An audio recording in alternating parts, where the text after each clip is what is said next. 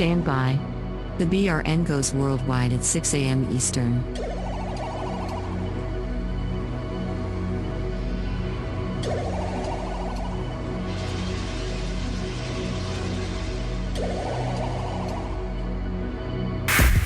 Attention, BRN affiliates. Showtime in 90 seconds.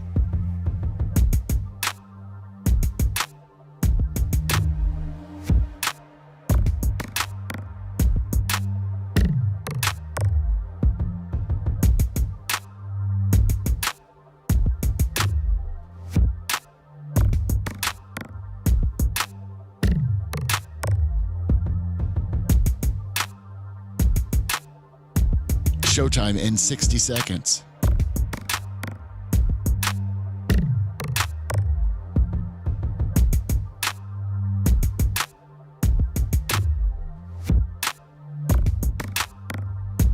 "45 seconds.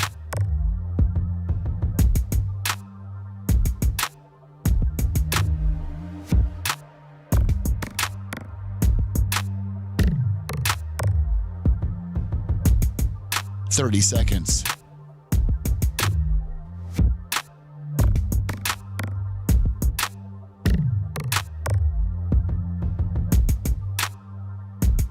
The show will start in 15 seconds, and this is your last audible warning.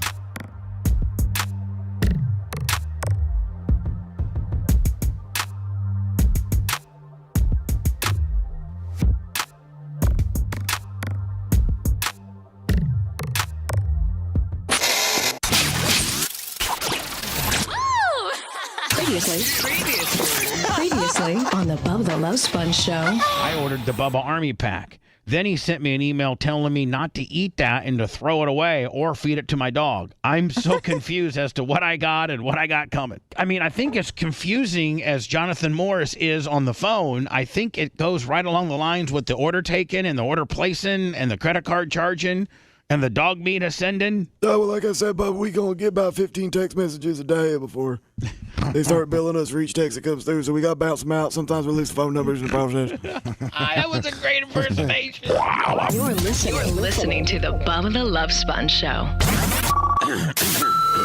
Broadcast rights for the Bubba the Love Sponge show have been granted to this station by the Bubba Radio Network and is intended solely for the enjoyment of our listening audience. Any rebroadcast, retransmission, or other use of this production without the express written consent of the Bubba Radio Network is prohibited.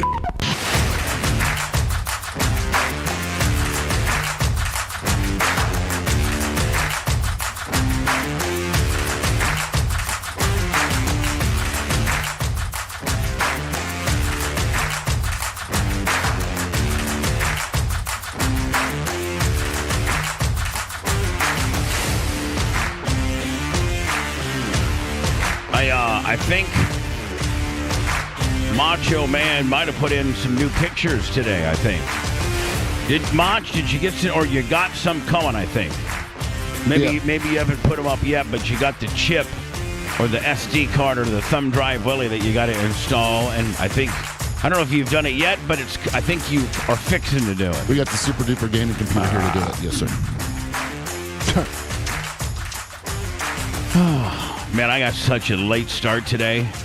I didn't even get down to the station till 5:25. Oh.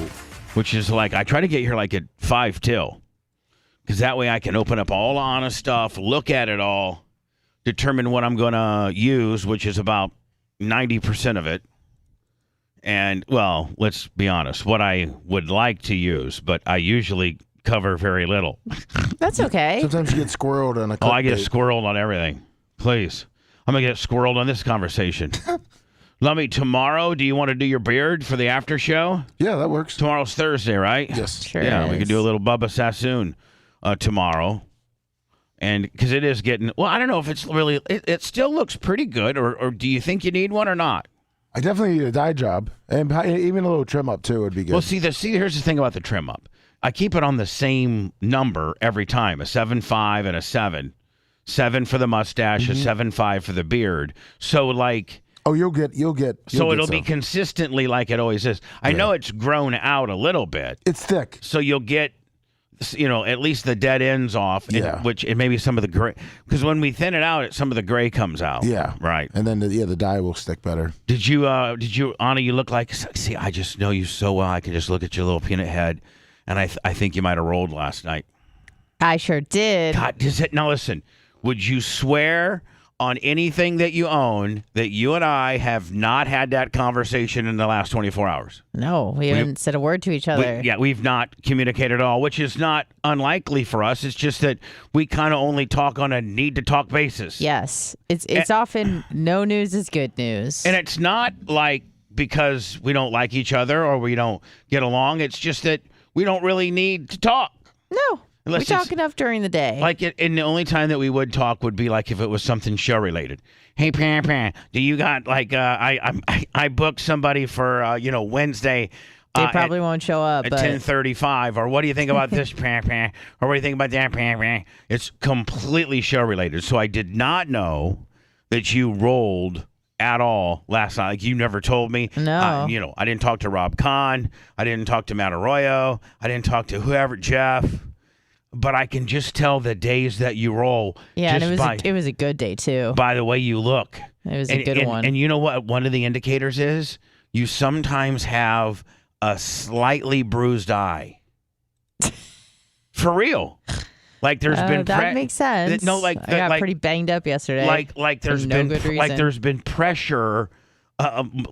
Okay, you got a different glow about yourself on the days that you roll than the days that you do. Because on the days that you roll, you kind of have a don't get mad at me, a semi beat up look.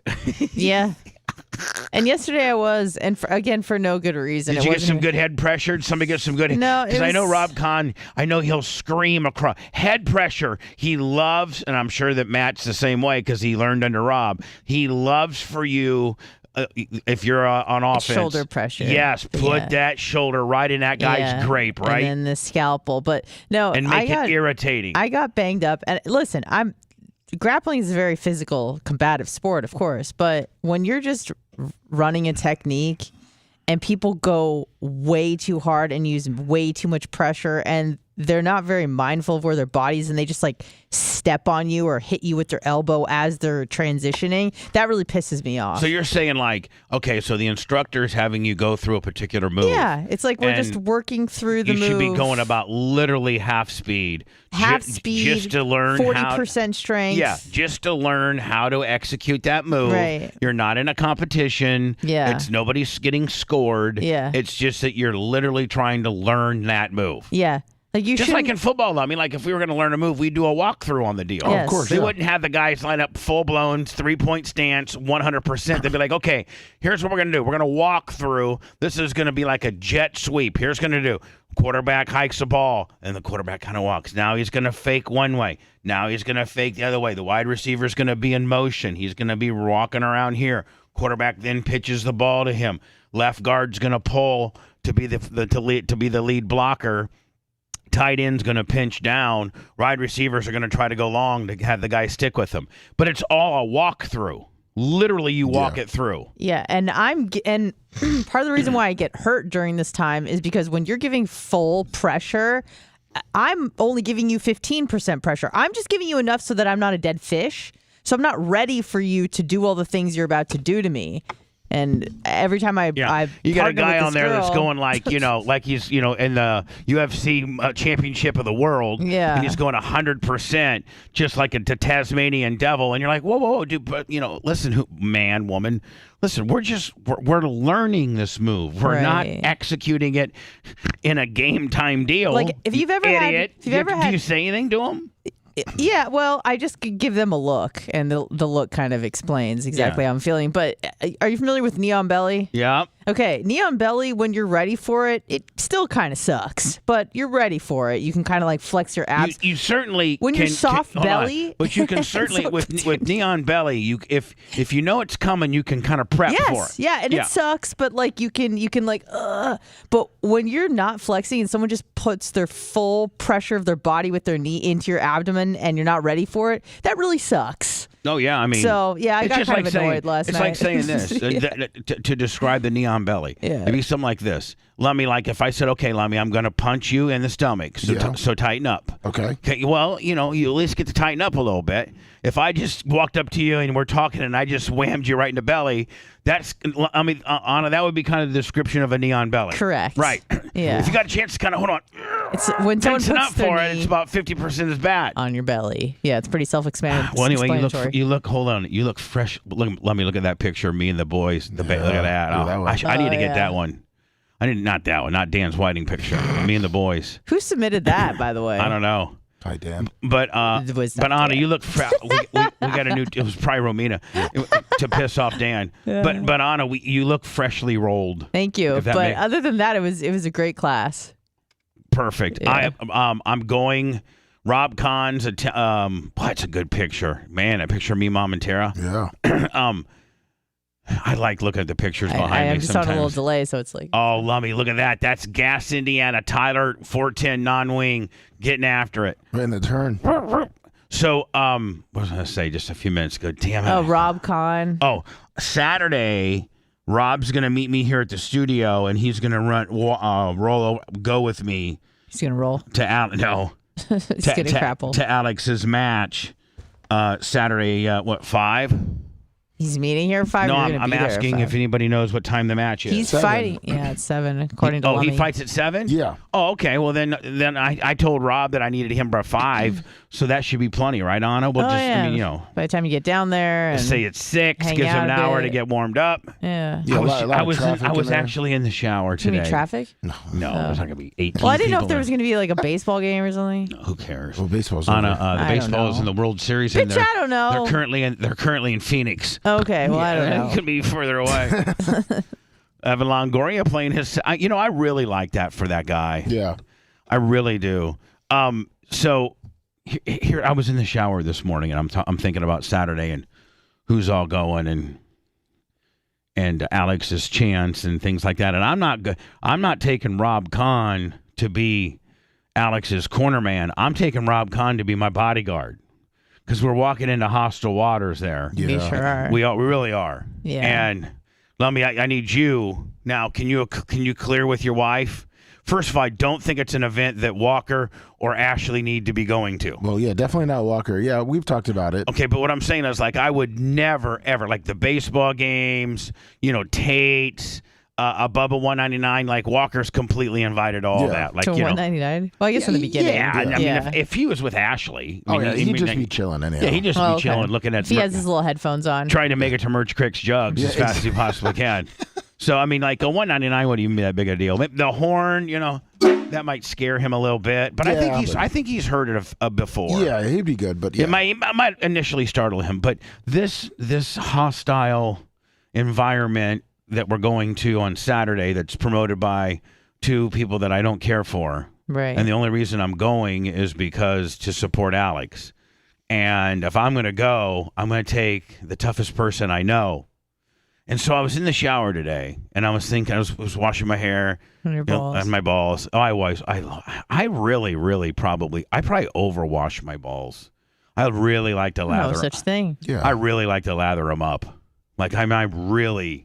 And you take a shower right before you go to bed? I take 2 showers a day. I take a shower when I get off the air, sometimes between like noon and 3, just to get all the hair gel out of my head. Because I don't like sleeping or sitting on my recliner or anything with hair gel, because eventually that hair gel gets on your pillow or gets on your sheets. So I'll take a shower about, let's say, 3 o'clock in the afternoon. Then I'll take a shower again. Like I'm trying to be in the shower by 4:30 in the morning. So I take a shower at 4:30 in the morning and usually 3 in the afternoon. So this happens to be this morning shower. And Lummy, I'm thinking, okay, I'm going to have Rob, because Rob and I texted yesterday about our plans for Saturday. Nice. Yeah. And he has like some type of something he has to attend as like senior master McGillicuddy. Like Yeah, there's he said something- it should be done around 2. with yeah. that. So he said, Lexus, I'm covered up till 2, but after 2 o'clock, I'm yours. I'm like, great. I don't need you till 5. He's like, perfect. So then I got to think, I'm taking my shower. I'm like, Okay, so I'm going to be rolling. I'm going to walk in with Rob Kahn. And how, there's not a lot of people that I know can say this, but in his head, how would you like to walk into the Amalie Arena or, the Mid-Florida Credit South? No, the Florida Amphitheater. The amphitheater, or even the State Fair, or maybe even a Bucks game. What's the Bucks game? 68,000? Yeah, about that. 65, 68. Knowing that you're probably the toughest dude there, and that there's really probably less using a weapon. I was just going to say. Less using a weapon, but square up on square up.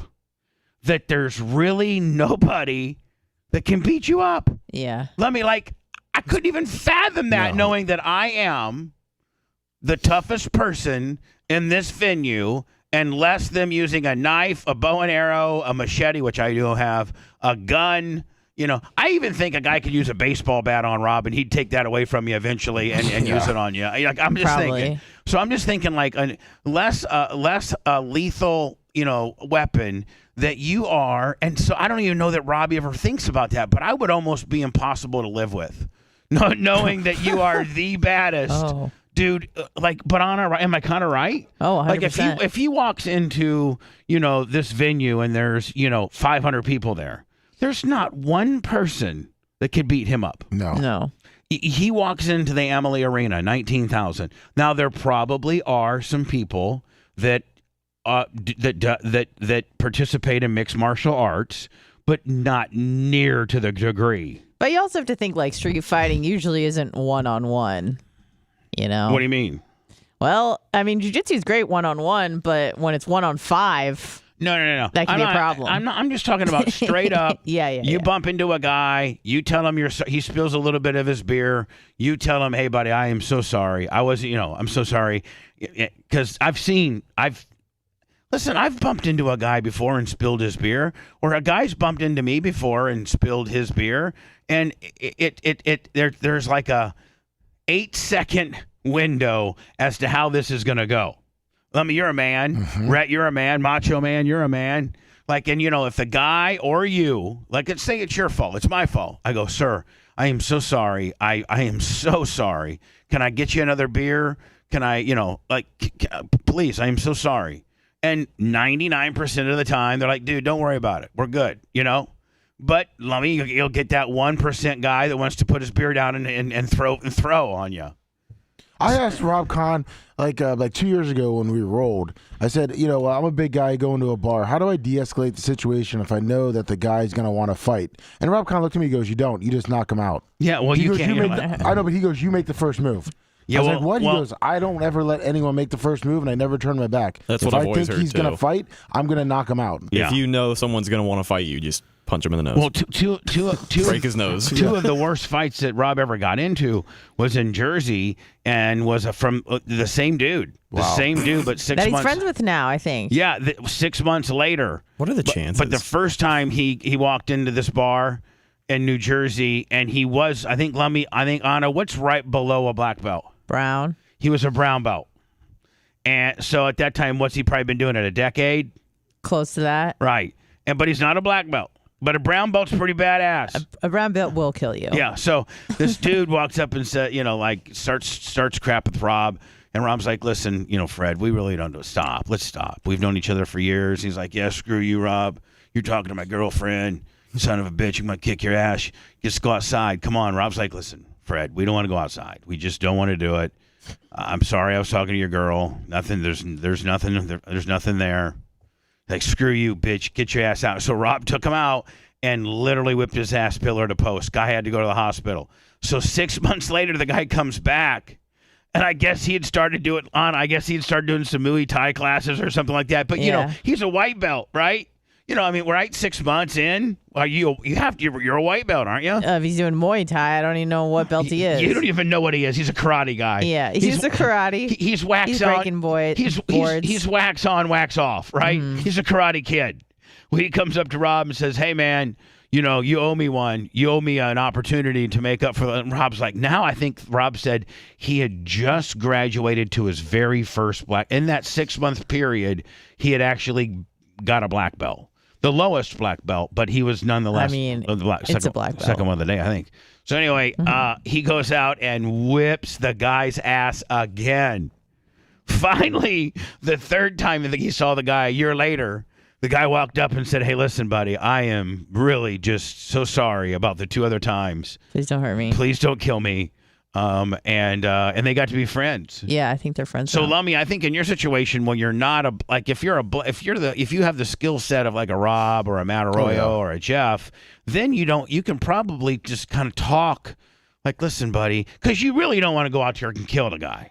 No. Because you can get charges on you if you get in a bad enough fight. Oh, I know. I knew a guy. I remember I did that punch out. Right. Dumb punch out I did. Well, the guy that trained me, actually, that happened to him. He went to jail for like 2 years. Right. So like if you hit a girl square. I mean, I don't know if I'm supposed to say this. I'm not saying his name, but he hit a chick square in the jaw. I guess him and his girl was getting into an altercation with another woman, and she started getting physical. So he just like unleashed on her. He gave her the good news. Yeah, and because he was trained in Muay Thai and he like completely decimated her jaw, he went to prison. Yeah, I mean, like the state or prosecuting attorneys, they'll look at while they see you've had a fight or a skirmish, and especially guy versus girl, they'll look and see if you have any type of training, and if you have any type of training, that's like a escalator in the charges. Like, you know what I'm saying? Yeah. And so Rob is like, I've talked to Rob many times. He's like, man, I have to. An aggravating circumstance or something? Yeah, like mitigating or aggravating or multiplier or something like that. You know what I'm saying? Yeah. And Rob has told me several times, like he has to. If somebody tries to start a fight on him, he has to try to de-escalate it verbally, preferably have witnesses where he told the guy, listen, I'm a trained, mixed martial arts. I'm gonna kill you. I'm a fifth degree, however many red stripes on my black belt deal. I got franchises. I've had guys go to the UFC. You do not want to fight me, sir. I'm just telling you. And then, he has to have that conversation.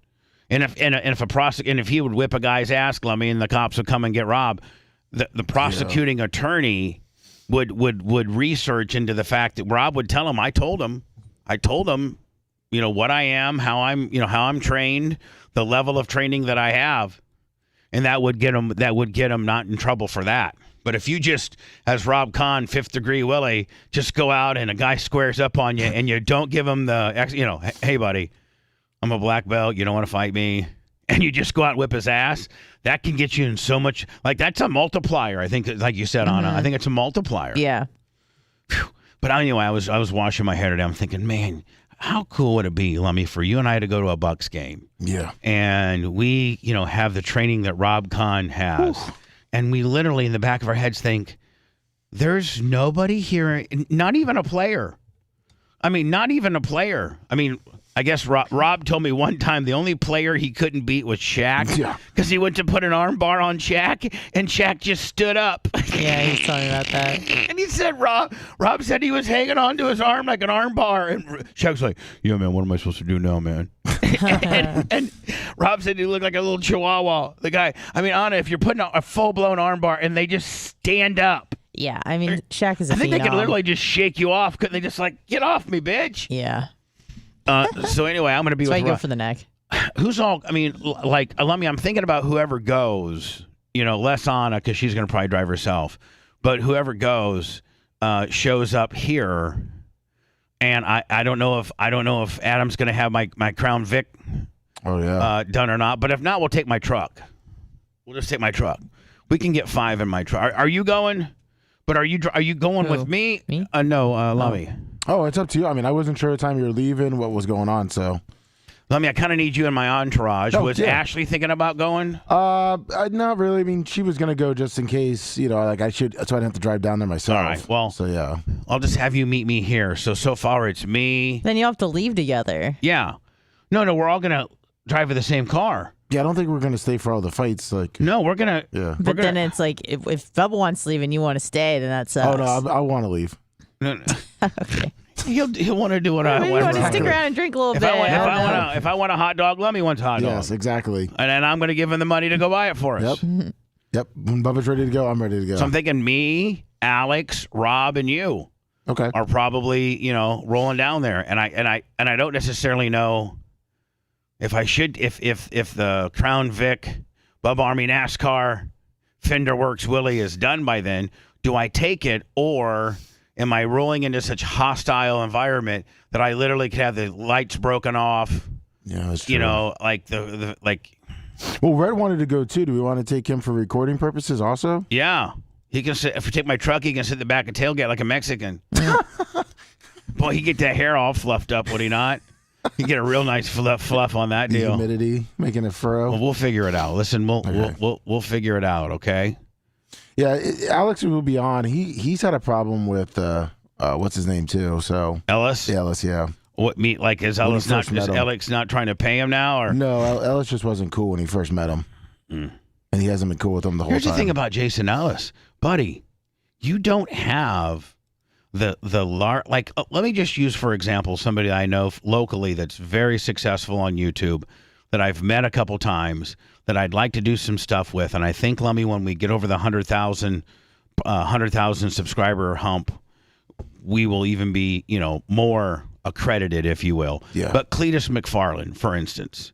Now, Cletus McFarland, I think has, you guys might be able to help me out here, maybe 3 million, 2.3, 2.4, 2.8 million subscribers. 3.2. He's got 3.2 million subscribers. This is really, really pretty big. This is a big thing. If you're a YouTuber and you have 3.2 million subscribers, you're making quite a bit of money.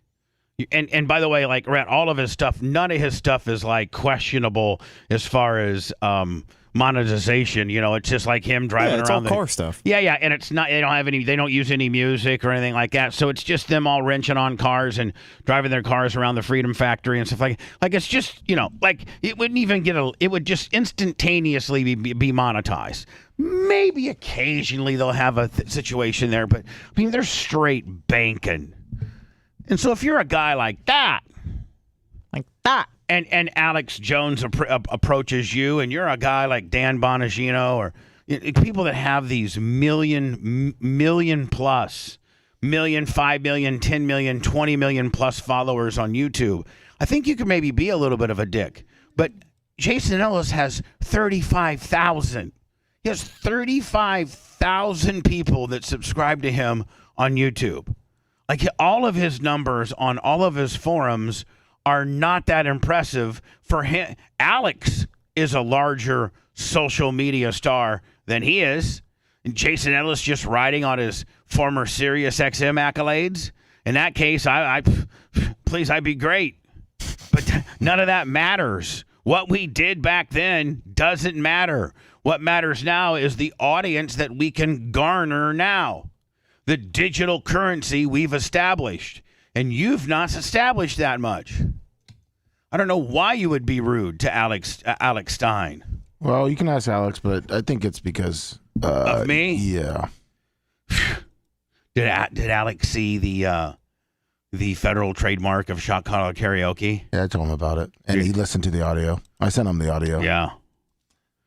I mean, Anna, should I bring? I could whip up some.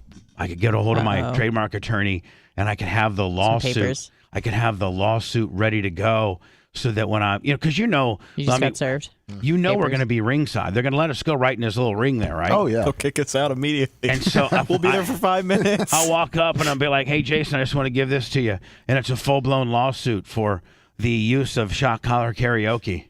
Would you tell him that, or would you just give him the papers? Be like, "Hey, buddy." Hey, buddy. I got some papers for you. I figured I'd little something for you. Yeah, if I'd figure I'd hand them to you in person rather than have somebody serve them to you. It's a little more personable. Plus, you can't. I can dodge a process server with the best of them. Man, let me. There's this one. I swear to God, I'm not trying to brag about this. I probably shouldn't say it on the radio. But there's this one process server that's been trying to serve me for a year and a half. And they keep going to the court saying, we can't find him. We can't find him. Because I'm literally a vampire. I stay locked in all day. Literally, I stayed locked in all day. Sounds like a fun life. It is a very fun life. I don't know what time it is. I don't know what color the sky is. I just stay locked in. Although, Lummy, I think you saw what's about to change. Oh, I was thinking daylight savings is about to end. Oh, isn't that on the 5th? Isn't that this weekend? Yeah. On the what? On the 5th. I have so many to choose from. November 5th. What do you choose? The 5th. The 5th. It's my favorite.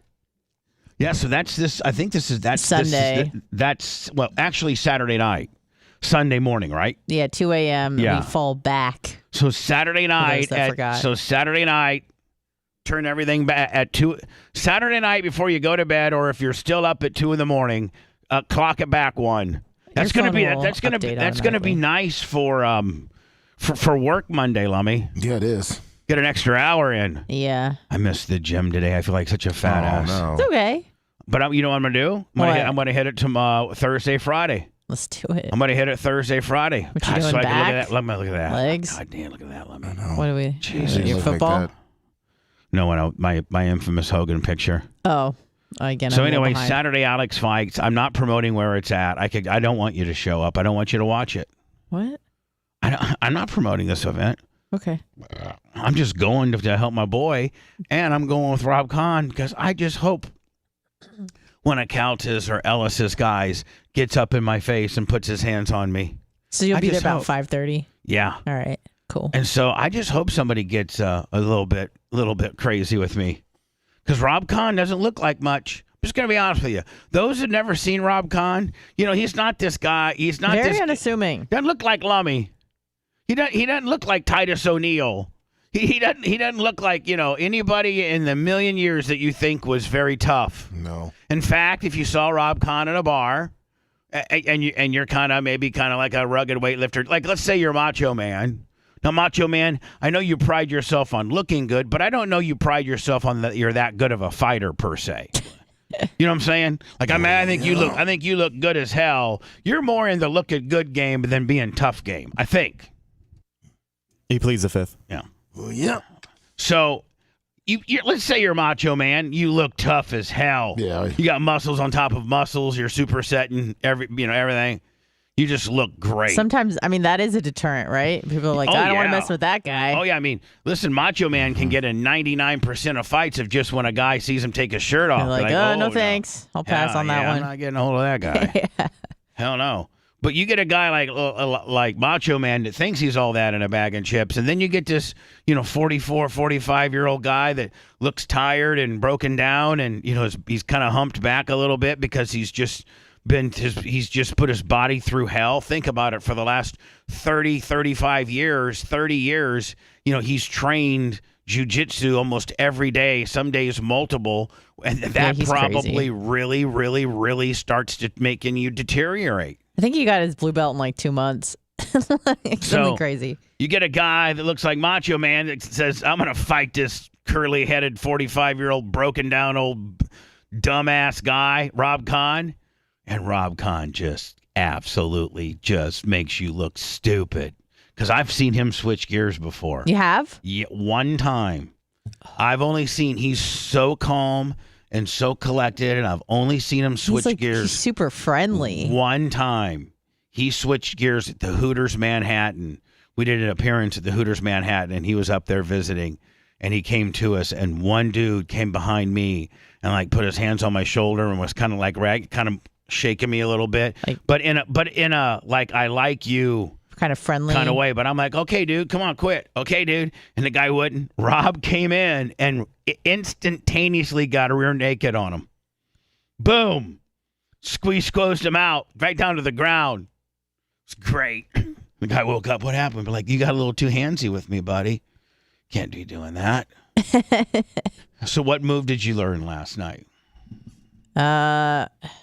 It was like some guard pass thing. It's confusing. I probably won't use it for like another year. Sometimes I see something, I'm like, I post-date it in my head. I'm like, when I'm a little more advanced, that will come more naturally. This is going to be a go-to. Yeah. Like when you learn something, do you like, okay, when I become a more advanced, man, this is going to be one of my go-tos because I like it. Yeah, it's usually when it has a lot of steps. I like things that have like 1 or 2 steps. This one Right. had like 6. And I was Right. like, Yeah. there's too much to remember, especially in the heat of the moment. What am Right. I doing? Who am I? What's Gotta going step on? over, gotta Do I remove the grab the wrist, right, the left, the collar, the shoulder? Whereas when a guy sets you up with the rear naked, man, his neck's just hanging out there like that, and you can get his arm, right? And like he's just leaving it all out. There's 2 steps. I think there's probably 2 steps to a rear naked for the most part, right? Once you get your Sink elbow like under their chin, sink. it's pretty much over. Sink, Yeah. and then put your left hand, if you're sinking it in with your right, behind his neck, then put your right hand on your forearm, and then put elbow to You want to like protect your bicep. elbow to sternum in, right?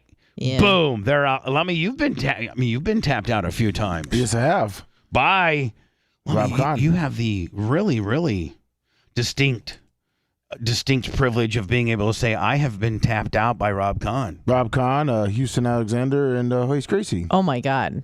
Hold on. Hoist Gracie? Yeah, he was in for a quick, and you had him do a quick armbar on me, and I was Armbar.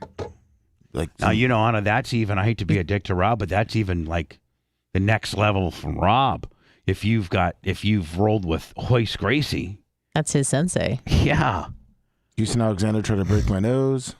So do we have Tech 9 today? Yes, we do. Tech 9 today at 10:30. Tech 9 today, 10:30. Rumble, Facebook, YouTube, Twitch. What's the other one? Rumble, Facebook, YouTube, And your favorite. Twitch. That's it. Yep. Rumble, 4D. Rumble, Facebook, YouTube, Twitch. We do the regular morning 4-hour show terrestrially, the one you're hearing now. We do that show on all of those 4. And then we also do our after show, our 1-hour uncensored, where we can say F. Boy, yesterday we were really dirty, weren't we? I believe we were. About all it was abortions and women that I've slept with. And if you would smash Linda Hogan. And hold on. Abortions, women I've had sex with, and would I have coitus with Linda Hogan? I mean, listen, you got to. You almost got to, just to see what kind of hand she is. Yeah. But she's a hell of a hand. I mean, having Hogan blast her for 30 years, right? Yeah. Think you could feel the sides? Think it's Wallard? Oh. Oh, no, yeah. For you could feel the sides. Well, I mean, don't act like I'm not large. I'm not large. My name is Bubba the Love Sponge, and God, I'm late for break. Oh, you fell for that old gag. Now get out of here! Bubba the Love Sponge returns after this. This year's largest migrant caravan is on its way, / Bubba the Love Sponge. We always have to put that R here. Okay. Right here. Yeah. Don't forget the R. We always have to put that on every. Please tell Red that. R for... Registered. Oh. Registered federal trademark. If you have a federal trademark and you don't use it, then they can put, when you go to renewal, they can petition for you not to get it. Okay. Good morning, Maria Guatemala. Who else is going to the fight? Oh, and can we tell Alex today? Is he going to put us on a list or something? I don't know. We're going to figure it out. All right. He's gonna say so. All right, cool.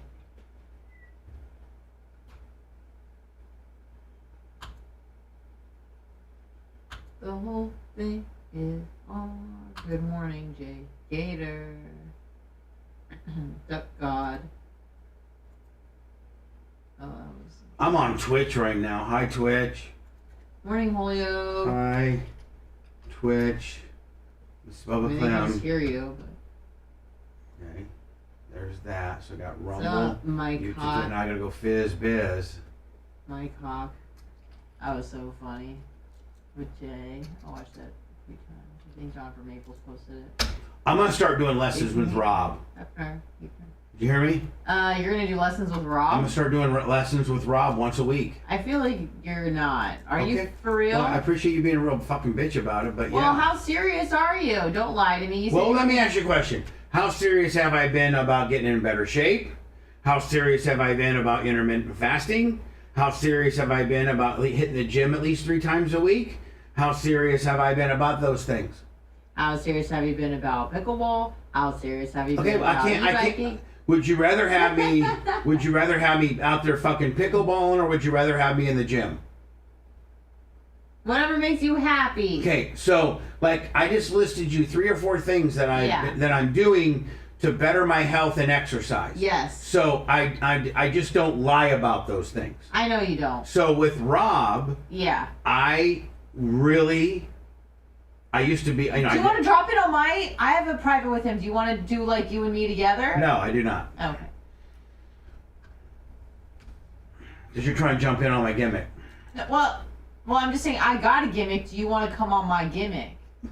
Bitch, your gimmick is because of my gimmick to I begin with. understand that, but I'm just saying like 2 birds, right? Like we can both learn from him at the same time together. No, I'd like keep it separate, please. Okay. Fair enough. The least amount of time. I mean, I don't want to spend outside radio world time with you. That's not healthy. Probably not. See? Lance Martin. That's probably for the betterment. No, they didn't, Lance. That's probably the bitch. That's That's probably for the betterment of mankind. Would you not agree? probably for it's best for everyone. Yeah. So there you go. I'm about to get mine. You know what, bitch? You just took an L on that one. I just took a major L. Because I want to spend more time with you, but you don't want to spend Bitch. more time with me. So I want to yeah, spend more that's- time with you. There's just other factors that are included. You dumbass. I'm a dumbass? Yeah, sometimes. Damn. Who is going to this fight? Shout it out in chat. I have a feeling I'll be going all by myself. Yet again. Don't wanna be.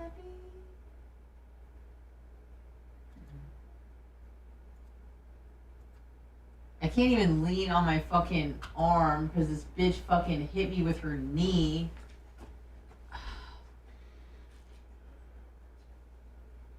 Damn it.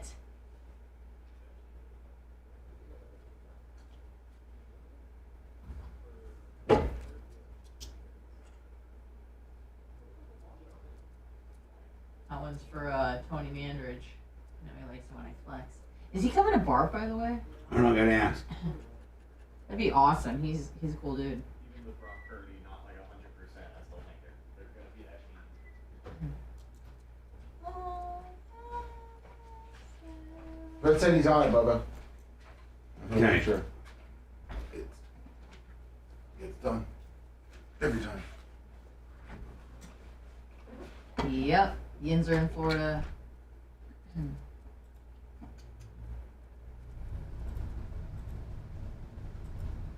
Well, I'm going. It would just make more sense because of where I live, Lance. At least that's what I'm telling myself. So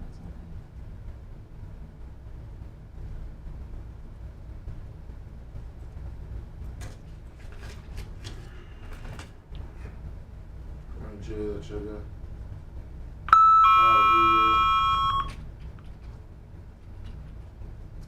Silverback from Charleston.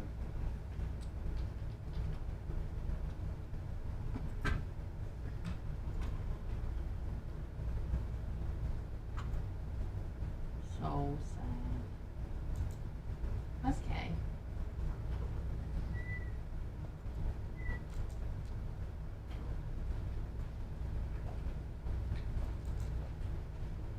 Oh, it's Maria's birthday. Happy birthday, Just Maria. remembered. Happy birthday, Maria Guatemala. I don't know how you weaseled your way into the October birthdays, but good on you.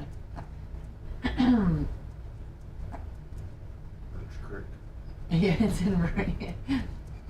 But that's pretty sweet. She gets a birthday celebration in October. What's up, Gary? And then no one named Willie is the 20th of November.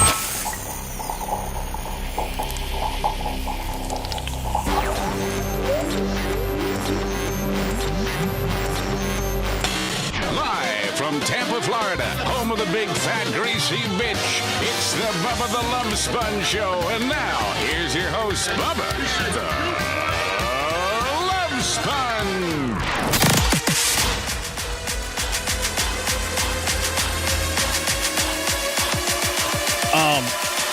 Hello, Wednesday, November 1. 2023, first day of the month, Lummy. We got a first day, last day, middle of the month. You know we're always begging. Please, with our hands out.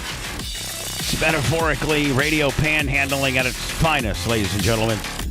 And you are the ones that support the show. Yes, you.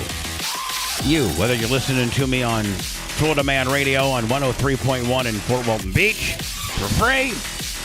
In that instance, you should at least, for free, go to my YouTube channel. Everybody's got YouTube. Everybody's got Facebook.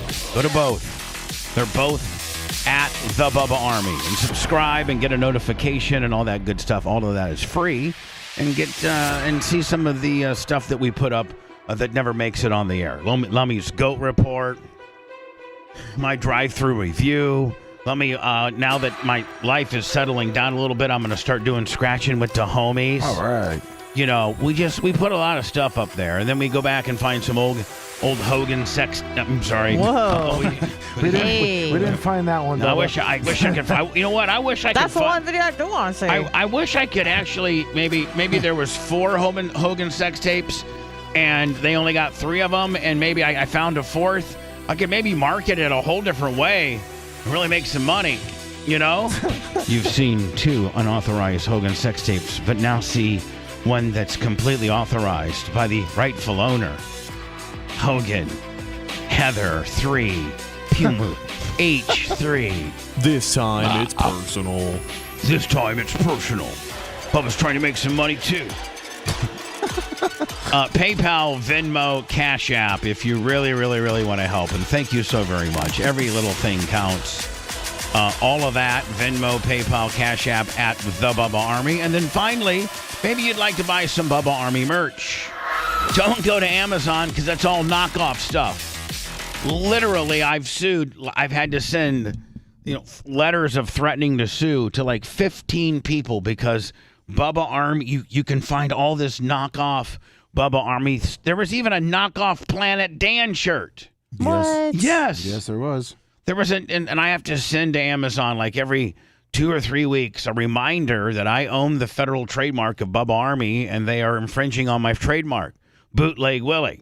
If you want the official Bubba Army merchandise, go to Bubba Army Shop, Bubba Army Store, or BubbaArmyMerch.com, and that's the official. That's the ones that we make, we get manufactured, we ship out. So everything from might get a rubber duck. From a Jeep duck, to a beach blanket, to a regular blanket, to a straw hat. I think we reordered the tactical bags. Oh, nice. I usually carry my tactical bag, and I'm done. Oh. I think it's in the truck. Well, that's not going to be very useful. I'll go when get you it need next break in case somebody tries to break in and shoot me. So I was going to say. And happy birthday to Maria Guatemala. Yeah, boy, Lummy, I got to look at her knockers this weekend. They are perfect.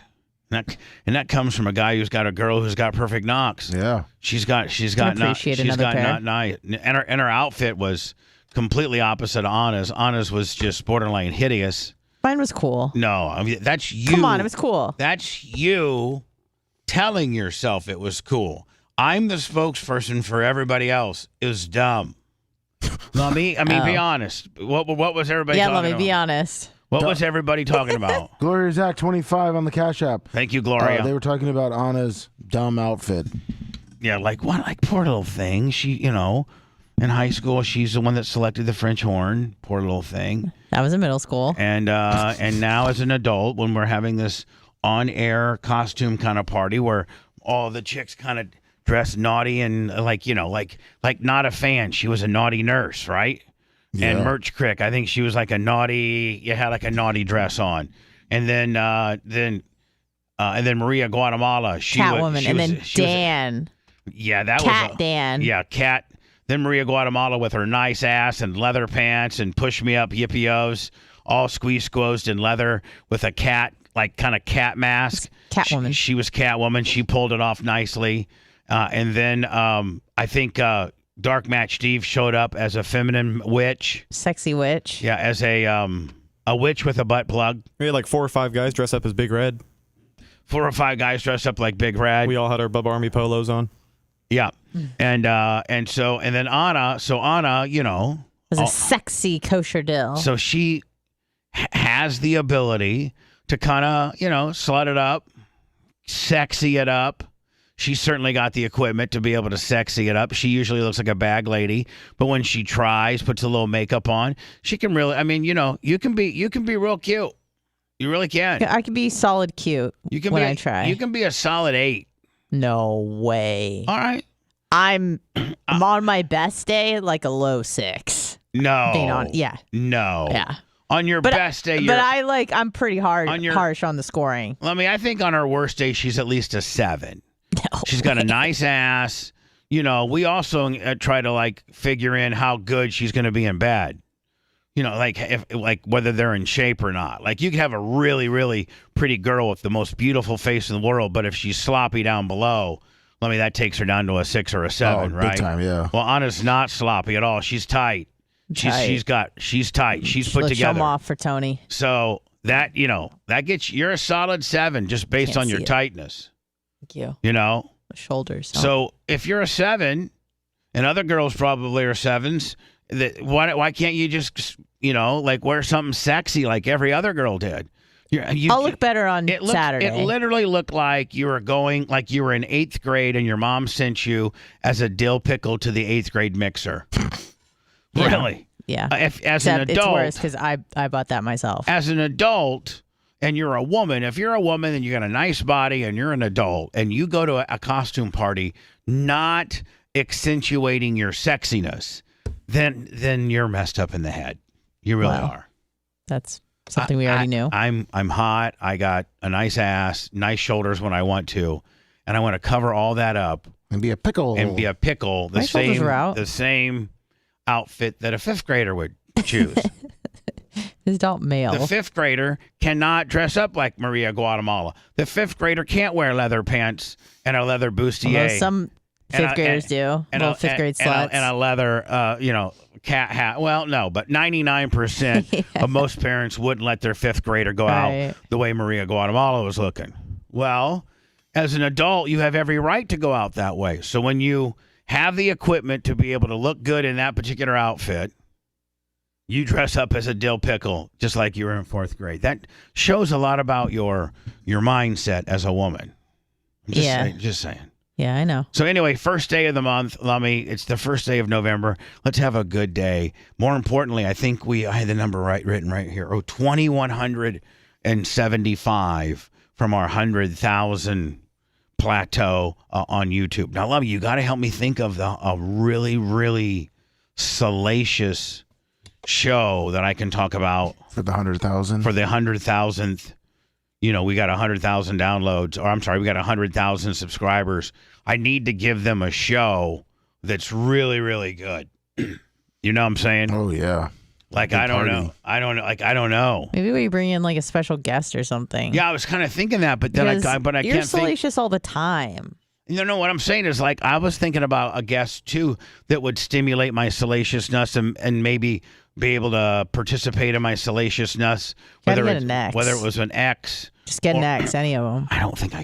Do you think you could get any of them? No. They all hate you. Yes. They all hate me. All of them. If you go, okay, if you just rewind it. Yes. Okay, you got Merch Crick now. She's not an ex. Then you got Nikki.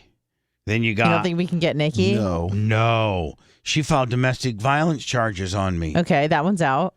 And then Heather, she's not going to talk. She probably has a good sense of humor. She does. She's a great sense of humor. Yeah. But she doesn't want to talk about me. And her boyfriend that she's seeing doesn't want to hear her talking about me. You see, you got to understand that aspect too. I feel like I don't know. She probably thinks it's funny. So then you go back, Lummy, from Heather, and that would be Tyler's mom. That ain't going to work.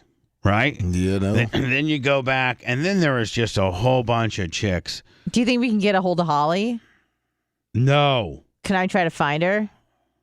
Yeah, you can try to find her. All right, give me her full name. But I don't think that she will participate.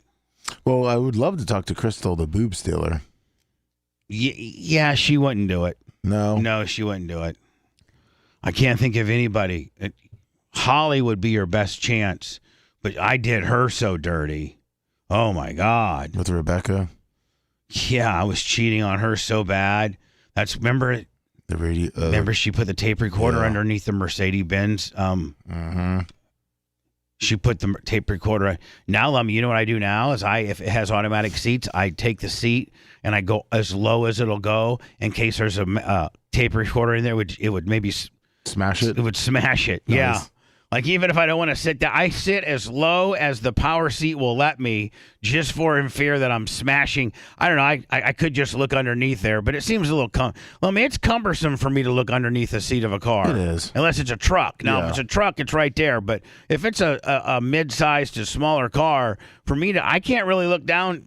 I can't look underneath the seat that good. Yeah, you got to get on your. You got to get on like your knees. I don't like doing that. No. Oh, someone in chat suggested. Great suggestion. What about Janessa? No, I mean, no, she's not like an ex, but people would love to hear from her. She's what? You're saying she's. That'd be awesome. She's not an ex, but it's complicated. Yeah, I mean, just no. Why? Plus, Merch Crick wouldn't want that. She doesn't like her. Really? Yeah, because I was juggling them both for a little bit. And it was just not. Yeah. Did they ever juggle with each other? No, they didn't. Okay, You're gonna make Merch Crick. She's gonna come. I mean, you may be Muay Thai Willie, but she can work a gun. Listen, I'm not messing with her. She is a hell of a shot. You're going out to your toilet, she gets sniped. I'm just asking questions. I'm not doing anything. Literally, from where her little where her watchman stand is, by the way, we have our merchandise room at upstairs, and it's the very corner point of the building, right by kind of the gate, so you can see everybody that pulls into the gate from the merchandise watchman stand, and that's where she's. And that's literally when I come to work, she gets here about 6. Yeah, and she's up there most of the day doing merch. Takes about 4 hours a day. So, Anna, I'd be walking backwards to your car, hoping there's not a gun barrel stuck outside there, because she doesn't want I understand, but we're brainstorming salacious guests. We'll pass on that one. Okay. Noted. I was trying to think of past people from the staff, but like who? Maybe Spice Boy. Hold on. No, I'm saying from the fans. How about Hatley? Yeah. No, yes, he can come on, but that's not like. How about Seth? That would be interesting. Yeah. That would be interesting. Yeah, how about Seth? It has to be someone that you didn't really end on great terms with. That's what people want to hear. Oh, yeah. By people, I mean me. All right, well, by then it could be you. So anyway. I'll be the guest.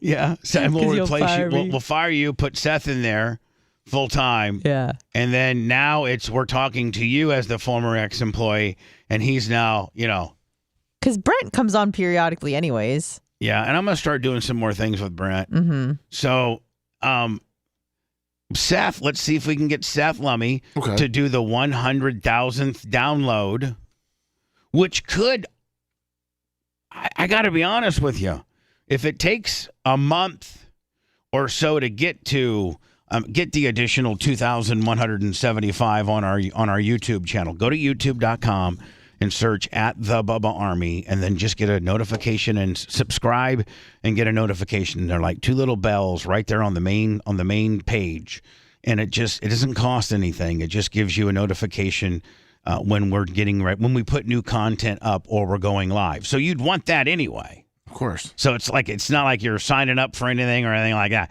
You can at least do that. And I got to think, Lummy, by the time we get 2,175 suckers to do that, we're at 5.85 or 5.9 million. We only are about 125 or 130,000 downloads from 6 million, and that's about what we do a month, maybe a little bit more. So we're going to probably hit our 6 millionth download sometime in November.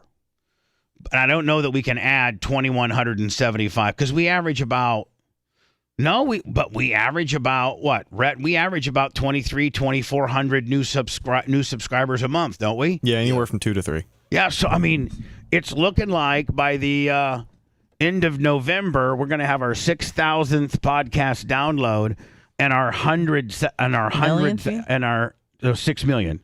I'm sorry, our 6th million podcast download, 6 million, and that'll be right along the time almost. It seems like it's going to sync up with when we finally get our 100,000th YouTube subscriber. So, Lummy, we have to have a big show. Oh, of course. So, you think we just say Seth? We'll bring in Seth. Now, do we bring Seth back for a show, or do we bring Seth back to interview what has happened post us?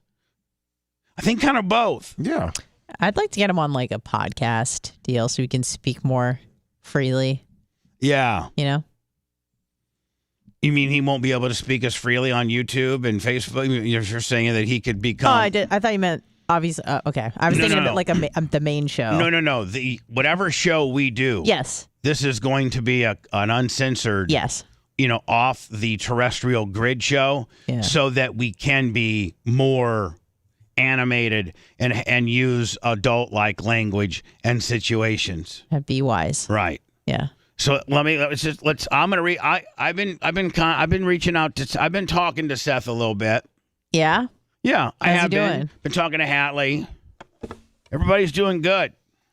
So I can get a hold of Seth and say, hey Seth, it's looking like maybe the end of this month we're gonna hit our 6 millionth download and our 100,000 subscriber. Can we do a show, an after hours show with you? Yeah, that'd be now, good. Anna, what if he doesn't what if he wants to pick who's here?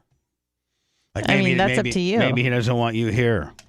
That's fine. That would suck. I'd like to be here, but it is what it is. I'll give him the option with or without Anna. That's the only. Okay. Yeah, he likes Lummy. He likes everyone else. He hates you.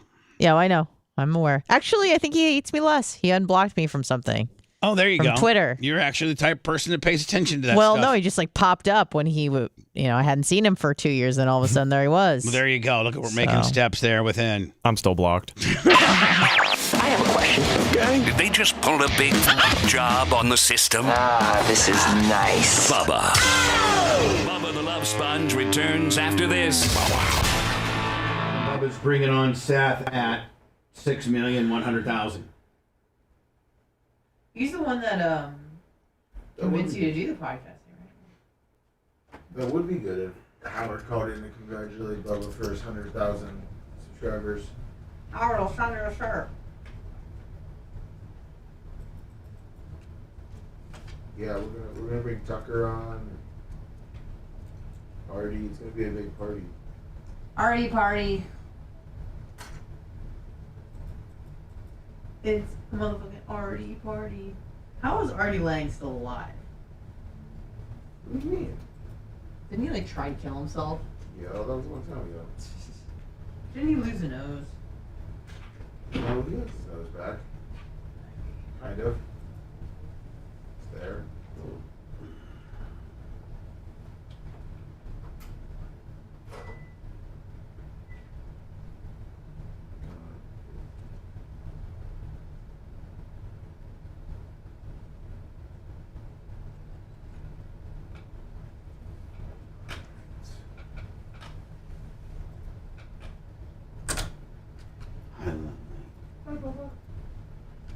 Tell Rhett to make that a standalone, okay? Yes, sir. And then I'm going to talk about the Packers, and I want that as another standalone. And let me, we got to get, I don't know if you were able to get the current Packers one. Yep. Were you able to I get put that? it in last night.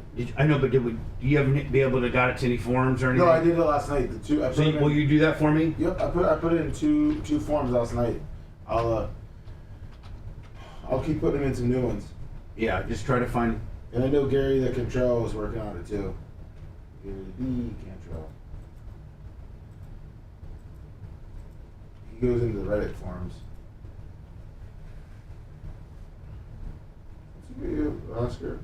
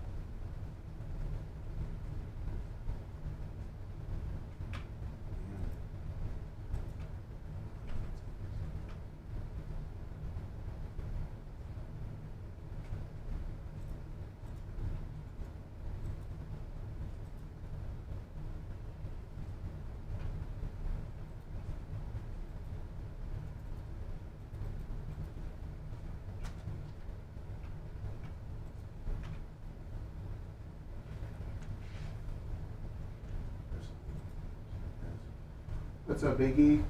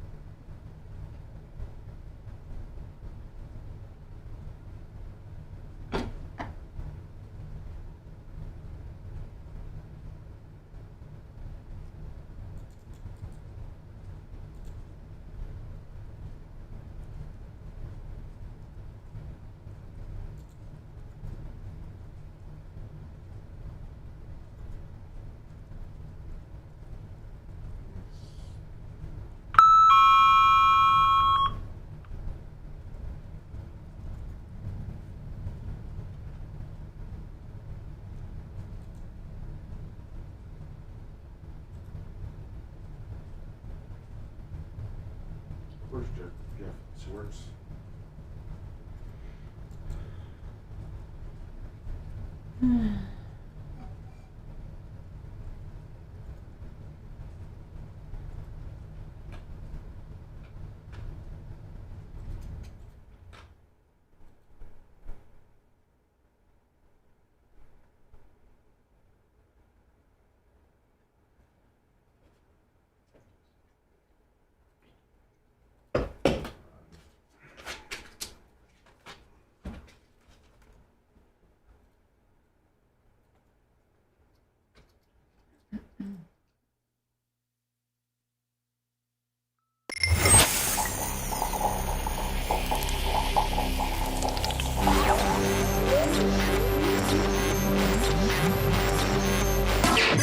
I apologize for interrupting your regular program.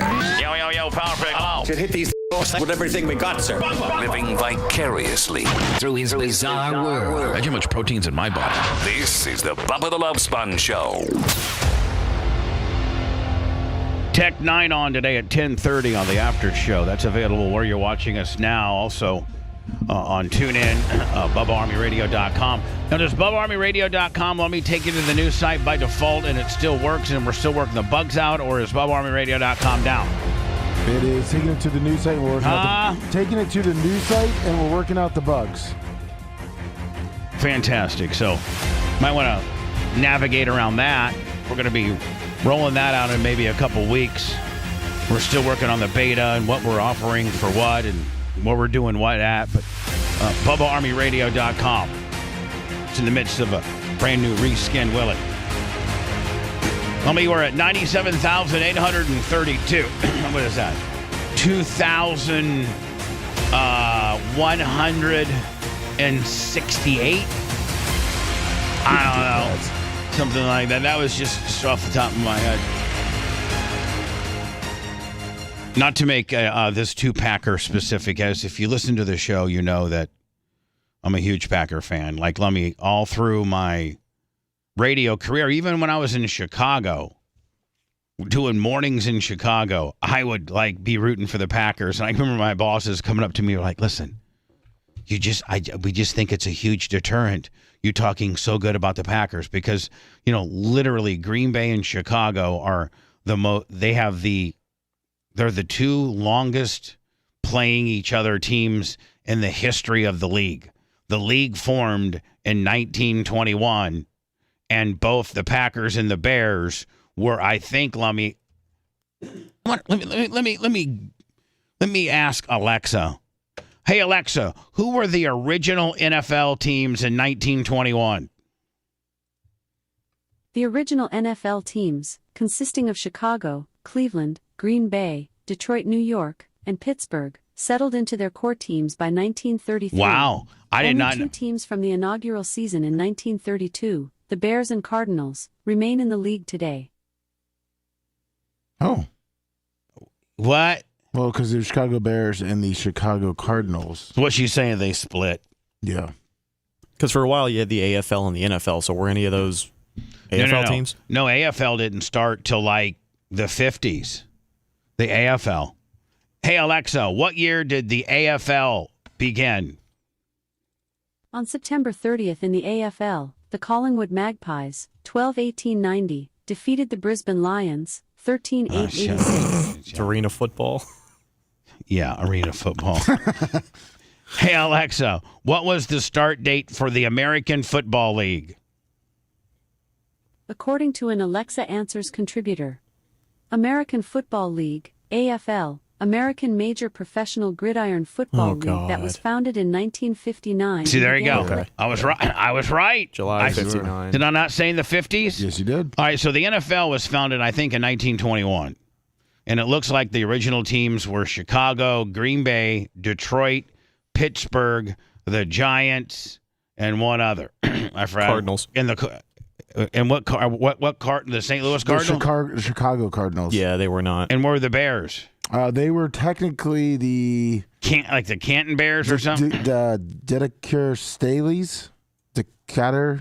No, that's Decatur. Decatur. Okay. They originally the Decatur Stanleys or the Staleys. Staleys, yes. All right. So the original NFL was the Decatur Staleys. Mm-hmm. The the St. Louis Cardinals. No, they were Chicago Cardinals at the time. The Chicago Cardinals. Yes. Cleveland Browns. Cleveland Browns, Pittsburgh Steelers, New York Giants. Is that it?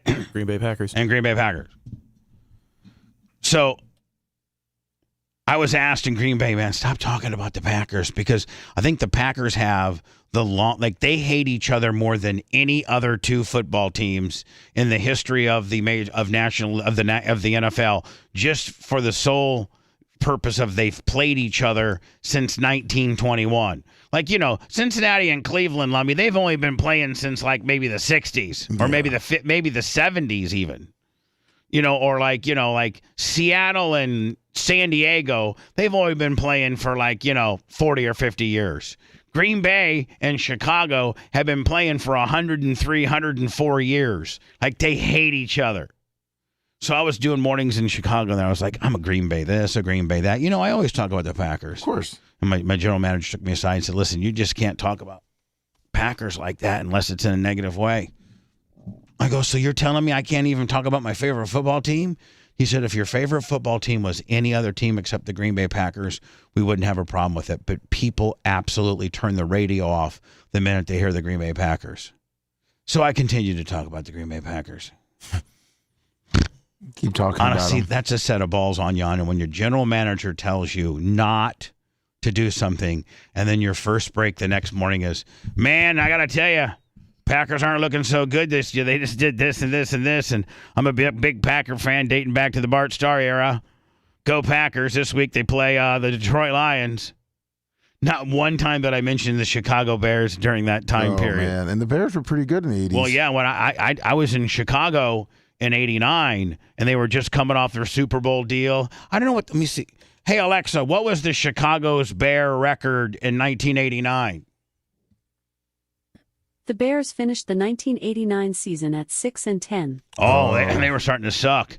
Hold on. Hey, Alexa, what was the Green Bay Packers record in 1989? The Packers finished the 1989 season at 10-6. Oh, so lummy. The Packers beat him. I think the Packers might have won the division or at least beat the Bears. And here I am, Packers this, Packers that, Packers this, Packers that. Like, Not don't talk good. about the Packers, and I come back on the air and talk about the Packers. I'm going to talk about the Packers now because if you've grown with this program and you love this program, then you know that's my favorite team.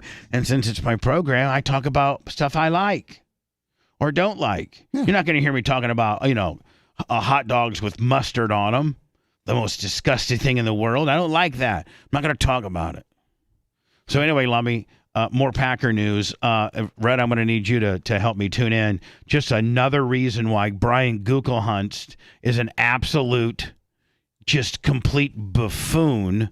Not only did he start this whole I mean, this whole bit of drama that the Green Bay Packers are experiencing right now is all starts with the drafting of Jordan Love. Had you not drafted Jordan Love and went and got a receiver, can you go check the 2020 draft? Yes. And let me know the receivers that went after Jordan Love? Yes. And the ones that, they'll highlight if they've been all pro or something like that.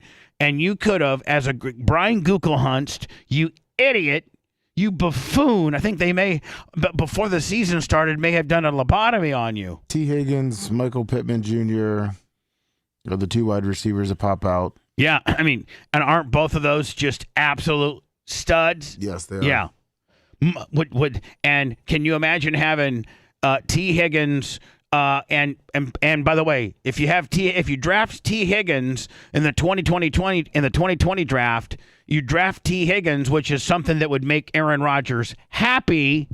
Then you would have Aaron Rodgers still on your team because you were getting him personnel to help him do his job. Two, you still got Devontae Adams because Devontae Adams wanted to stay. 3, you still got Aaron Jones. And for the years, the 2020 draft, you could have drafted way differently. Drafting Jordan Love set the tone. Now, Aaron Rodgers is impossible to deal with. He wants out because you just absolutely disrespect. He's a little prima donna. He's a little bitch. So you got to placate to how his person. The guy is so good. Isn't Aaron Rodgers' ability now showing that he is the one that, much like Brady, kind of kept the Patriots together? The Patriots fell completely apart when they lost Brady. Am I not right? Yeah. Rhett, your mic's on as well. And so this is much like a Tom Brady, Patriots, Aaron Rodgers, Packers deal. Aaron Rodgers leaves the Packers, and what it does is it exposes just really how young and untalented and how, well, quite frankly, bad the Packers are without him. Obviously, Matt LaFleur cannot call plays the correct way. Obviously, Brian Gutekunst can't draft people in the right way to be able to build a team. So the one guy you let walk is the one that really, at the end of the day, is probably been safeguarding your job. So having a good quarterback is obviously going to cover up a lot of issues that a team would have. And the Packers have had good quarterbacks, legendary quarterbacks at that for the last 30 years between yes. Brett Favre and Aaron Rodgers. Right. So with that being said, having a good quarterback can cover up a lot of issues and make you seem like a better team than you are, especially when he's playing out of spite and wins back-to-back MVPs. So Bubba, as a lifelong Packers fan, do you think the Packers as an organization have a history of holding people accountable? No, I don't think so. I think they let Tom Bragg stay on all through the 70s and the 80s as a general manager and just keep making ass bucket move after ass bucket move. And then the Packers, just as they were graced with Ted Thompson and Ron Wolf. Ron Wolf was a brand new general manager. Hey, when the Packers get a brand new general manager from the ass bucket they have, they usually do great things. There was a guy named Tom Bratz that was the general manager all through the 70s and the 80s. They fire him and bring this guy named Ron Wolf in, right? Yeah. Guess what his very first move is? Brett Favre. He went and got Brett Favre. Ted Thompson, they bring him in, and Ted Thompson goes and gets Aaron Rodgers. So the last two general managers the Packers have had, their very first moves were to go get their future quarterback. And guess what? Both of them worked. Well, this new guy comes in, Brian Gutekunst, whatever hell his name is, complete buffoon. He goes in the 2020 draft and goes and picks what he thinks is going to be his Brett Favre, Aaron Rodgers, and the guy is an ass bucket. He came from Utah State. He only had one good year at Utah State, which was his senior year. And if you look at his record against ranked teams, it was horrible. He was horrible against good teams. Nobody, Mel Kiper and all the talking heads, had him at a very, very, very late second, possible early third is where they had him. I mean, I think you had Jalen Hurts in that draft. Yes, you did. I think did you have Deshaun Watson in the? I don't know who was in that draft, quarterback wise. No, they would have got it, but early on. Okay, they would have had to really trade up for who were quarterbacks after the Packers. But see, here's the deal: you don't even need a quarterback, so you shouldn't even be in the quarterback mindset. You idiot, Google Hunts. You got a quarterback at this point.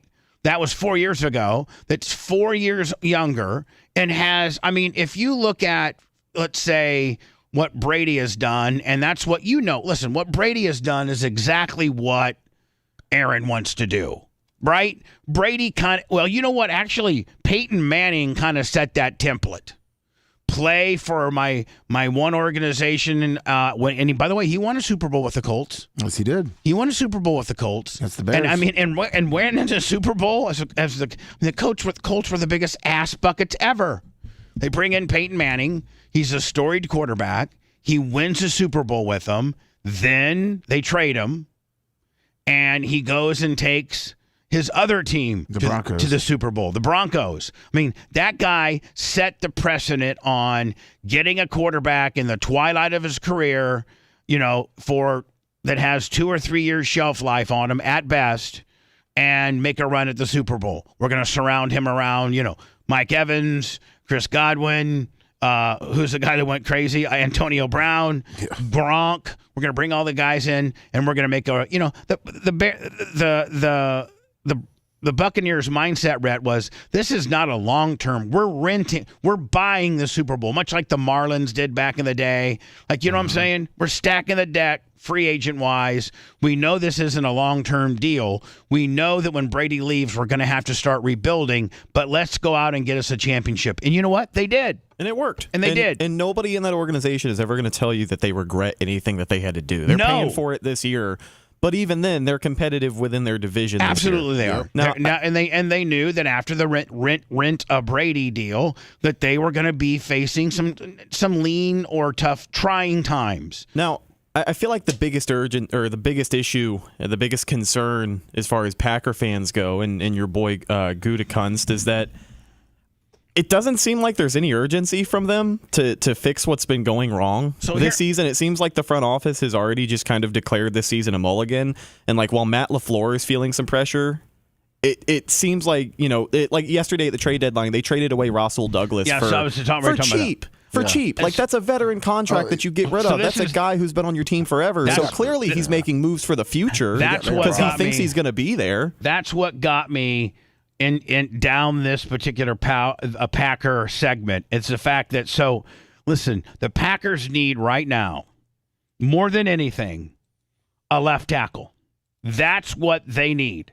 Well, because one, their starting left tackle, who they at that time gave the largest offensive tackle contract in the history of the National Football League, they gave him that big deal. Then he tweaked out his knee, and quite frankly, he's not played he's played 2 or 3 games thereafter, but he sat out nearly 24, 25, 2 seasons worth of games after signing his big $100 million contract. So you got that guy on the physically on the injured reserve for the year. The guy's out for the year. He was out for the year last year. Now he's out for the year this year, and you're paying him the highest offensive tackle salary in the league. And aside from that contract, they are the cheapest team in the NFL on the offensive side of the ball. Yeah, because they can't be otherwise. So Green Bay, Bakhtiari goes down, blows his knee out, he's done. They put his replacement in there, I don't know, Elgin Jenkins or whatever, I don't know, and he gets hurt. So now they're on the third offensive lineman, and at that point, man, you got to say, okay, the Packers, as far as draft stock, what they have a first, 2 seconds, 2 thirds, a fourth, a sixth, and a seventh. Now, with regards to the best available, potentially could be traded offensive lineman, you can't tell me right now the Packers could. I mean, listen, Rhett, in overall draft stock, a second and a third could get you a damn good backup, a backup offensive. They're not going to trade their starter. They're not going to trade their starter, but there's some teams that got one hell of a backup that would start on every other team. Yeah. It could get you anything on the offense. I mean, they need a running back. They need a receiver. They need offensive linemen. They need a quarterback. The first thing they need, the first thing the Packers need a need more than rotational anything. back. Both of those guys are hurt. But listen, here's what they need more than anything is a left tackle.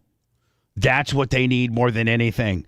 Go out and find who the baddest ass left tackle is that's tradable. Maybe that guy doesn't start. He's second, he's second string, got drafted in the first round last year, and he's going to be a stud, but the guy in front of him's got 5 more years. Yeah, but this is the problem. Left tackles are very, very rare to find, and I guarantee Google's Hunts, whatever his name we want to call him, is he thinks building up, he's going to find one of those gems in the draft, a left tackle. That's what he probably thinks. He's probably getting 2 seconds, 2/3. He's going to try to package that. So you're probably saying that they've thrown the towel in this year. Yes. And they're like, you know what? Maybe we can get a top 5 pick. Maybe Maybe we don't win any more games this year. Maybe we go 2-16 or whatever the hell it is. 2-15, yeah. And maybe we get the first, a top 3 pick. Lummy, if you were to what are the top 3 college offensive tackle prospects, and you're going to go get one of those dudes. Maybe that's what they're getting ready to do. But I'm telling you, man, Aaron Rodgers, Matt LaFleur and Brian Gutekunst and every other coaching personnel on the Packers that worked while Aaron Rodgers was your starting quarterback, you need to all be sending him some money because he's the only one that kept you in your job. He was so good that he could make you and your ass bucketness look good, not fireable. But the minute he leaves, then your true talent is exposed, and y'all are 2 or 5. You suck. Gutekunst, you needed Rodgers, and LaFleur, you needed Rodgers. And Joe Barry, defensive lineman, you needed Rodgers because your current quarterback can't put up more than 5 points. You idiot. Let me check those stats coming up for me, like the top 3 tackles. Oh, yeah, it's Peter Skonorski from Northwestern. Okay, Northwestern turns out great lineman. What's his size? He is 6'4", 315. Too small. Then you have Parrish Johnson from Ohio State. Okay, Ohio State, great program. Like, what I'm saying, Lummy? Like, he plays big-time level. Give me height. 6'6", 310. That's my guy. And then Anton Harrison from Oklahoma. Okay, Oklahoma's another really, really good offensive lineman state, okay? 6'5", 315. 315. Okay, do they have 40 times? No, they don't have 40 times. But they have is any of them white, any of them black? The first one, Peter Skonorski, is white. And the other 2 are African-American. So the kid from Ohio State's African-American? Yes, he is. And the kids from Nebraska's African-American? Northwestern is white, and then the Oklahoma kid is African-American. I have to put me a big African-American in there. They said... if I'm Bubba, I could get in there. I could literally walk in there and fix that team in a year. Bubba Gutekunst. I would, I swear to God. All right, guys, start the offensive playbook. We're running 3 plays all year. We're going to do a reverse guy motion. You know how it is. We're going to call that a 321, 321. We're going to call this play Bubba 1. Yeah, Bubba 1, Bubba 2. This one's Bubba 2. This is Bubba 3. Well, here's the deal. I mean, listen, the reason why the Packers can't score any points is because Aaron Rodgers would be able to go up to an offensive line and go through a series of checkdowns until, literally I know people that work for the Packers that, that go to practice. This is when I had a guy, Lummy, that was the Ted Thompson's assistant. I knew a guy that was the assistant to the general manager. Oh, wow. Yeah, his name's Aaron. He's great. Super good guy. And that's the years I got all that VIP. But he would go to the practice and he would say, like, literally when Aaron Rodgers would go up to the line, he had anywhere between 2 and 6 different check downs that he would go to, and sometimes he'd go to the first check down, and then he'd have like 6 seconds left, and they would make a switch, and then he would go ahead and switch gears to like the 4th check down. But in order to do that, man, you have to be so intellectually football brilliant You know what I'm saying?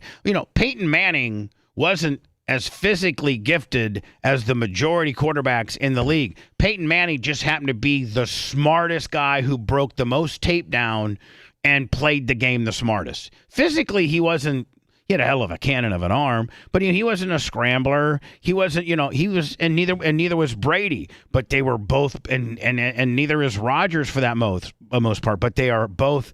All of them are brilliant at the game. They truly know the game. So can you imagine, we're calling like a 22 dive, okay? Yep. Then Aaron Rodgers comes up and he goes, blue 14, check 5, 2586. Now we're going to go to a jet sweep to the left, right? Yes. So that's what we're thinking in our head. You got to think about how smart you got to be. Then he goes blue, which means cancel. Blue. UZV 14Y. UZV 14Y. Now we're going to UZV 14Y, Lummy, which might be like a bubble screen or like, maybe a button hook and all, whatever. It's some other play it's 3 other plays that you and I didn't count on. So think about it as an offensive lineman, how smart you have to be. Oh yeah. Well, but the other thing is most quarterbacks, even like Tua can't. I don't know that Trevor Lawrence can't. That only you are able to do that when you're on the veteran level of a Tom Brady, a Peyton Manning, Aaron Rodgers, like even Mahomes and those guys aren't on that. I don't know if a Russell Wilson's even on that level. I think he's been exposed for a fraud. Yeah.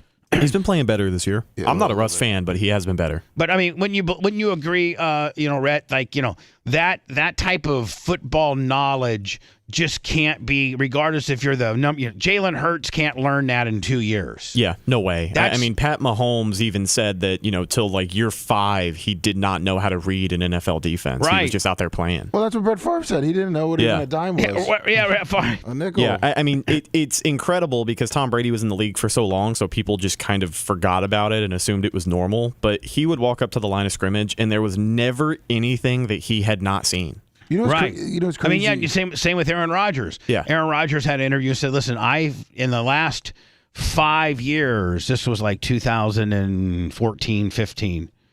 He was like, in the last 5 to 6 years since I've been starting, there's nothing that I walk up to that I have not, I don't know how they're going to execute it, but I've seen this formation and statistically know potentially what they're going to do at least a few times in my career. So you got that in the back of your head where you recognize that and potentially what they're doing, then you just check down to something that will work against it, right? Yeah. If they're like, if you're looking at it, Rhett, and you're Aaron Rodgers and you're looking at it and they got these 2 linebackers they're bringing up, and then the corner is shading one side, and he remembers when he watched them play the Panthers, broke the tape down, that safety always breaks, and the one linebacker pulls back and the strong outside linebacker blitzes. Then he knows that he's going to have to, screen it over to the right, or maybe do a jet sweep right or something to get everybody going right because you got strong side pressure from the left coming in. So he's seen that. Meanwhile, I mean, Jordan Love's not seen that. Jordan Love has not seen nothing other than whatever your scout team defense is giving you. A lot of these young guys haven't seen it, and some of them don't even want to take the time to figure it out. Like, it's part of their job, but, Kyler Murray signed a big $300+ million deal with the Arizona Cardinals, and they had to put in his contract a clause to make sure he watches a certain amount of film every week because he was not watching film. Yeah. Johnny Manziel, you watched that documentary about Johnny Manziel. I don't know if you did. I've not, but I heard it was great. They gave him an eye. Is it good? It was pretty good. You should watch it. Is it on net? Yeah, Netflix. Right, I'll watch it.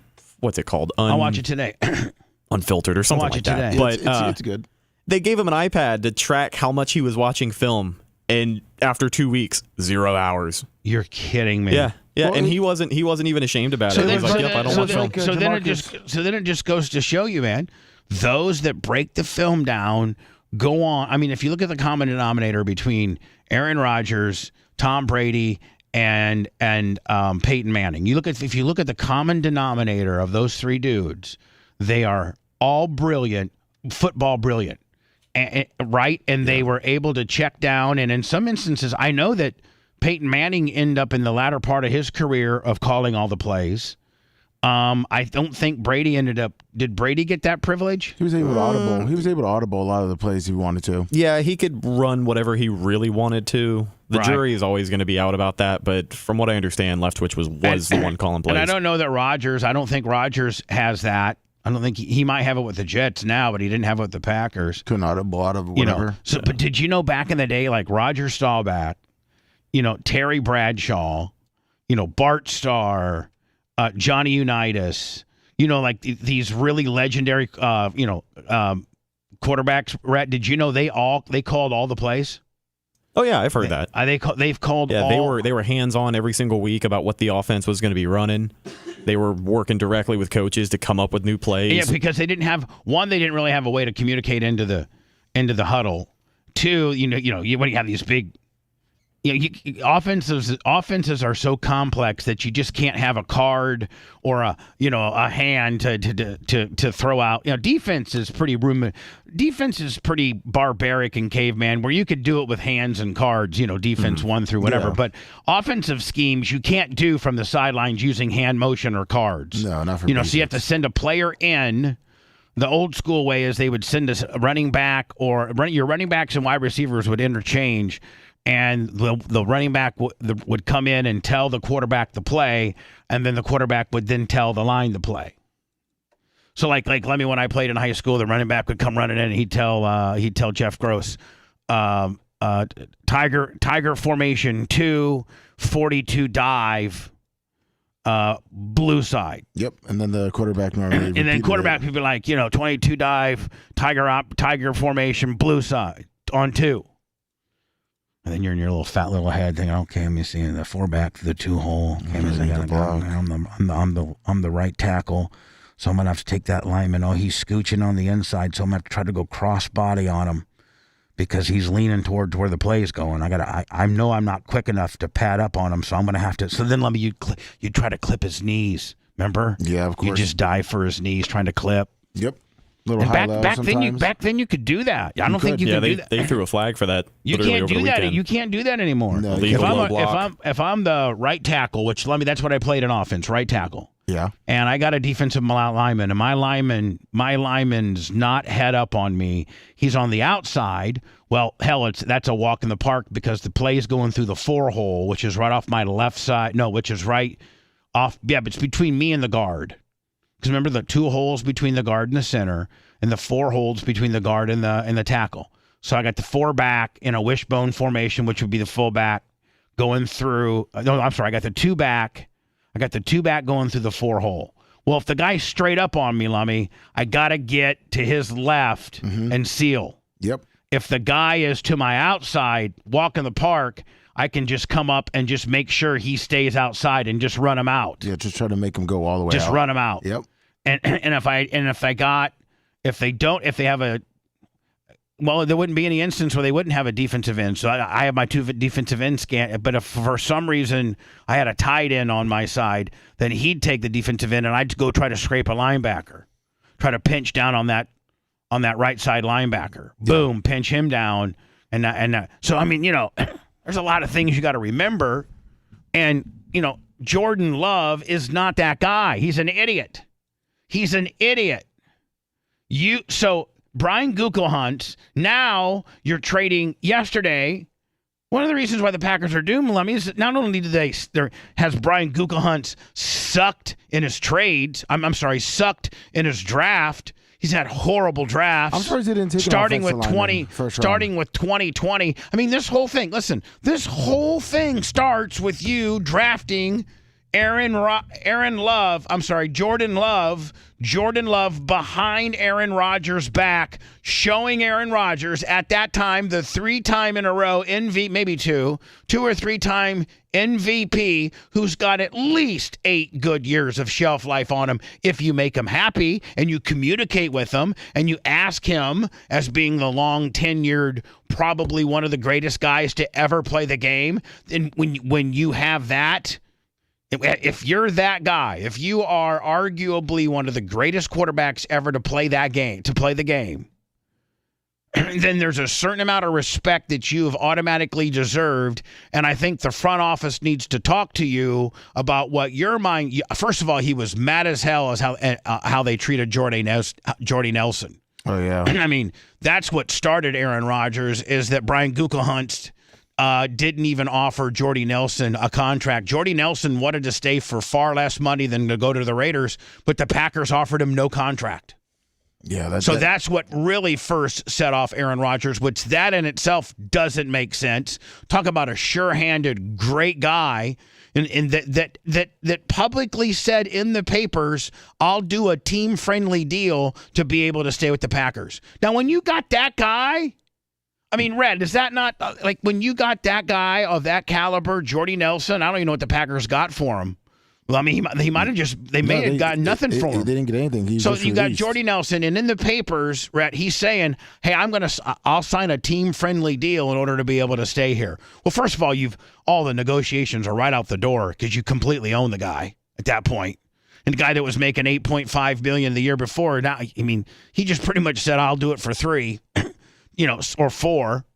So you got, and not only let's not forget this, it's a guy that you're one of the greatest of all-time quarterbacks has been throwing to and become comfortable with. If you don't think for a minute that it takes, thousands and thousands of reps for a quarterback to become in sync with his particular with his wide receiver, you just can't throw a real good. I mean, Devontae Evans is a prime example of that. Adams, yeah, Devontae Adams from the Raiders is a prime example. He had this certain type of connection where he just knew where to run it, even when most of Devontae Adams. A lot of his yardage came on broken plays, and him and Rodgers just were synced up where Aaron knew where he was going. He would have had a 98-yard touchdown on Monday Night Football the other night if Jimmy Garoppolo wasn't such an awful quarterback. Like, he definitely gets open plenty of times a game. He had 7 receptions and 1 catch for the Raiders the other night. I wouldn't be surprised if he goes to the Jets. He's just unbelievable. The trade deadline is over, and apparently the Jets had called the Raiders about trading for Devontae Adams, and they said they're not going to move him. The Jets also called the Bucs about Mike Evans, and they said they're not going to move him. Yeah, if I'm the Packers, I call the Jets and say, "What's it take for us to get Aaron Rodgers back?" Yeah. I mean, Brian Gutekunst, you are horrible. So you go on 2020 and you go and draft now at this point, Aaron Rodgers has no less than 7 good years left on him. By the standards that Tom Brady and Peyton Manning, set forth, a guy can play till he's 42, 43. Easily 42. Would we not agree on that? Yeah. I mean, Brady went to 45, 46. And Aaron Rodgers hasn't been taking a ton of hits. Like, he seems like he's still in pretty good shape. He took a hell of a lick from the turf. First game, fourth play. Yeah, the turf got him. Yeah. So, I mean, in 2020, if you're Brian Gutekunst, you get Aaron Rodgers on the Zoom or on the phone call a couple weeks out and say, "Hey, Aaron, here's what we're looking at, bud.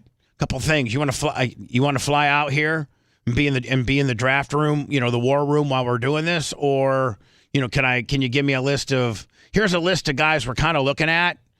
Can you go through them and let me know what you think?"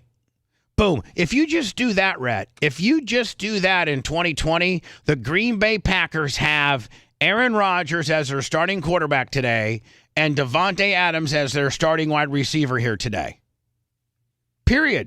And you're going to tell me that scenario of what I just gave you, of having Aaron Rodgers back, a happy Aaron Rodgers, because Aaron Rodgers is participating in the personnel moves that a lot of quarterbacks have earned over the years.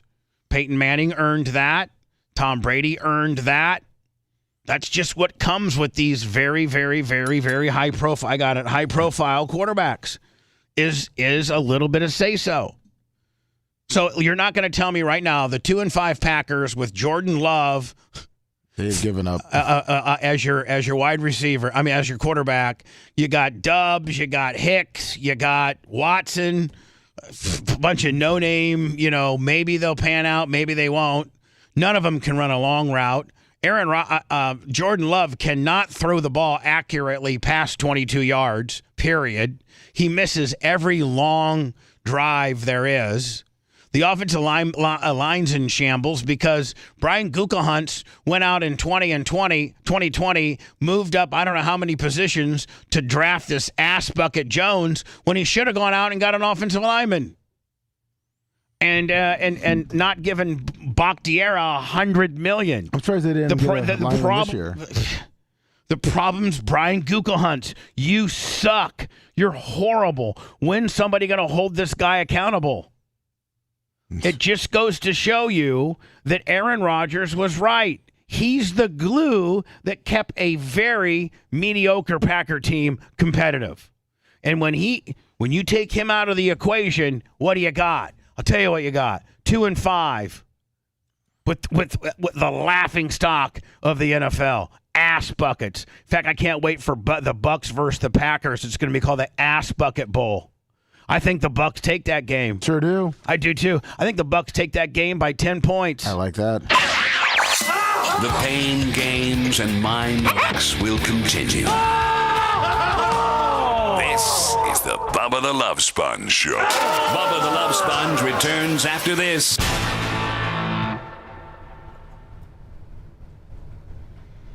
But how is that Luke Van Ness guy playing? I mean, how is that Luke Van Ness guy? They could have some stud linemen. I mean, he's starting, but he's not a fucking, he's not like the wide receiver from Minnesota or, he's starting, but he's not lighting it up. Remember, didn't Vita Vea have a really good rookie season?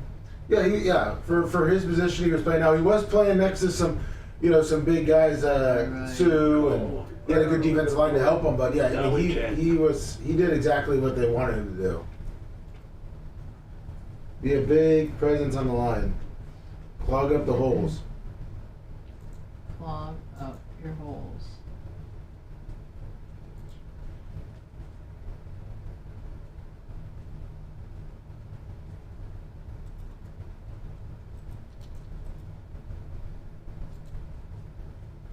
Habits. I said, well, did you say anything about them?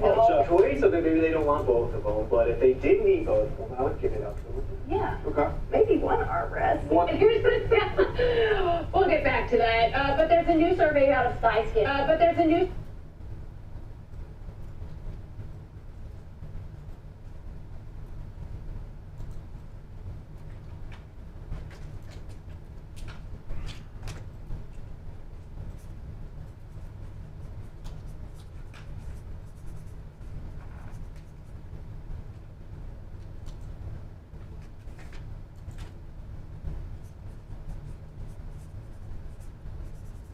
See you later, Jay Gator.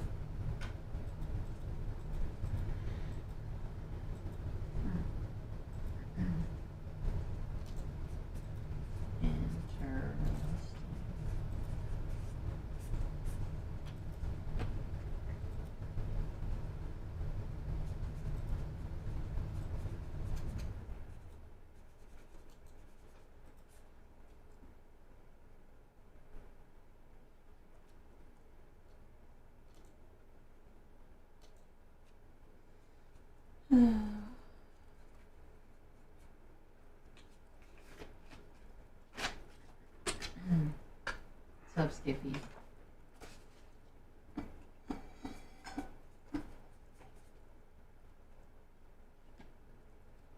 What's up, Sniz up? Arva. Over lips. Lechuga. Oh my word. Wow. Let me see if we got any PayPals. It's officially the slowest month, and we have to start laying people off. November. We have to start James Orr, 20 on the Venmo. Here's my t-shirt, Will. No, Donald was too expensive.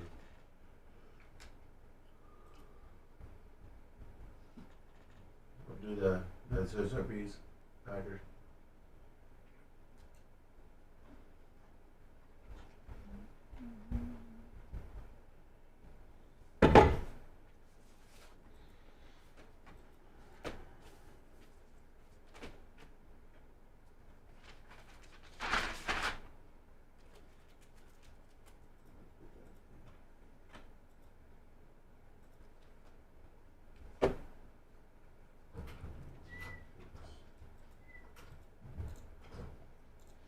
gotten colder since this morning.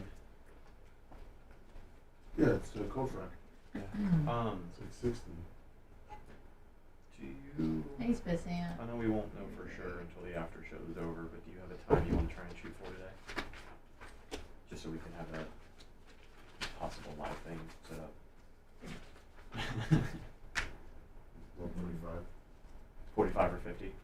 Oh, I'm alive. If we get done early, let's go early. Okay. Black We'll say 45 for now. Yeah. All right, cool. Thank you.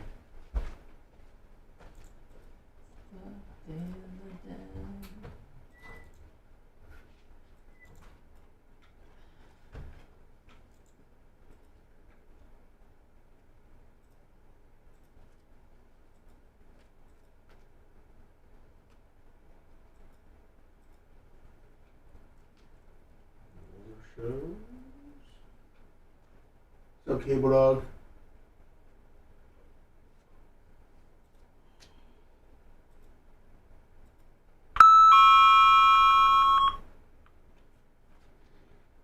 Yes, Spencer. That is what it is.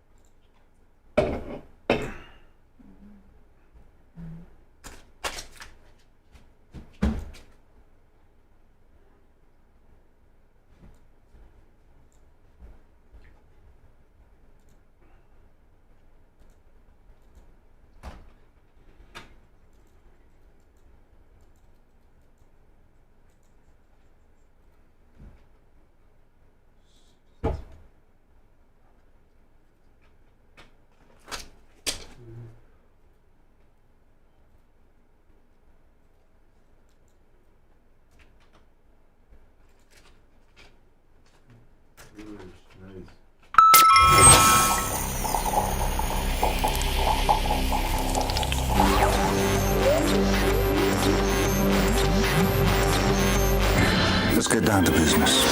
If you were locked away in an insane asylum, maybe it's time you let me get on with my job. this is what it would sound like. I don't think that Americans would find that funny. No, it is not a joke. We now return to the Bubba the Love Sponge show. First day of the month. Thank you, Hierarchy65. 250 on the PayPal. Nice. Thank you so much. That's why you're a Hall of Famer, kid.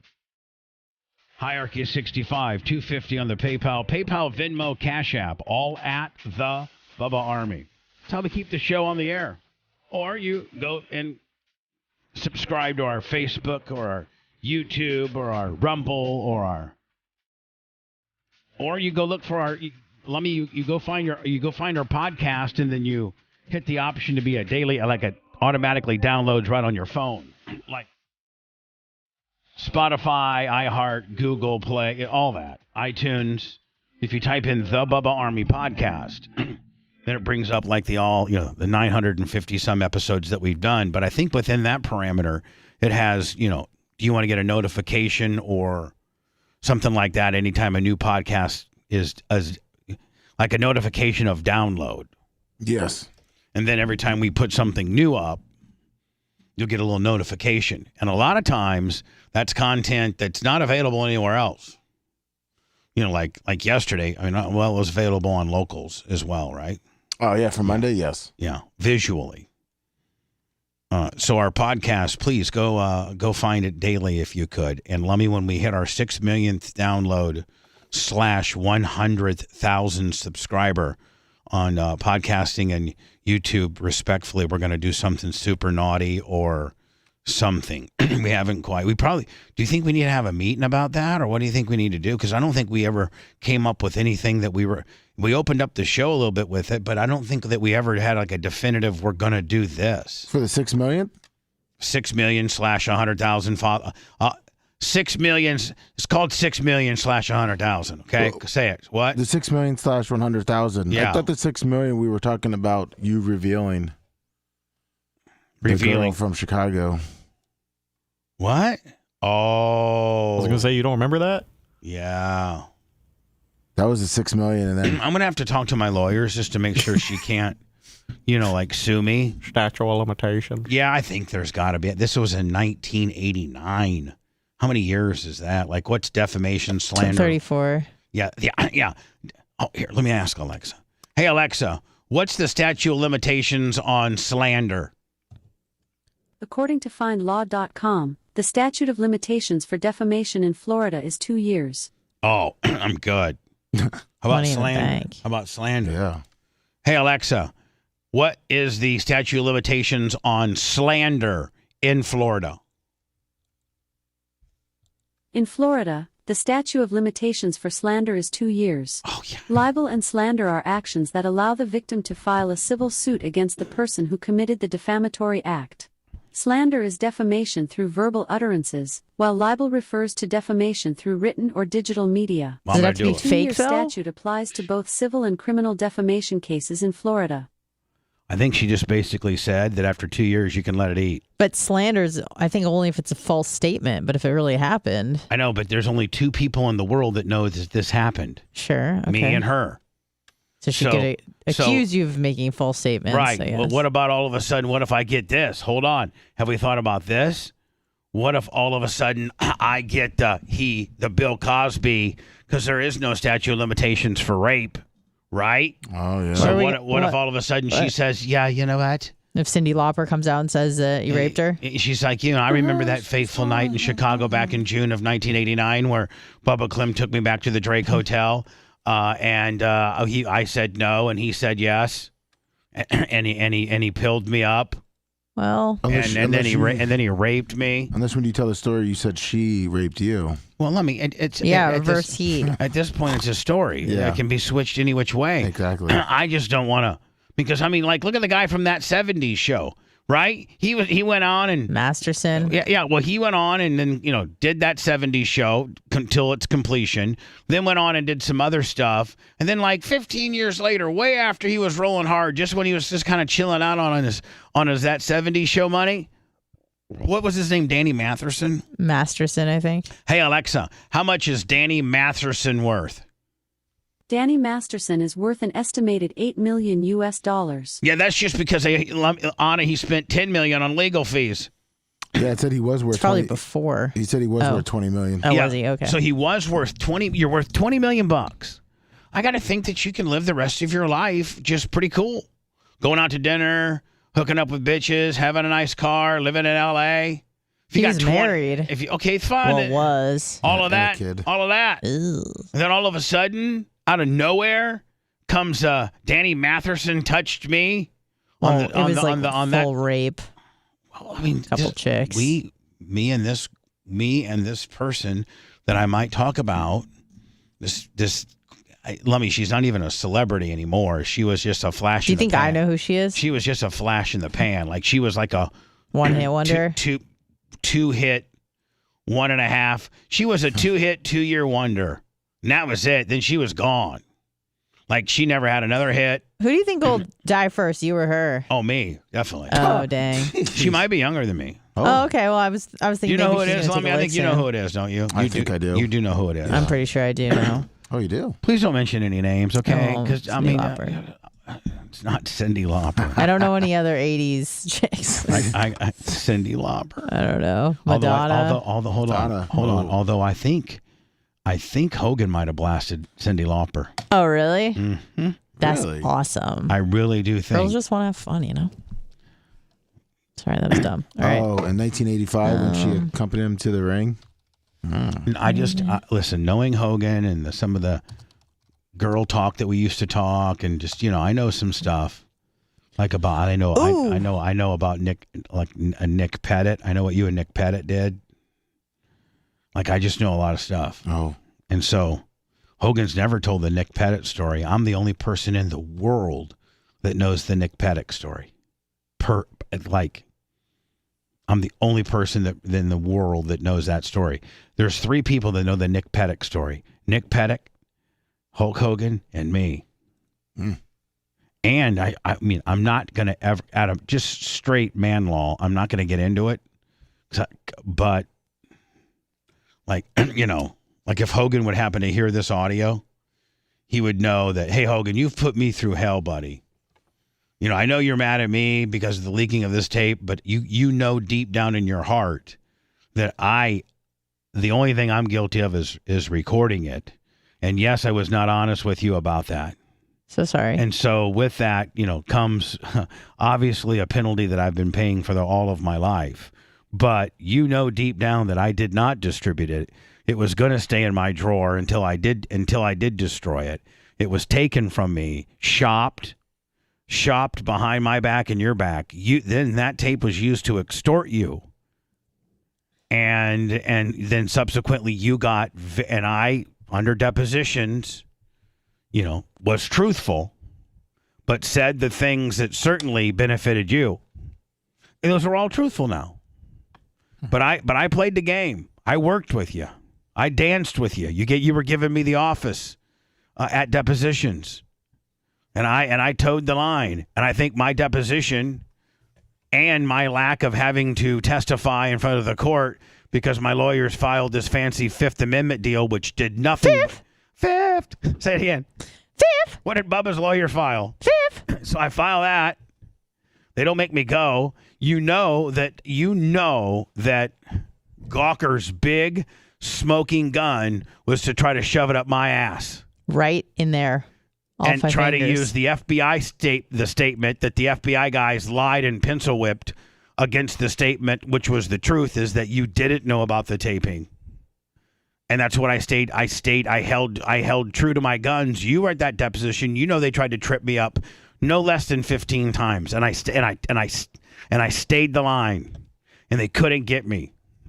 And that's probably you not knowing that you were being taped.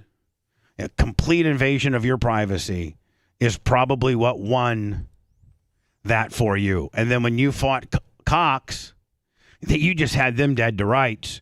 That this thing was housed on their server and disseminated through their personnel. Like you knew that lock, stock, and barrel upon discovery, and that's why the case settled before depositions, because they knew they were done. Well, that one's on me too. You could at least be my friend. We could at least be friends. We can at least go to lunch and give me the opportunity to apologize to you face to face. But for you to hate me for the rest of my life isn't cool. I don't think he hates you. I just think he can't talk to you. That's what his counsel's advising, it seems. But let's go back to what you did with Bette Midler in 1989. Bette Midler.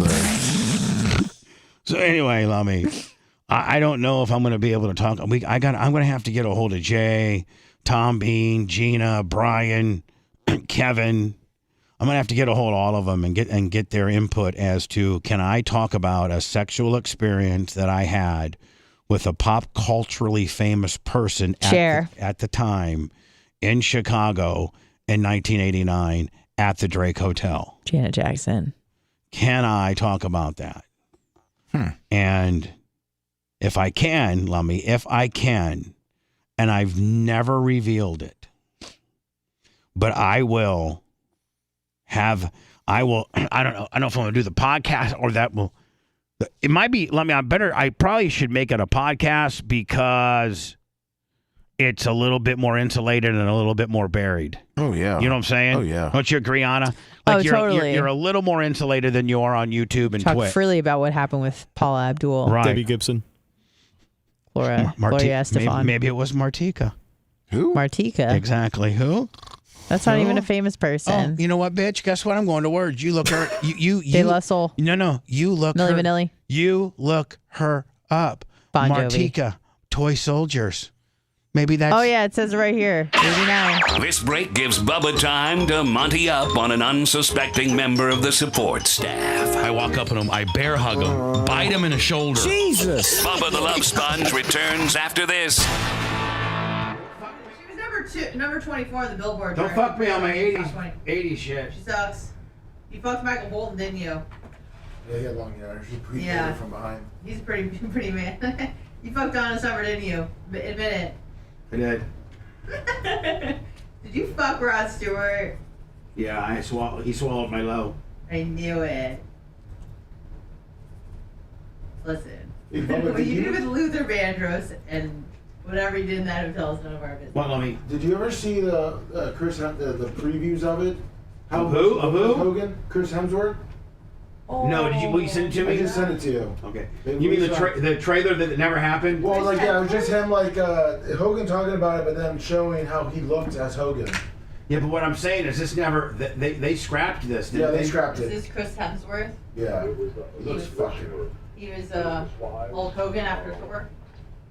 Netflix kind of like this date, as far as a business situation. But yeah, the script came back. It was amazing. I mean, my favorite movies are like Scarface, Godfather, True Romance. It was there. My life rights and stuff are somewhere else now, and there's a lot of things that are getting ready to happen. Hopefully, Todd Phillips and Chris Hemsworth will still want to play. It was a situation.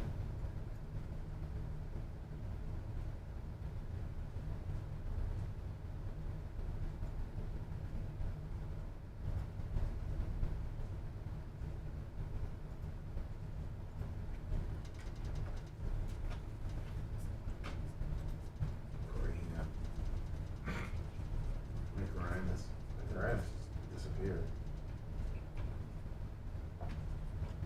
What's up, Dark Knight Steve?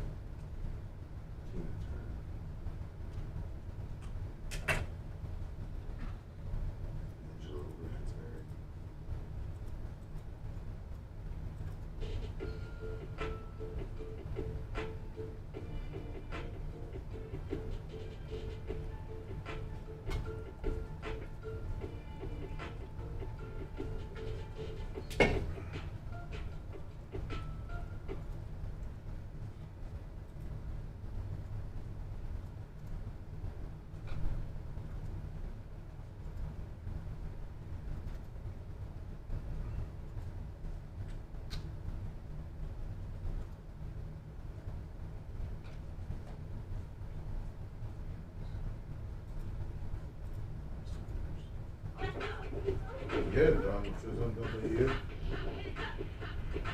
He's already eating a little, Joe.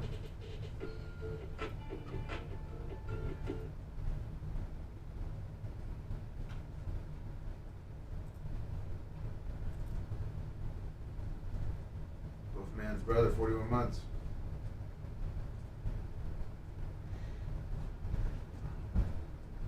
That's what you think, Phil Campbell's liver? The Redeemer, that's how you know it's good.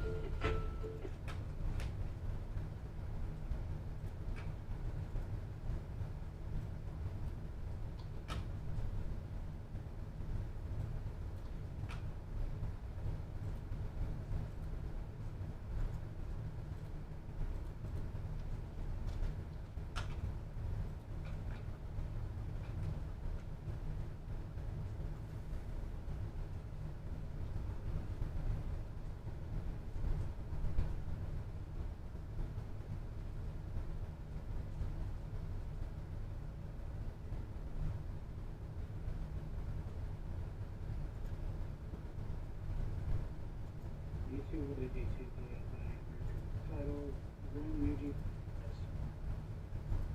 a young woman. Kirk Cameron was reading the Bible.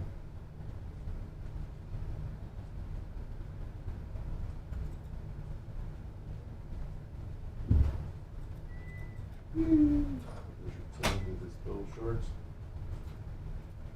At Vistaprint, we can get your brand into your customers' hands, or their heads, or their backs. For hands, hands are good, and just about anywhere else.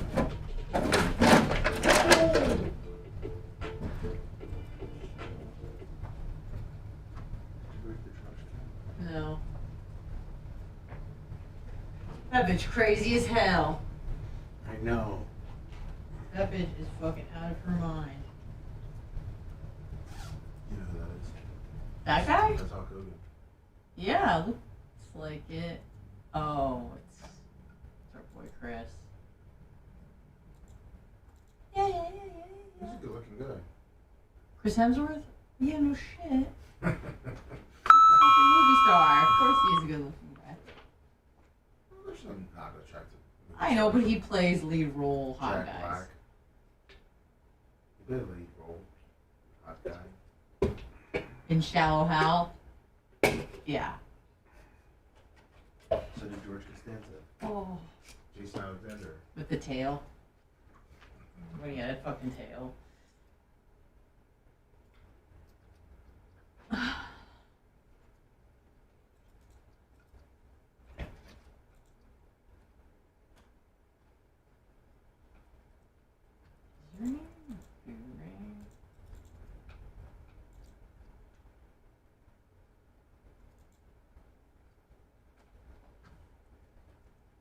Hello, Facebook.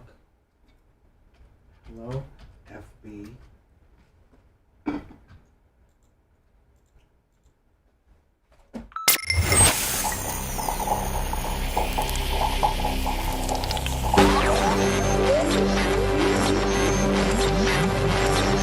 Time to scratch that itch, is it? Listening will give you no health benefits, but all the carcinogenic after effects. Stop looking while you're ahead for a change. We now return to the Bubba the Love Sponge Show. Tech 9 at 10:30. That'll be on Rumble, Facebook, Twitch, YouTube, BubbaArmyRadio.com. Tune in, all of that. And BubbaArmyRadio.com is getting ready for a whole new deal. So just give us about 2-3 weeks. We'll have that thing up and running. You're going to love it. Anything that you ever wanted with regards to me is available there. Download, streaming, free. It's pretty cool. It's going to be badass. It's going to be badass. We took new pictures and everything. So Tech 9 on it today at 10:30. Do we have Alex Stein on today? Yes, we do. He's very eager to come on. I got to find out, like, for real. I know he knows how he's been saying that he has all these people coming in, like his wife's ex-boyfriend, his dad, his trainer, his 6 friends, cut man, 6 just whatever. I'm gonna have to like say, Alex, how many people and what nights will you be staying? Because remember, he's like, okay, I might stay with you Thursday night, Bubba, but I might not on Friday. So I'm like, I need to know. I don't think he knows. Well, we need to probably try to track him down a little bit and get some type of definitive answer from him. He's so just fly by night, is he not? He is. Yeah. It's a tornado. He is a tornado. Yeah. Lummy sent me this got scrapped. I wonder why Netflix scrapped this, because you know why? I'll tell you why, Lummy. Because Hogan is suffering a little. One of the reasons why he's pretty mad at me is once you've gotten yourself into the sex tape business, you kind of are blackballed. You kind of are shunned. But maybe not. I mean, like Kim Kardashian, like it's amazing. Like it's like whether you're on who determines whether you're on the good end or the bad end of a sex tape? Like, does society? Kris Jenner is it based on who hires? I think she released it. But is it based on who hires the best public crisis control publicists? Is it based on getting out in front of it?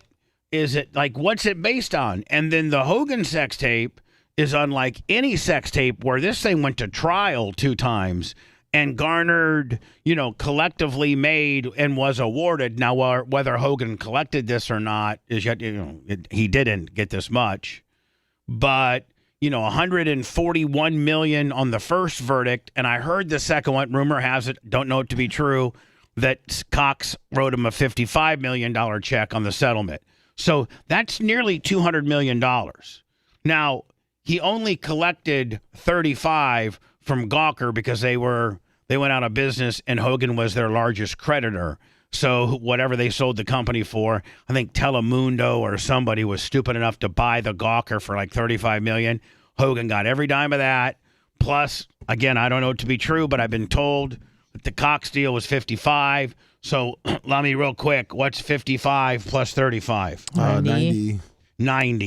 So, if we want to talk about sex tapes, I don't know that any other sex tape has made $90 million. Well, so technically I would Pamela, say, but what? I think Pamela Anderson. I think that only made, I don't think that made that much money. Oh. Hey, Alexa, how much money did the Pam and Tommy sex tape make? Hello? Hey, Alexa, do you know about the Pam and Tommy sex tape? Bitch doesn't want to talk about sex tapes today. She didn't want yesterday either. Alexa, good morning. What is today? Oh, you're right, Bubba. But let me bing. Don't even tell me that I'm right again, because that should just blow your mind as to how versed I am on some stuff. You said 90, right, for Hogan? Hogan made, after, in my opinion, from what I was told, Cox settled with him. I know he made 35. It was publicly disclosed that he made 35 from the Gawker. I, through various sources, and have been told, don't know it to be true, rumor has it, that he got $55 million for Cox. So that's 90 total million that Hogan, and I'm sure he had to, share maybe a third of that with his attorneys. So take a third. So, 60. I think Hogan walked away. A cool 60. I think Hogan walked away with $60 million. Lummy, what did the Pam and Tommy tape generate? Well, estimated profits that they never saw was $77 million.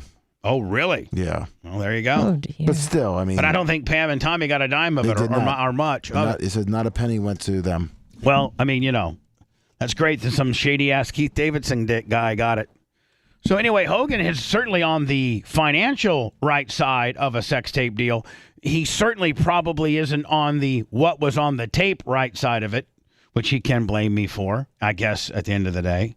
But remember, Lummy, about 2 years ago when Hogan was riding high, I don't know what switched in his world, but Netflix actually committed and signed Chris Hemsworth as to do a Hulk Hogan, biopic. They did a Motley Crue biopic. They've done how many different biopics? Like I think Motley Crue,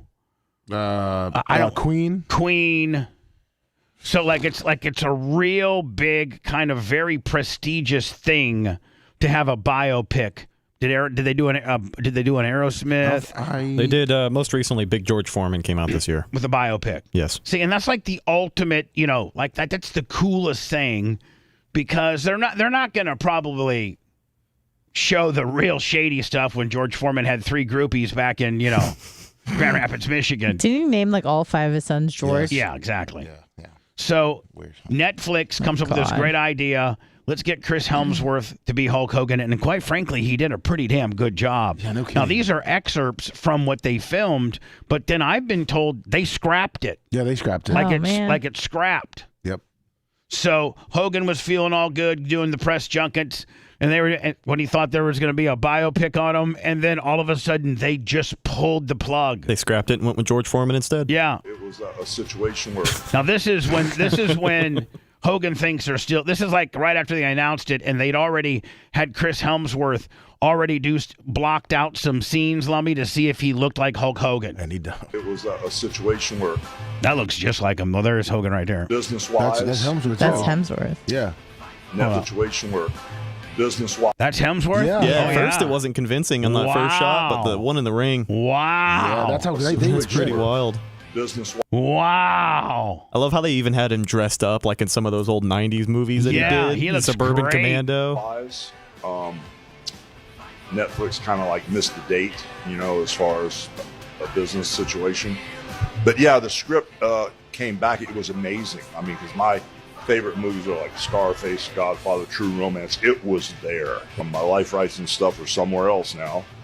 And there's a lot of things that are getting ready to happen. Hopefully, Todd Phillips and Chris Hemsworth will still want to play. Now, so those are. Now, is that him? Hold on. Is that him saying that it got pulled? Yeah, it's him saying it got pulled, and they're still shopping it. So also, I just realized, but that's footage of Hogan, and then it's got Hemsworth face deep faked on it. Oh, really? Yeah, so it's not actual Hemsworth footage. Yeah, that's old Hogan footage that they edited. So this isn't anything that Netflix shot. This was just some ret dude that superimposed Hogan and did the deep fake pic. Like this isn't anything that Netflix shot per se. Yeah, if you look really close, you can see along the edges of the face, it's a little messed up at times. It's a little blurry. His mouth doesn't move correctly. Netflix kind of missed the date, as far as. This NWO one. Yeah. Yeah, a lot of the in-ring stuff is really believable, but if you look close, you'll be able to tell. Wow. As far as a business situation. But yeah, the script came back. Well, Hogan pushed it, so. It was amazing. I mean, because my favorite movies are like. I mean, best Scarface, script you ever read, Godfather, apparently. Yeah, Romance. best. Yeah, It was- but they scrapped it. So sorry. He reposted that like it was his.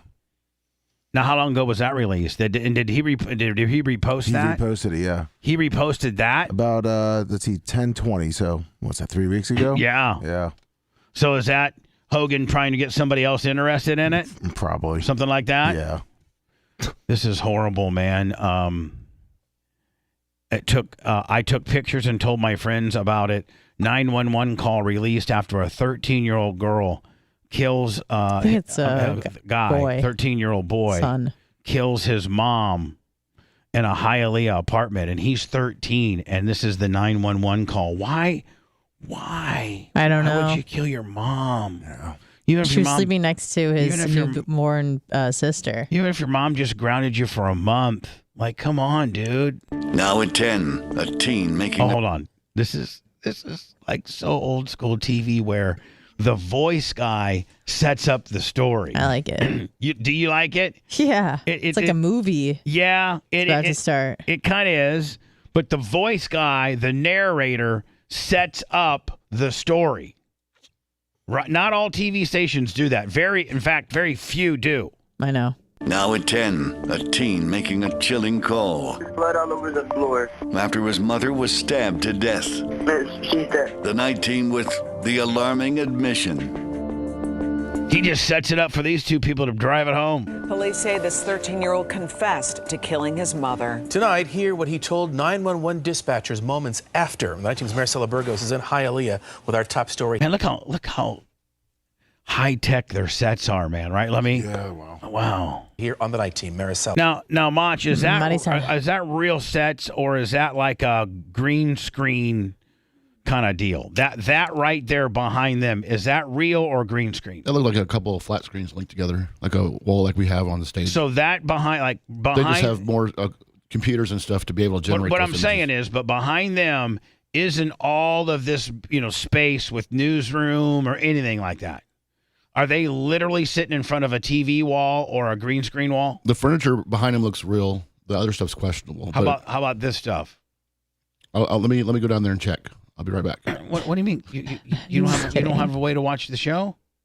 Macho, he's just saying, is there's your I'm desk? going to head down to Macho, Miami and ask him. There's a person right there. Macho, don't. I just answer the question. As my engineer, just answer the question. Like, don't try to be funny about it. Just tell me, like, what do you think? Is this real? All of this stuff back here, is all of this real? The right looks like a picture. The white. The right, on the right behind the guy. All right, that looks like a picture. All right, so this The may left not. looks like an open area behind the camera boom. Okay, Above right here. them looks like a big video wall screen. Right. So this probably has like a lot. This is probably AI. Is that what you would call AI? No. No. This is green screen Willie? Filter Yeah. Jones? Yeah. Okay, cool. After. The night team's Maricela Burgos is in Hialeah with our top story here on the night Man, team. let me imagine if we had all these stuff. That looks really good. What's up, Marissa? Shorty shiz. Marty Yeah, said you can definitely see the gaps up on the top. Those are TVs on the top. You can, if you look at it again, where it says crime confession, when they zoomed in, you could see the gap between the TVs. 911 dispatchers moments after. The night team's Maricela Burgos is in Hialeah with our top story here. All right, like you're talking about right here. Right. Yeah, you Yeah, can there's see a where it's Right split. there. Yep. Yeah, it's pretty small, but there's a black slit. Yeah. Slits. Dirty slits. Dirty slits. Here on the night team, Maricela. Man, they need to take that graphics bar, move it down a little bit, see if we got any Hispanic cleavage kicking out here, don't you think, Lummy? Yeah. Jesus, learn how to run the department. Mexicans. Learn how to run the department. I see a tiny bit start. You see they get Yeah. like, man, what's right there, man? Let's see the rest. I'm gonna see those Hispanic tees. This is a very difficult 911 call to listen. Man, we're so sick. She comes off 13-year-old blasts his mom, and we're trying to find out looking at the Hispanic cleavage. We should be just so riveted with the story and so sad about it. Well, instead, we're worried about, does the TV station have a bullcrap green screen, AI fake set? And does the Hispanic girl that's covering the story have nice tees? That's how most people read the news, please. We just represent the common man out there, like Buck from Charleston, Iggy. Police say this teenager called. She does. Look, Lummy, I want to look around the corner. She does have a tint of left tee. Yeah, she does. Anna, can you see it? Oh, I can see that it. microphone, that's Right where the mic is. Yeah. Yeah, take this dumbass blue bar and move it away immediately. Them after they say he killed Larry, hold his on. own mother. Are they giving it to us now, Lummy? Oh, yeah, it's not as good as I thought it was no. going to be. Yeah, I should have kept the blue bar up. In this neighborhood. Oh, by the way, what did she just say? I have no idea. Okay, whatever. Here we go. Why did you kill your mom? That's the difficult question a 911 dispatcher asked a 13-year-old boy who called 911 from this apartment. I need to know if your mom is breathing. She said, miss. There's blood all over the floor. That young voice is from Derek. And so look at this kid. This kid just looks like a regular good, like kind of an attractive, good-looking boy. Right on it, like he's a Yeah, he it's doesn't really have strange. pimples all over his face, and he's got some very attractive features for a young man. There's a family photo of them all together while his mom is pregnant with his little sister, and they look happy and normal. Yeah, and he's he's a handsome young man. Yes. Right? I think you could say that and not look like I'm a child toucher. That's a handsome young kid. Absolutely. Yeah, he's going to grow up to look like, Dan Diaco. Sure. Eric Rosa, Irina Garcia's son. And look at her. She's just like the regular mom. Yeah. Got a hair up and a bump it. Just getting back from Walmart, Kirkland brand Willie. I got these kids I got to feed. They're eating me out of house at home. Poor little thing. God bless her little soul. Look at how pretty she is for a mama. Need to know, do you think we can help your mom? She's dead. Hialeah police officers responded to the home on October 12th. You little son of a bitch. Kill your mom. You only get one mom, man. Status of your emergency. After Derek I got to tell you, Anna, his eyebrows are on fleek. Yeah, they look good. Right? Did he have them threaded right before the booking show? I think so. called them around 11:30 p.m. Do not open until I tell you to open the door. And to make sure that you have nothing but your cell phone in your hands. Not even that. Put your cell phones down. They're going to kill me. No, they're not going to kill you.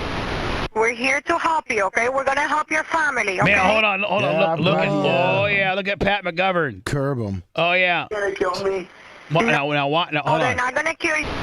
Watch him. So he walks out of this door right here with his hands up. He's tall, too, for a 13. And Pat McGovern with the Chad Geary chaser makes him eat concrete immediately, right, Lummy? Yep. Man, I got to think if you've called 911 and you said, I killed my mom, even though I'm going to walk outside of the door with no gun, my hands up, I think they're not going to take you down courtesy. Yeah, they're going to treat you like a murderer.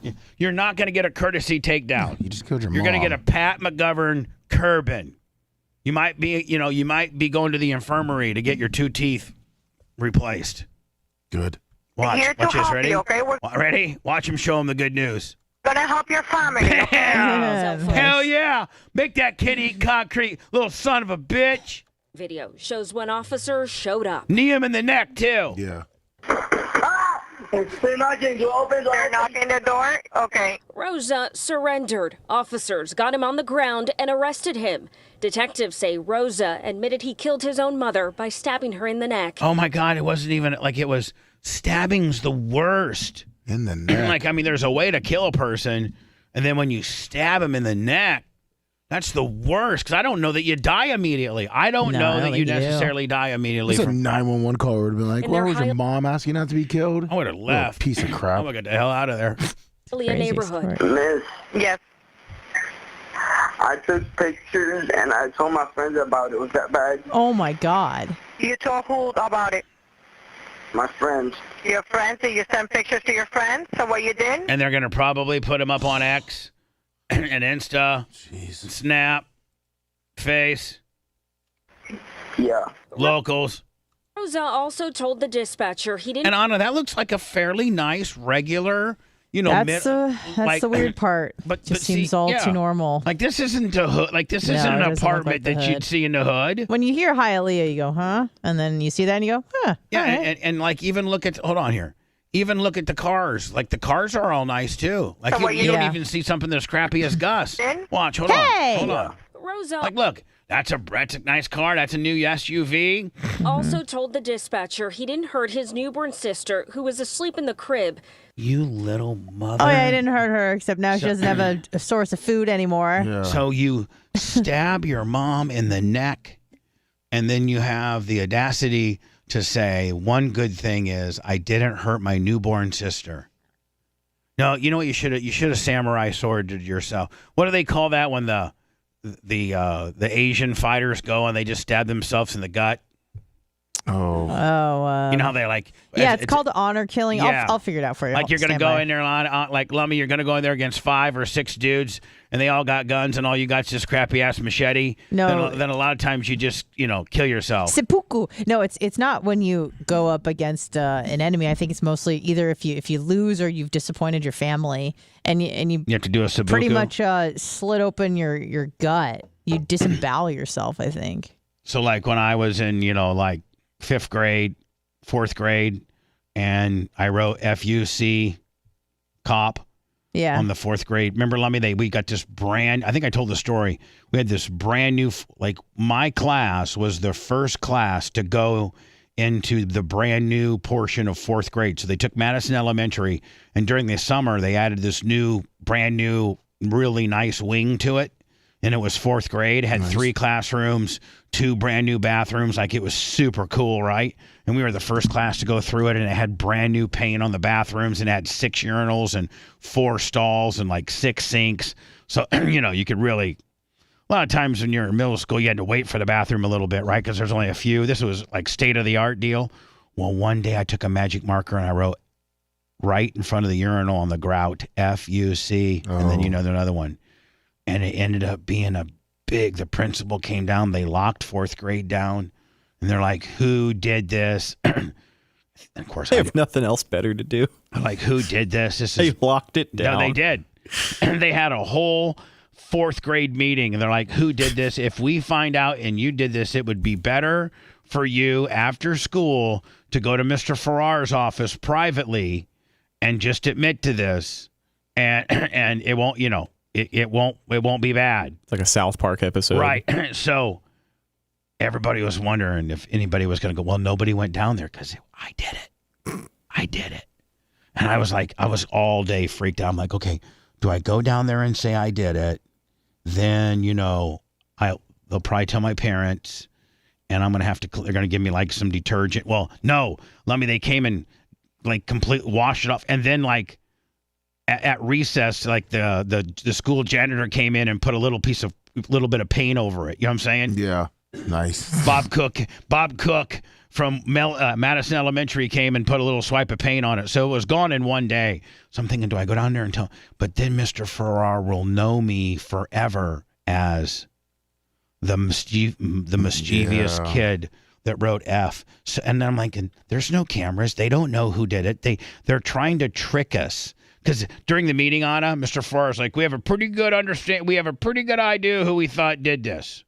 We really do. We know who was in there, and blah blah blah. I know that they didn't, but there were some stupid 4th graders were believing that they really know. I wasn't there. Come on, you're not gonna work me, buddy. So I just didn't say nothing, and it went away. But I'll live with that on my conscience for the rest of my life.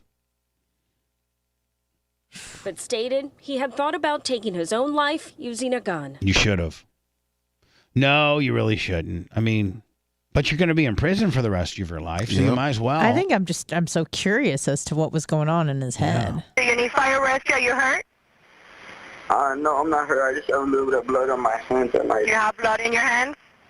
Yeah. Stay with me on the line, okay? How you doing? Okay, Are you okay? I'm doing good until Pat McGovern made me lose my 2 front teeth on the concrete of the second floor railing. I'm okay.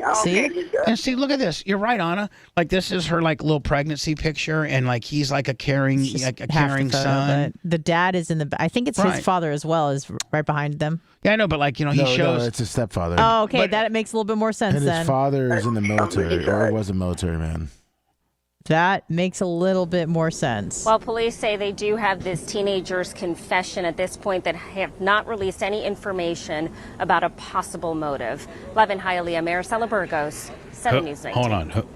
Who? At TD Bank, we see the story behind every transaction. I bet he hates his stepdad, and he was doing this to hurt him. You think so? Yeah, especially when she had another kid with him. Kid is only 14 days old. Oh, the kid's 14. days old. And little Juan Mexicans is like they're fretting over I mean, because the kids too are like, oh my God, we love this kid. This is the best everything we ever had. And it's the first thing that we've had together. And oh my God, I love you so much, and I love you too. And this is ours. We made this together, honey. It's ours. Well, little Juan over there is thinking, well, I'm the odd man out here. They actually, my stepfather and my mom, they actually produced this kid, so they obviously love him more than me. They don't love me. If that good kid know how to work a gimmick lummy, he could maybe get out on like a Hinckley deal. Like a.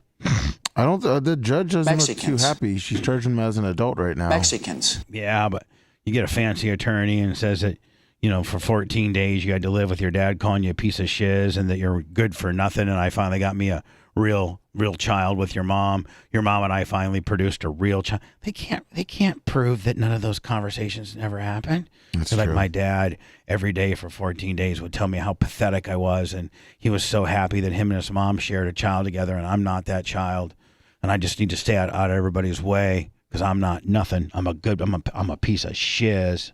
Oh, his stepdad's a Mexicans. truck driver. He was out of town. Oh, yeah. Mexicans. I mean, then you say my dad's a truck driver. He's a little rough around the edges. When he comes home, all he wants to do is play with the baby. He never wants to say hi to me. And I need some guidance, a male-like figure in my life. I'm going crazy. I didn't know what to do.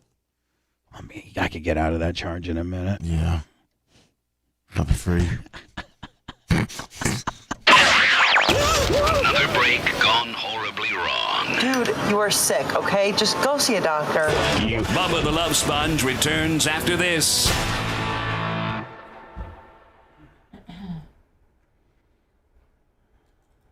Bubba, you need to talk to Stein about his boxing form because it is atrocious. Well, you need to send to me. I just sent you a video of his latest sparring. He gives up his head. I know. He's gonna get pummeled. Did you get Gloria Zach? Yes, I did. 25.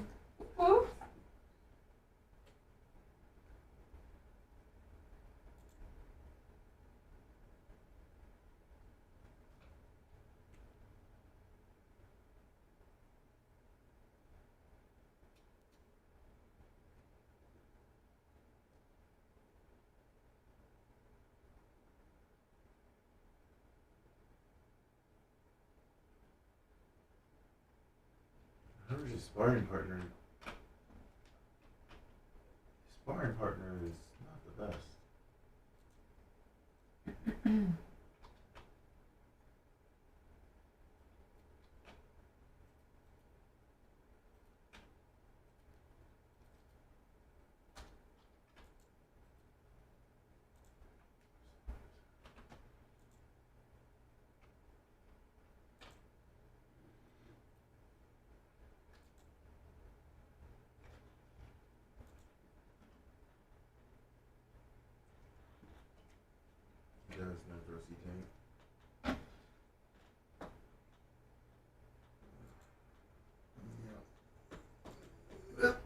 Totally true. Probably not on Stein, only if Joe. That's what I would think.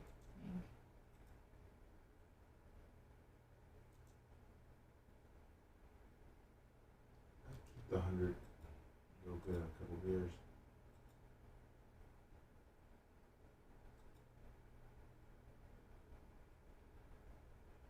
Oh, that's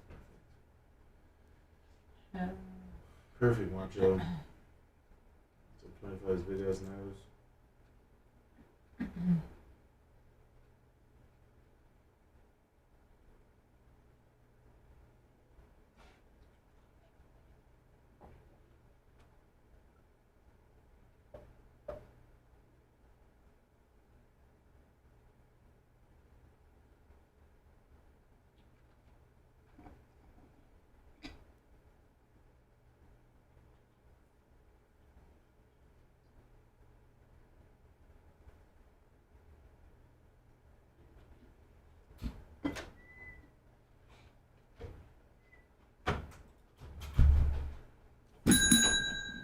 Pictures are up.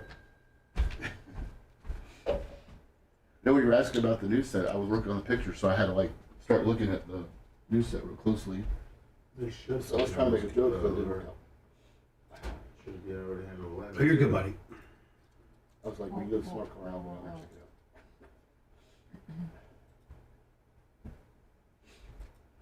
The Bears, the trick game.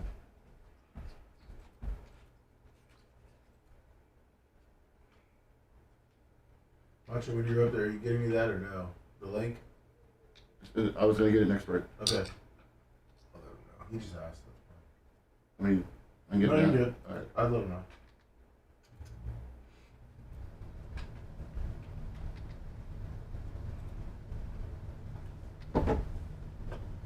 Some good pictures from 199 on here. Oh, we do? Yeah. Jeez, that's on man. Let's get beats out of the way. Super beats. And then we're gonna go into this this girl here. Crazy bitch. What's that? Crazy bitch. Yeah. Then we're gonna go into a little Migrant Willie. Okay.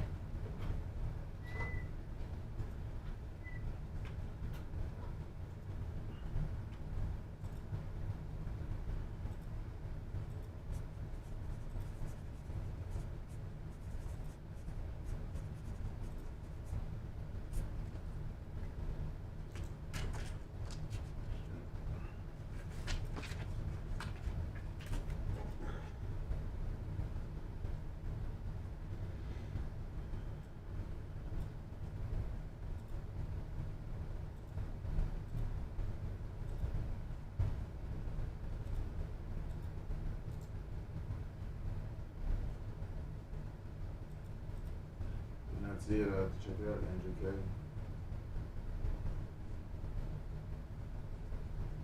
Okay, now it appeared outright. Probably is. You Little fetus. Wow. There we go. This bitch is crazy. Seppuku. It actually also was done if you were about to get taken over by an enemy. You kill yourself so that you weren't tortured by them. Seppuku.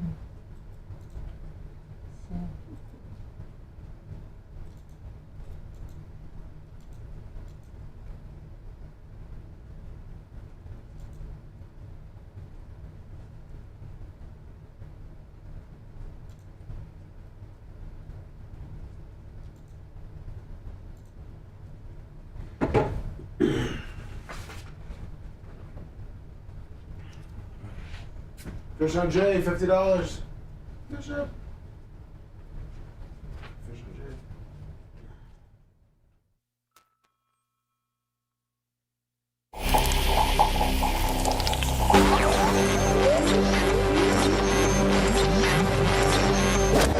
His rhetoric slowly sinks into your skull. Corrupting the synapses in your brain, taking control of you. And there's no way to stop it. We now return to the Bubba the Love Sponge Show. We all have a heartfelt reason to support our blood pressure. In fact, more than half of the U.S. population would benefit from some type of blood pressure support. Paired with a healthy lifestyle, the antioxidants in Super Beets are clinically shown to be nearly 2 times more effective at promoting normal blood pressure than just a healthy lifestyle in itself. 30,000 5-star reviews and counting. Super Beet Heart Chews support healthy circulation. So you not only get blood pressure support, but you also get productive, heart-healthy energy without the crash. Support your heart health with Super Beet Heart Chews and get a free 30-day supply of Super Beet Heart Chews and a big honkin' free full-size bag of turmeric. Those come in chews as well, and they're valued at $25. And it all starts and stops by going to BubbaLoveBeats.com. This exclusive offer is only available at BubbaLovesBeats.com. Bubba Loves BEETS, BubbaLovesBeats.com. Support your blood pressure and your heart healthy energy with some of these Super Beet Super Chews. They kick ass. We all eat them.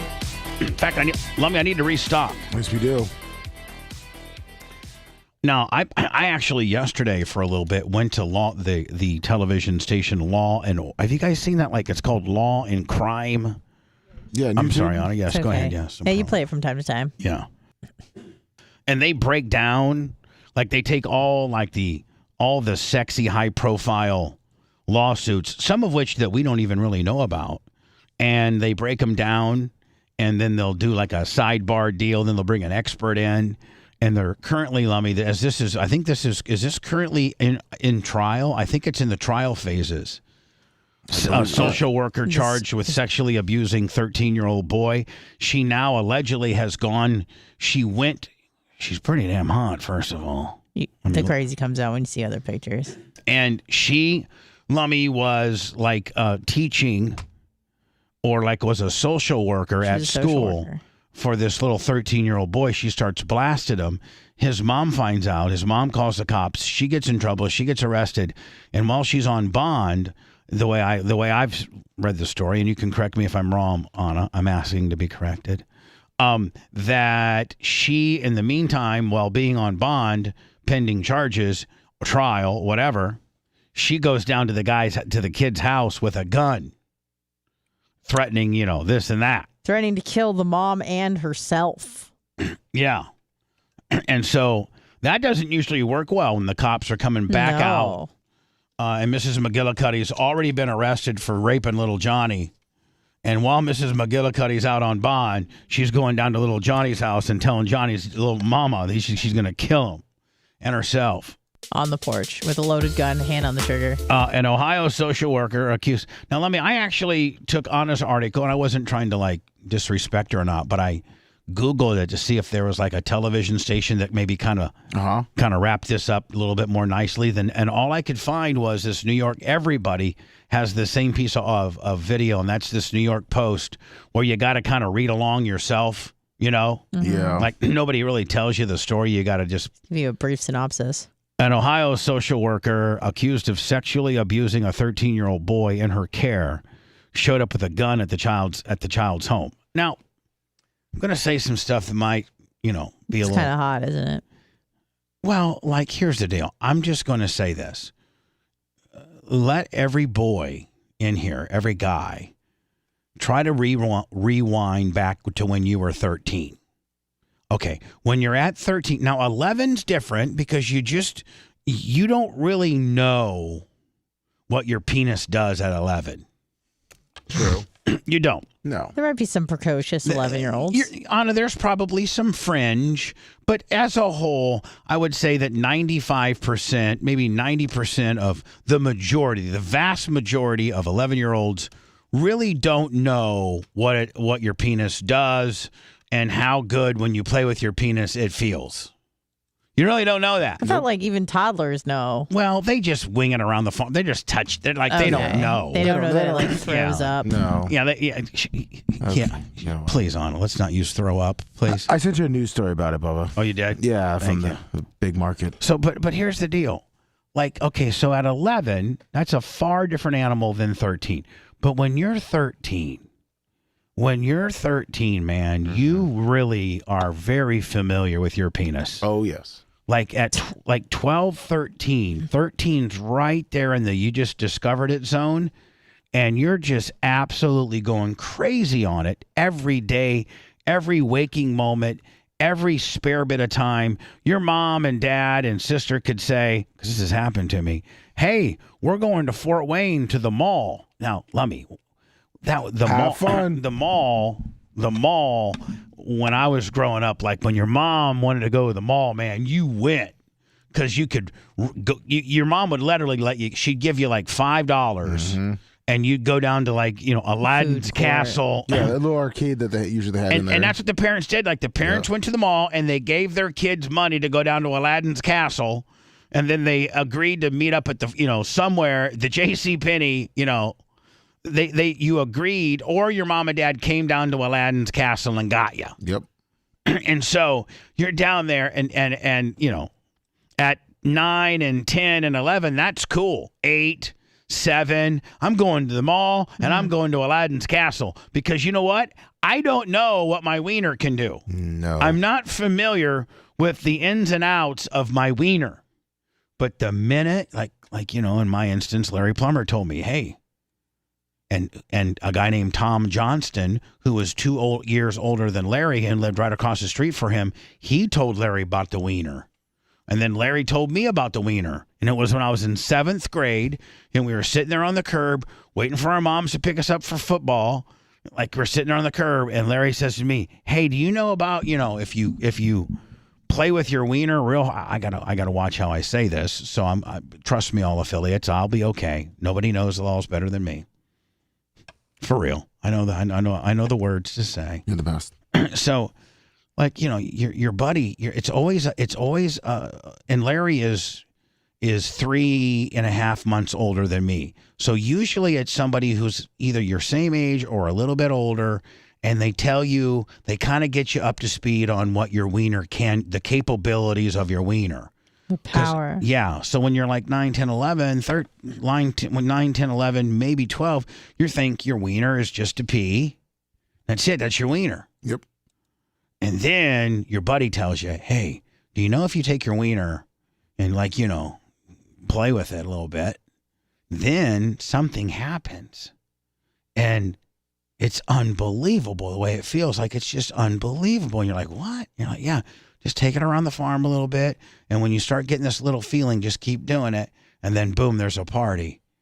And then after, I've never done crack and I've never done heroin. Nope. But they say that anybody that's ever become addicted to heroin or crack, that they're always chasing that first high. Oh, really? Well, yeah. Like they never get as high as that very first time. So they're always, that's what you've heard too, right?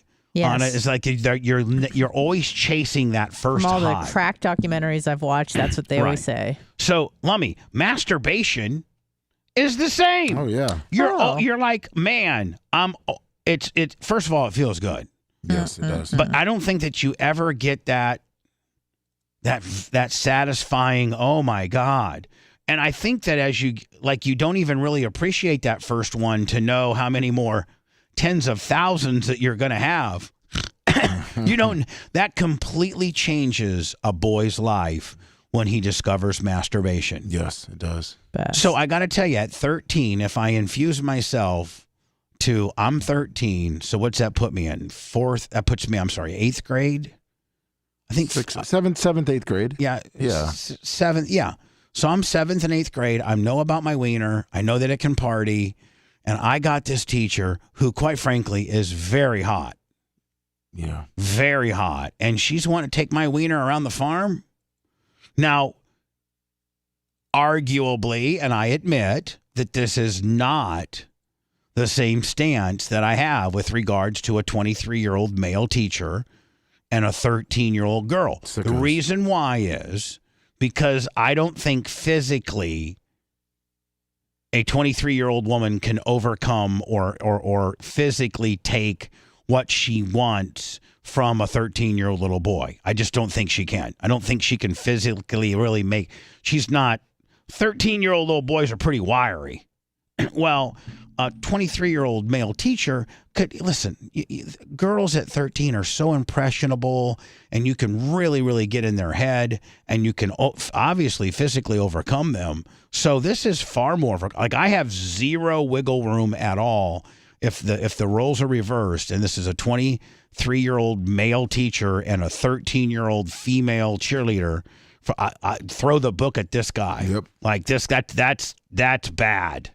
Death penalty. But I know everybody, I know you got to score it the same in today's woke-ass snowflake society, but really, us 13-year-old girls, they don't want to get blasted every day.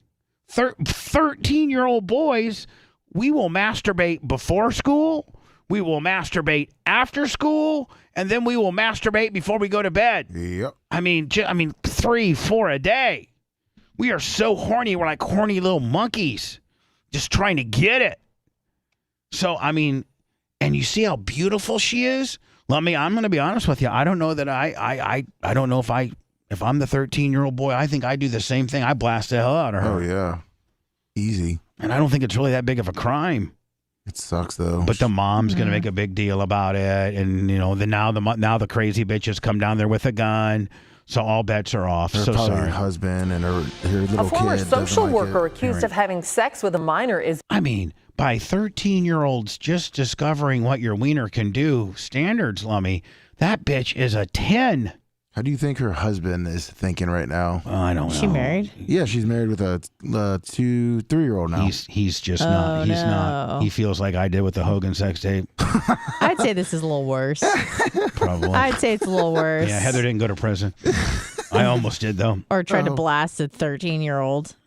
Yeah. Back in jail this afternoon. But I'm just telling you, by 13-year-old boy standards. Oh, this is a 10 out of 10. This is like, oh, my God. In fact, what might got him in trouble is he was bragging to his boys. Mm-hmm. This time, court documents show she allegedly showed up to the victim's house with a gun. We also just got her new mugshot from the Franklin County Jail. This is Pretty damn good mugshot. 4-year-old Peyton Shire. She was booked again early this morning when officers were called to the victim's house. They found her sitting on the porch with a gun to her head and yelling that she was going to kill herself. The boy's mom wasn't home at the time, but told police that Shires had called her to tell her that her son ruined her life. Police say the Mount Sterling social worker. Hello, 13-year-old boy's mom. Yeah, I just want to let you know I'm the social worker that blasted little Johnny, and you and your family have ruined my life. Bitch, how about you ruined your own life? Put it on us and get off my porch with a gun to your head. I just got it stained. Had sex with. I just got it Thompson waterproofed. Get the hell out of here, crazy bitch. Ruined her life. Police say the Mount Sterling social worker had sex with the 13-year-old boy several times in September. She already faces several counts of unlawful sexual conduct with a minor, but can now add witness intimidation to that list. She'll be in court tomorrow.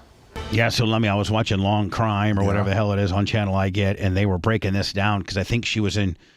I think she might have been.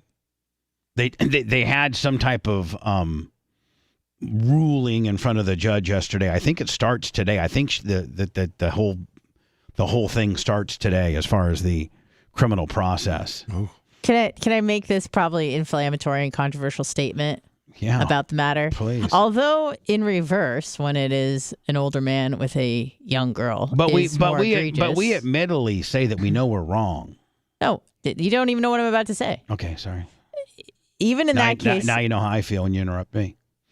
I didn't interrupt you. I asked if I could say something. Yeah, whatever. In that case, I would say it's probably more of an egregious crime, not by the law, but just in general. The public perception is it's probably a worse crime for the reasons you aforementioned. But I would say that in this case, she's more mentally deranged than a man that was messing around with a 13-year-old girl. Because it's so unusual for a grown woman to find anything attractive about like a barely pubescent boy that I feel like she is more deranged. Well, would that so you're make saying sense? it's more of a real freak Because fetish? it's so rare for a woman to go for a young boy. Like, that's so bizarre. He doesn't have any resources. Like, things that women are usually attracted to, that little kid has none of them. So, you know what I mean? And he's got that little ass wiener. Yeah. Right. Like, he doesn't know what he's doing. He has no resources. He can't provide for her. He can't protect her. Like, any of those things, it doesn't. He ain't got no money. No money. He's just little. He doesn't know what he's whittle. doing. Whittle. You know? Yeah. And also, like, women are less likely to be sexual predators than men by a large margin. So Yeah. So we're just saying when you get Just one. very strange. When you get a woman sexual predator. see, like a Mary Kay Letourneau kind of deal. When you do get a sexually deranged female and she's hot, usually they look like 300-pound pigs. Yeah. Because they're so insecure they can't get any grown-up D, so they got to go for the little D, and they get the little D and they get themselves in trouble because they're big, they're big girls. Right. Very rarely do you see a woman that's, she could virtually probably go out with any dude, 18 to 30 that she wanted And to. she's choosing this little boy. And then on top of that, to make it even more insane, she has a husband and a child that she's willing to risk and leave that all behind to be with this boy. Yeah. Like, it's very strange. And what's that do for your? What's that say for your husband? I mean, he ain't laying a pipe, is she? I mean, he looks like a good-looking Samoan. What? He's Samoan. The little boy? No, the husband. Oh, because I was thinking it was like a Mary Kay Letourneau and now deal. you're besmirching the great Samoan. The great. What? The great. Her husband's a Samoan. Yeah. No, well, you understand that Mary Kay Letourneau was messing around with like a Samoan boy or Polynesian boy, so I thought it was like a repeat of that. That's why I was confused. Mary Kay Letourneau took it to a whole nother level. She's like, when I get out of prison, I'm going to marry the dude I got in trouble with. He was 12 and she was what, like 30? Yeah, she married him and they ended up living happy. And oddly enough, didn't she go back to prison? No. She went to prison. She gets out. She has sex with him. She gets pregnant. She goes back to prison. She's pregnant in prison. And then I think she gets out for a second, gets pregnant again by him. But this time he was old enough to get pregnant by. Yeah. And she didn't go to prison, but she went to prison 2 times for that. Yeah. That must have been some hella D. That's some hella D. And I think she had 2 or 3 kids with her husband before that. And I think that her and the kid are still together. No, they're done. No, because she's dead. He divorced her before she died. She died? She died of cancer, I think, a couple years ago. She was like, what, 60? Oh, 58. Wow. 58. Oh. Robert De Niro walking out of court now. Is he already broke up with the chick that he the really African American one? Hold on here. Al Pacino was the one that just had the baby, by the way, if I'm getting confused. Robert De Niro leaves court after testifying on October 30th. Robert De Niro admits in New York court that he asked an ex-assistant to scratch his back. Robert De Niro took center stage again in Manhattan's legal court Tuesday as he begrudgingly copped to asking his former personal assistant to scratch his back before exploding, "You got me." The bolstery 80-year-old Oscar winner got defensive on the stand for the second day running as he attempted to rebuff accusations from a longtime ex-staffer who is 41 that he was a terrible boss who subjected her to years of unwanted touching, abusive language, and demeaning misogynistic tasks. Like what? Scratching his back? Ask about the incident when Robinson claims De Niro forced her to scratch his back instead of using a back scratcher. The Raging Bull star confesses it likely happened twice, but only if I had an itch where the spot that I couldn't reach. Okay, twice you got me. I'm saying this is nonsense, fumed De Niro, who was dressed in dark gray polo shirt, navy blazer. It was never done with any disrespect, said the legendary actor. You know, he's one of the oldest fathers in history. He recorded as. What do you mean? He just had a kid 7 months ago. How old is he? 79. Al Pacino's 83. He just had a kid. This one said it's on his thing. Is one of the oldest fathers on record. All right, so this personal assistant that he used to have. I mean, I used to have a personal assistant in Kelly. Make her scratch your back? No, but I made her dump my pee jug. Oh yeah, that's normal. It's fine. I had this big pee jug because I didn't want to go to the back. I had at the old 4002 Gandy building back in the 98 Rock Barn. Remember, Lummy, they added on to it? Yes, they did. They added on to the 4002 Gandy, and it was nothing where it was all where 98 Rock was going to be. Because when I was at 90, I was originally with Clear Channel on 93.3 FLZ over at the 4002 Gandy building. Then when I became mornings, same company, but 98 Rock Studios, where Lummy, the Feather Sound building that iHeart navigated back to. So it was over in Feather Sound. Then Randy Michaels was like, I'm not going to pay rent. Thunder and 98 Rock were over there. And then FLZ, 95.7, 100.7 were all over at Gandy. And so they consolidated everything by building a brand new, what we called the Rock Barn back in the back part of the 4002 Gandy Studios. Well, Lummy, I had my own office. Like I told him, you better build me my own office. So I had red shag carpeting. That's where the red shag carpeting comes into fact. And my own couch. I had 2 couches. I had a little bar. I had a desk, a computer. All the lights were, it was all purple lighting. Apparently, you wrote your name on a bunch of trash cans, and someone sent me a picture of it like 6 months ago. Really? I never responded, but. Do you have the pictures? You should show. I mean, I guess I could. So anyway, I used to go there and get like, full-blown oral and right in the middle of the day. Like I'd get off the air at 10 o'clock and there'd be a couple girls waiting for me. And I'd just tell them to let them in my office. And literally I was getting oral while, they were doing traffic and, they were trying to for real. Being a pimp. Being a straight pimp. Was it comparable to like The Wolf of Wall Street minus the large staff? Yeah, minus the drugs. Come on. You did. No, we weren't doing drugs back then. Nope. You admitted I it was last not week. doing drugs back then. Anything? Maybe a perk here and there. And no. That was the wrestler party where we did lewds. When I was on the air, I only did like, perks and like Benzos? Viagra. All right. Perks because I wanted to be nice and hard. Oh, yeah, okay. And last a long time. And that's what the Percocet So they literally does? they would let him in my office. I had no windows. And I'd do my thing. And then these girls, I'd open the door. They'd walk out. It was right in the middle of business hours. Nice.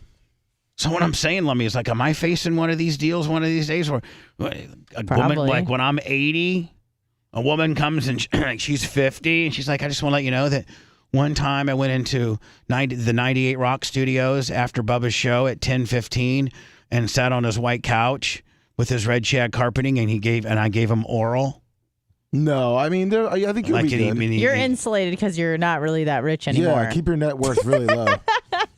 So I'm insulated because I'm not really that rich. Oh, thanks. Appreciate it. Just keep driving the Crown Vic in the smart car. Listen, dear people of New York, please stop wearing masks. They don't matter. They wear them big time. Unless, Lummy, you want to wear it because you don't want people to see you. Trying to you did something bad. And it's cold out there now. Yeah, Lummy, it snowed in Warsaw. What? It was the first time. Yeah, all through Green Bay and all through Milwaukee and Chicago and northern Indiana. Yep. It got snow yesterday. It's it's only the third time since the 1800s that they've kept score on snow accumulation. It's only the third time that it snowed in Green Bay on Halloween. Wow. Yeah. Bob, you want to say anything today? No. That's it. What do you think his most iconic role was?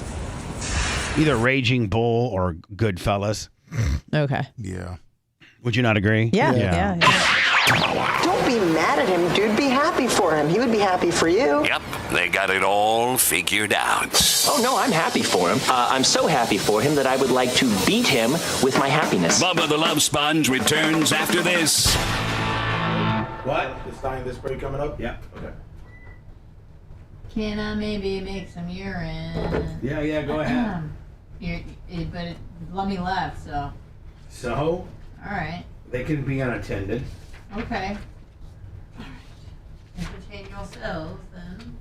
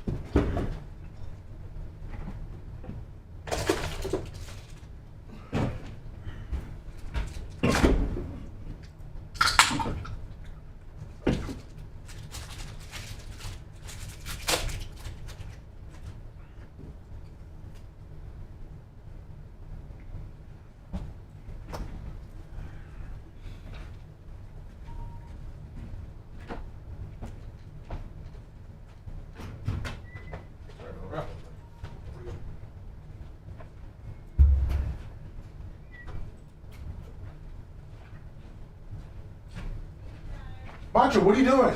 Copying the link location. Get out of here. I thought it was under triple one. Triple this. Sit on my desk. Got all this fake tan on me now. Stop. Be I need nice. to get Chris Hemsworth's fake tan. The Hulk fake tan. Fuck. Hey, fucking Lummy, did you get the fucking link? Nope. Dickhead? Look at me, dickhead. Oh, he's pretending to be Bubba. Yeah. Small left eye. That's pretty good. Hey, Mike, simmer down up there. Yeah. Oh shit! It's already 9:10. I'm glad we're just talking about the 9 on the dot. Top.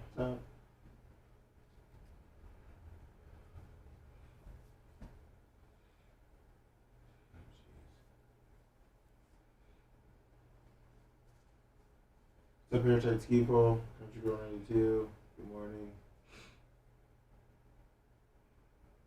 Big Hunter. Georgia. Phone division. We're going to Stein. Jam packed.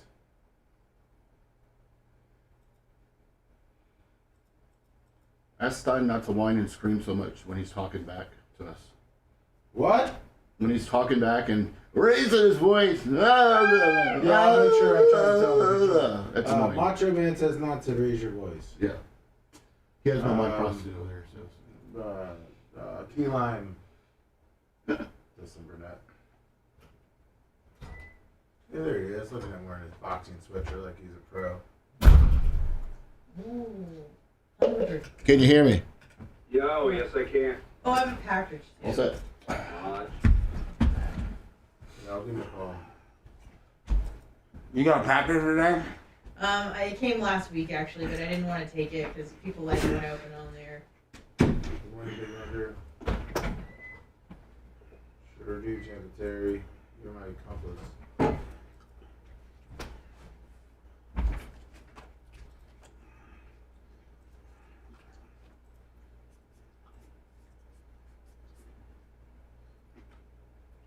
Oh, yeah.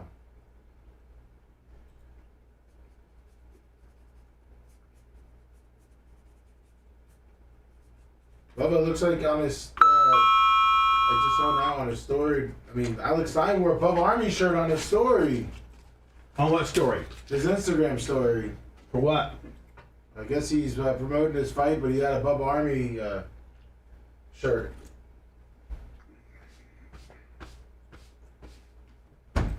Since we all have the same enemy.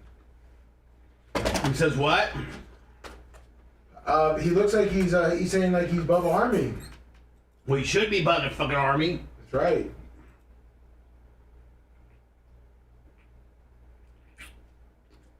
His little sweatshirt, the little boxing gym sweatshirt. 20 seconds, bud. Thank you, Gary.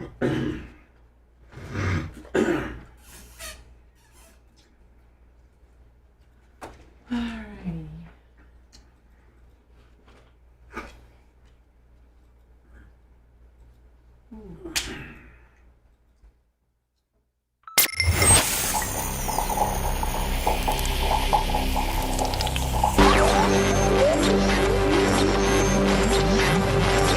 You are about to enter the Bubba Spin Zone.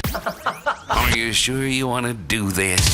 Toss the salad. We now return to the Bubba the Love Sponge Show.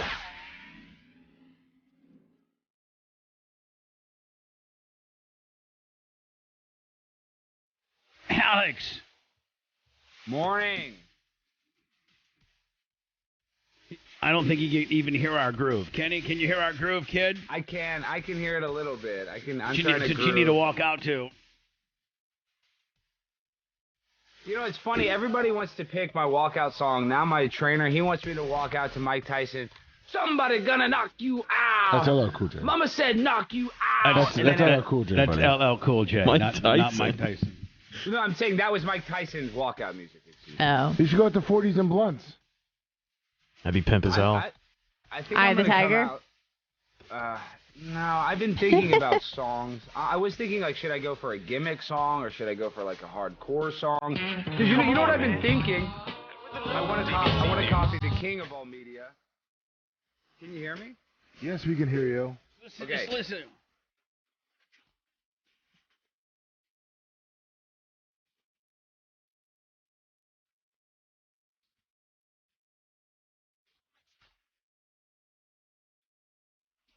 Except you'll be already out of breath by the time you make it to the ring. I think you should go as the American Hero, the Hogan song. Oh, I got a good one for you. American. What do you got for Logic, Flexecution. I like Logic, but this is what I was thinking because, you know, the king of all media, Howard, had Rob Zombie make him his theme song. So I was thinking about coming out to More Human Than Human by Rob Zombie is what I was thinking. In honor of the king of all media. With the orgasm in the beginning, too? Yeah, you know. Yeah. You know, that's good. You Make got the crowd orgasm. uncomfortable. Make them really uncomfortable. Or should I go with rap? Smack Or should my I go with- bitch up. Or I can come out to one of my songs like I love big booty Latinas, Senoritas. And I can't play yours because I can't play. I'm playing everything else from the next gen. I can't play Inner Willy with the Inner Willy. Sorry. So let me see if I got this. When are you coming to town? Now listen, I don't want you to stay with me because you think you gotta stay with me because you've been on again, off again, staying with me. So like, I don't care whether you stay with me or not. I just need to know. No. I just now need it to seems know. like you don't want me to stay there. No. I'm going to be at your house tomorrow night. I would prefer you stay with me. I just need to know like what days you're going to stay with me because you've been on. You're like, well, maybe Friday, maybe not, maybe Thursday, maybe not, maybe Saturday, maybe not. I just need to know locked in stone what your schedule is, bud. Well, Locked in Stone, we're staying at a hotel. The event got us a hotel next to the factory in St. Pete. But that's only for Friday night and Saturday night. So tomorrow night, I get in at 9 p.m. I know you'll probably be asleep, but maybe I can Uber there. Yeah. We'll get you handled. So listen. So tomorrow night, I'm at your house. I don't have anywhere to stay. I know, but I don't have anybody else. It's just you. It's just me. Okay, tomorrow. perfect. Just That's me. absolutely perfect. So yeah, I'll give you my door code. You know how to get in. So we'll get you. And I can't have any Delta 8s, none of that. Don't let me pull any gimmicks because I haven't done anything nefarious. In That's the why past you're gonna 2 get weeks. I know. Maybe it is. Maybe I'm you gotta go withdrawing. in Delta 9. Lummy said he's been watching some of your sparring and stuff, and you drop cold plunging. You drop your guide hand, your jab hand. You'll drop your jab hand, and if you drop your jab hand, man, now are you southpaw? Or are you righty or lefty? Well, I'm going to do a little switching, sometimes if I get that advantage, because really I like to punch with my left, right? But sometimes I'll go southpaw if I want to. See, he hasn't even seen my real tape. The stuff I'm putting on the internet, that's a bunch of fluff. That's just some sparring, some old 75% stuff. And everybody in the comment section is a freaking boxing expert. You'd think everybody knows everything about boxing. I'm not saying that I'm an expert, but when I get in the ring, it's going to be a lot different than when I'm sparring against Jose, my Latino punching partner. You know what I mean? It's going to be a different ballgame on Saturday. There's a whole big drama with regards to my involvement with you. I don't know why Jason Ellis hates me so much. I extended the olive branch to try to, say, hey, Alec, Jason, you and I used to be on Sirius together. Both kind of have something in common. We both got screwed by them. I blah, blah, blah. But I guess he's dredging up old stuff and still trying to fight this, trying to be, listen, it's not, the shock jocks of radio have already been established. Listen, here are the all-time shock jocks in radio. Howard Stern, Opie and Anthony, Man Cow, Bubba the Love Sponge, the Grease Man, and maybe a smattering of a few others that I can't quite remember. But that's the Mount Rushmore of shock jocks, period. Yes. And Jason was never in that world. He dabbled in, outlandish male monologue, shows, and that's what he does now. But he went on Howard and he used to stuff M&Ms in his he's not circumcised, pouch. so the pouch. Yeah, his pouch. that's great. Him and Sal. And so, for whatever reason, he's got an axe to grind with me when realistically he should be just thanking his lucky stars that I'm trying to extend an olive branch and promote his stupid ass thing that he's got you involved in. But nonetheless, did you see where, I federally own I federally own lock, stock, and barrel, Federal Trade and Pat Office, registered number. You can Google it yourself. Literally anybody could Google United States trademark and patents and then type in, it goes to a certain page that's the U.S. government maintains, has a search engine. If you type in shock collar karaoke, it will come back. Lummy, maybe you can even try it. Okay. It'll come back. Owner, Bubba the Love Sponge Clem. First use, 2002. November of 2002 or 2004. So I got him dead to rights because he's using shock collar karaoke at some of his skank fests and stuff. But I wasn't going to make a big deal about it. I was just going to be like, hey, man, maybe not do that no more. Now I'm going to sue him. I'm going to full-blown sue him. Full-blown. Well, Bubba, I've tried to tell you this multiple times. The first time I met Jason was just a month ago, or probably less than a month ago at Skankfest. When I went up to him, I'm with Luis Gomez, that's my friend, that's my connection, and I went to shake his hand, and he refused to shake my hand, Bubba. He said no. Because I guess he knows my connection to you. So he'd already bird dogged the fact that you and I are friends. He'd already knew that. Bubba, I've never had that in my entire life. I'm saying in my entire 29 years of existence, don't check that. But I'm saying in my entire 29 years of existence on this earth, I've never gone to shake somebody's hand. And I've asked people for a picture. They said no. I've asked for an autograph. They said no. Hey, nice to meet you. But hold on, especially in your fellow content creator world that you live in. Like you're saying that's you're saying ever, but to even pare it down even further to say in the content world that you live in, when you went to pay respects to a fellow content creator, by shaking their hand, which is the way that men greet each other, you've never had a person do what Jason did. And then on top of that, Luis Gomez is standing right there, and he's like, why won't you shake his hand? It was that awkward. I mean, I had my hand out, and he's like, no. And then Luis is like, this is Alex Stein. He's fighting. And then on top of that, then Jason kind of feels kind of stupid, even though Jason knew who I was the whole time. Jason's like, oh, I just had COVID. And I'm like, oh, dude, aren't you quadruple vaccinated? You're so worried about COVID. I mean, he felt kind of dumb, but what I'm saying is you could tell that Jason had some sort of animosity towards me, some preconceived notion, I guess, our connection, because he's connected with Calta. I'm well enough known. I'm not as big as Bubba the Love Sponge, but I'm saying he knows. I think he knows of me. He knows our connection. So right. He just refused to shake my hand, and I'm like, what is this? Listen to this. Not only are you serving him a right hand with a left hand uppercut, but I'm serving the guy with the lawsuit. I'm bringing the legal papers to the event Saturday night, and Jason Ellis will be there, will he not? Yes, and then this is what we're at. I think we're at 320 tickets sold right now, but I got a guest list. Any Bubba Army that wants to get in, the Bubba crew, I just need their name on the list. And then you're going to have VIP because you're going to be backstage with me. So I only have 5. I only got 3 people. Me. Oh, no. I got Merch Crick, me, Lummy, and Rob Kahn, and probably Rhett and Anna. Please. You guys are all good. That's who I got. And Rhett's gonna run the camera. Rob Kahn's he's my bodyguard. And if somebody jumps out and tries to get you, he'll bodyguard you too. No good. I probably need an extra bodyguard or two. But the event's gonna be fun. We're running into a very hostile environment here. I'm running into a very hostile environment. You have to admit. I'm probably more hated in that building than you are. Probably so, but you're also on your home turf, so I don't know. I mean, this is an away game for them. And I'm also the legend that they're all chasing. Bunch of little hacks.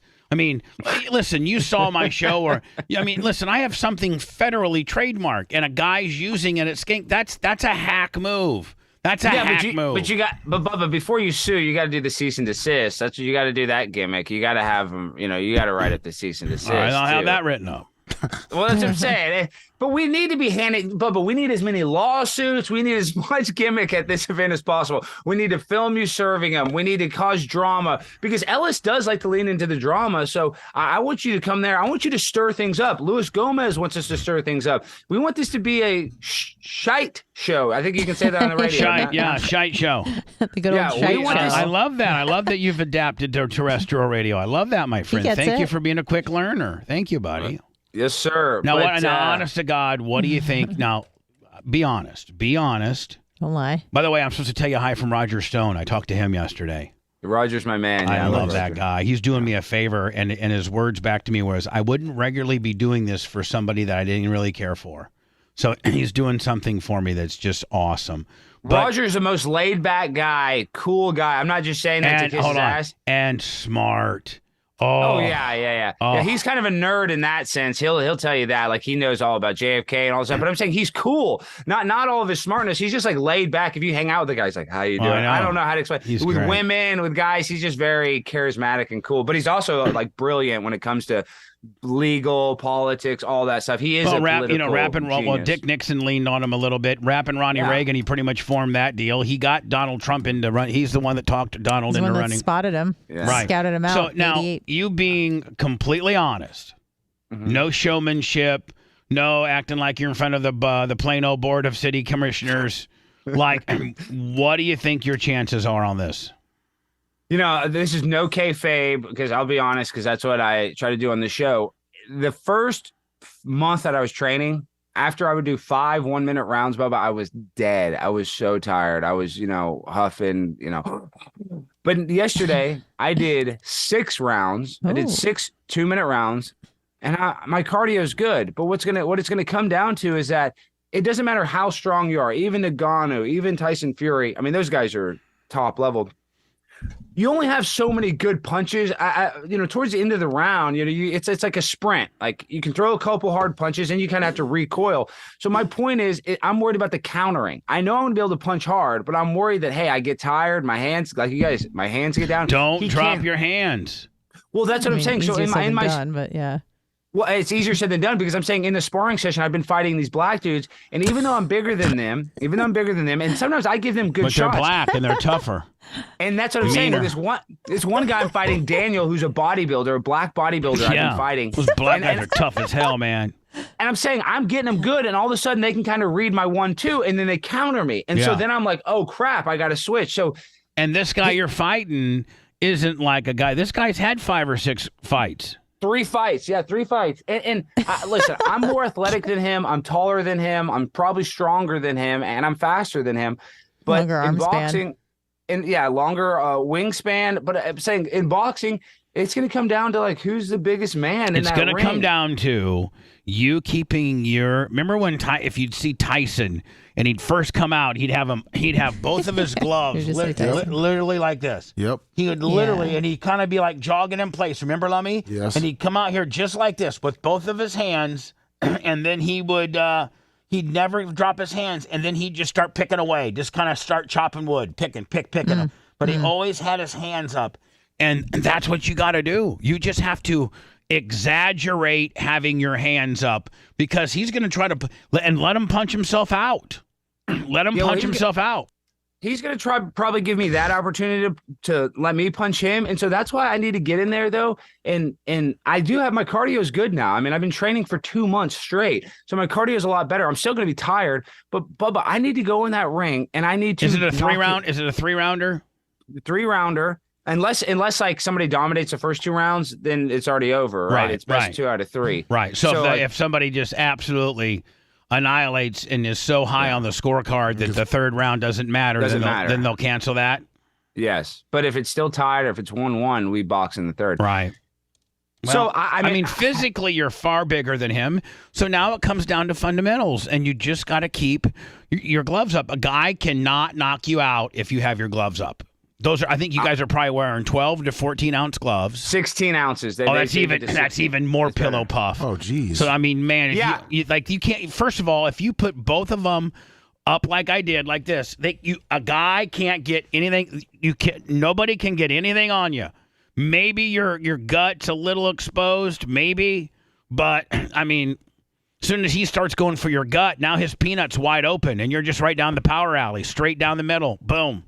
And that's where I'm going to be punching it straight down the middle. But I'm just saying, because I've been sparring so much, I went from never sparring. Man, in my I'm going to life feel like a real loser if you get beat. Then I got to have this guy on my show that's got his ass whipped.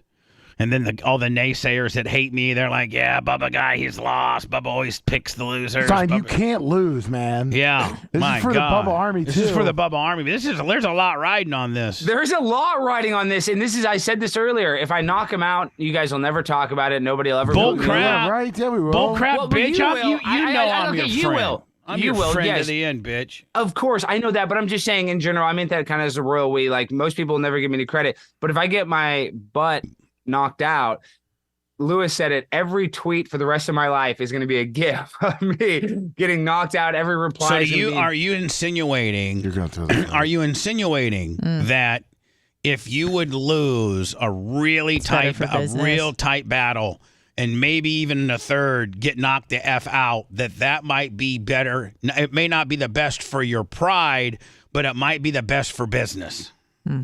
Well, I mean, it'll go viral, but no, I'm not trying to insinuate that. I saw what Lummy's trying to say. No, I don't want that to happen, but I'm just saying I'll never live it down. It'll chase me the rest of my life. Like, you know. But the one good thing is this, though, man.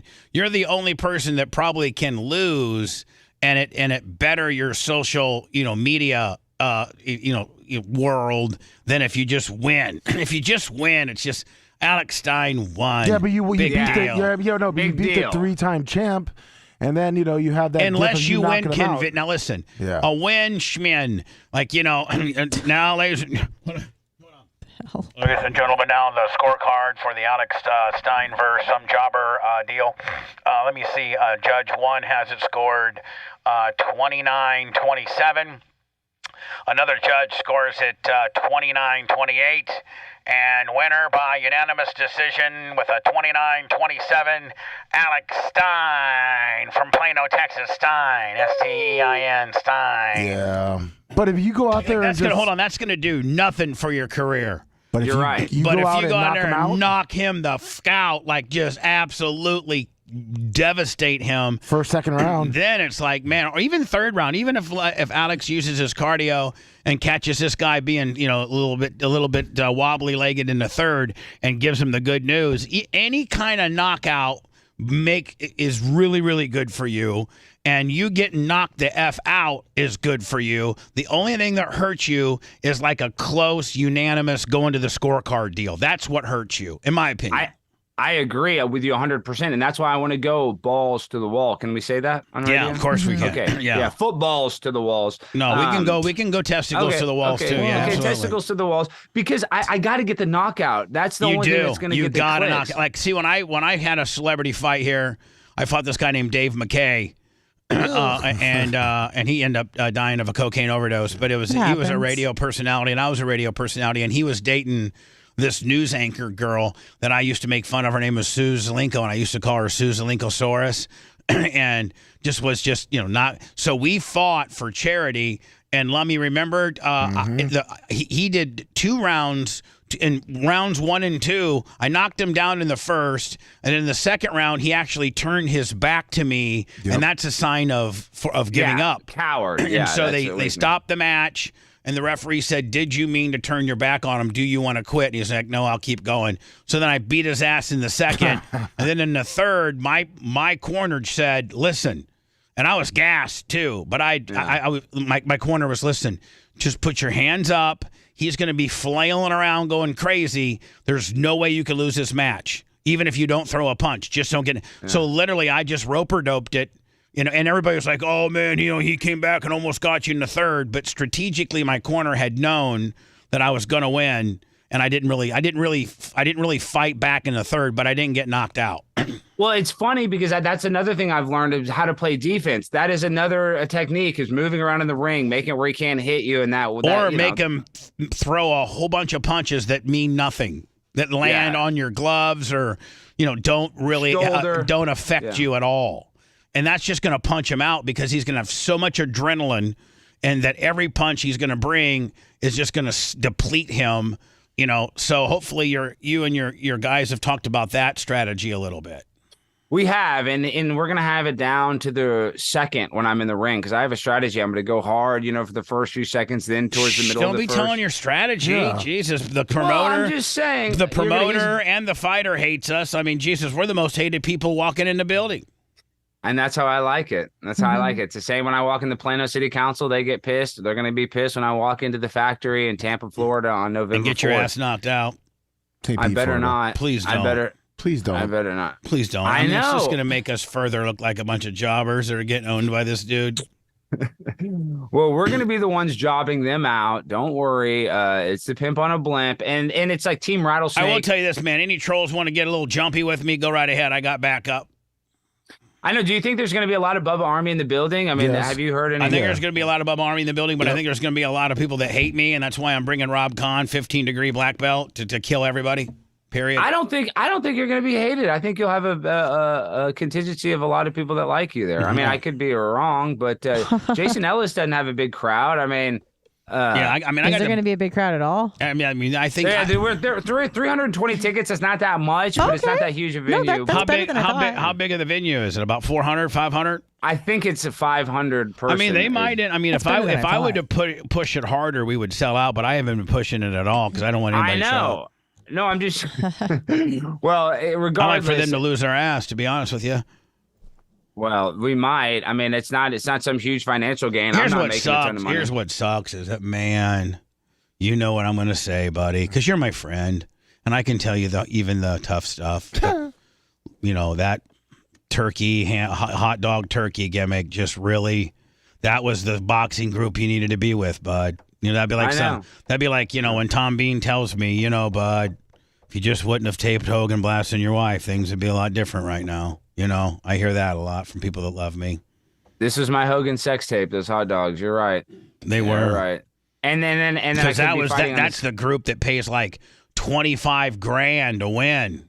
And I had a jobber. I had that Modine guy. He didn't even train at all. I had a that would have made you look that much better. Just like 4'9". Yeah, because you're literally. I don't even know that you could. I don't even know that if you would have dropped your hands and not put one. I don't even know that he could touch your chin without a step stool. So I mean, all you had to worry about is he couldn't even hit you.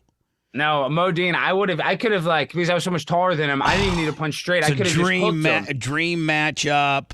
Then you brought in the turkey hot dogs, and he's Muslim and he doesn't like pork, which is what most hot dogs are made out of. And then you're like, no, they're turkeys, and they're like, oh, this is way too much heat for us. We got to get out of here. And he started playing the religious card, and oh God, it was just. Now, meanwhile, rumor has it that you actually had it set up through him, and he knew about the deal. His corner man knew about the whole deal the whole way, and even my promoter knew about it. But the thing is DAZN and the Saudi Arabians that own the company didn't even complain. It was just these British politically correct. It was these handful of ex trolls, right? That's all it was. Well, no, I'm saying the company that puts it on, they kind of wanted like right wing Alex Stein versus kind of left wing Modine. Not even that he's really political, but they didn't want anti-Muslim Stein. Yes, they didn't want that. And then my last name being Stein. And that's what you got them, But Stein, this is the problem, though. Jewish. With all the conflict in Israel and Palestine, this would have been a great prequel to all of that. It would have been, Stein versus Next thing you know, you'd be over there at the Gaza Strip, main event tomorrow night. I mean, I could be totally off color on this one, but I think if him and I would have fought, the conflict in Gaza might have been a little less. Yeah. Oh yeah. Because sure. Yeah. Yeah, because people in the Middle East, they would have got their, they would have gotten it out of their system. They would have got their taste.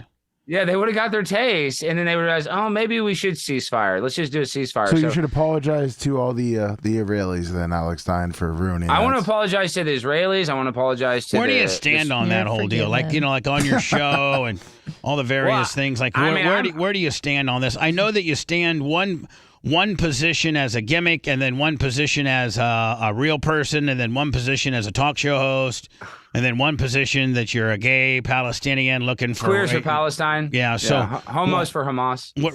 Oh Jesus! Where do you stand on this deal? And are you catching a ton of heat on that? Well, I'm catching a little heat on that, but I don't mind that heat. I'm actually catching a lot of heat because everybody's calling me a shill for Israel. But to be honest, a shill for Israel. because I'm making fun of Hamas, but give me a break. But I hate Hamas. Am I a shill? Duh, no. But they're saying, "Oh, Alex Stein, you're not actually calling out hypocrisy. You're just trying to help Israel." It's like, okay, and to be honest, I don't want them to keep fighting in the Gaza Strip, but they're never going to stop. But where I really politically, if you want to know my actual real straight dope, true to the game, say it. True to the game.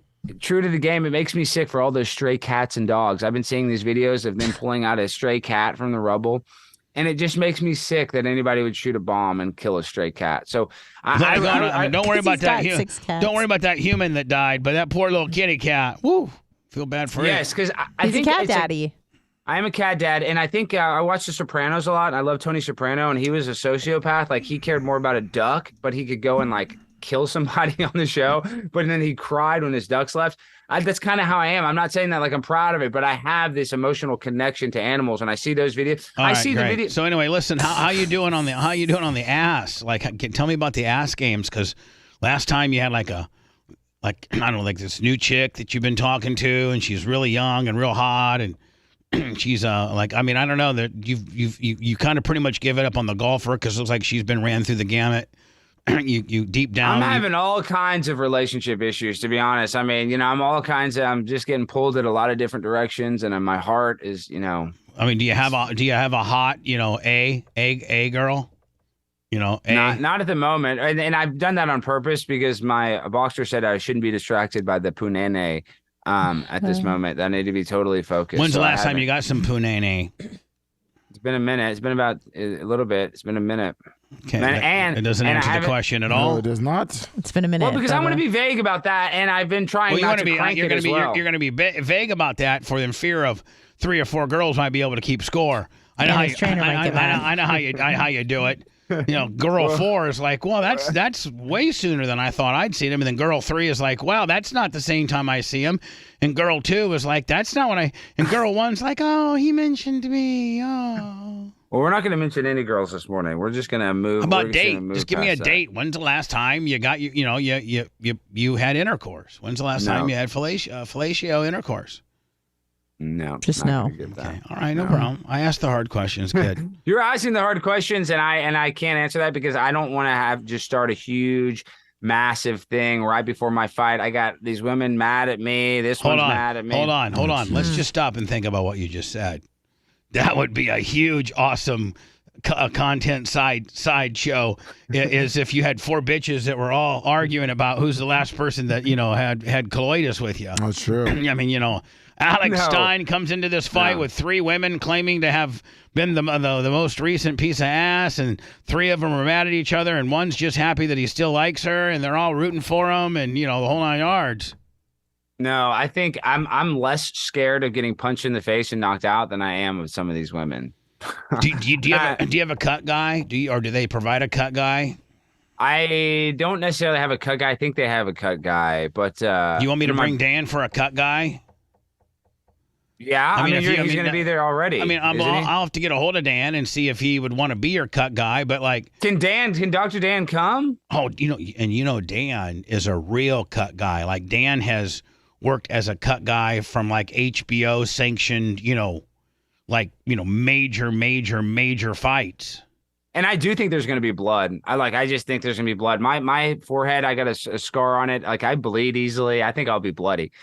And then on top of this, then not only do I have to do this fight, then Monday morning I got to get on another fight.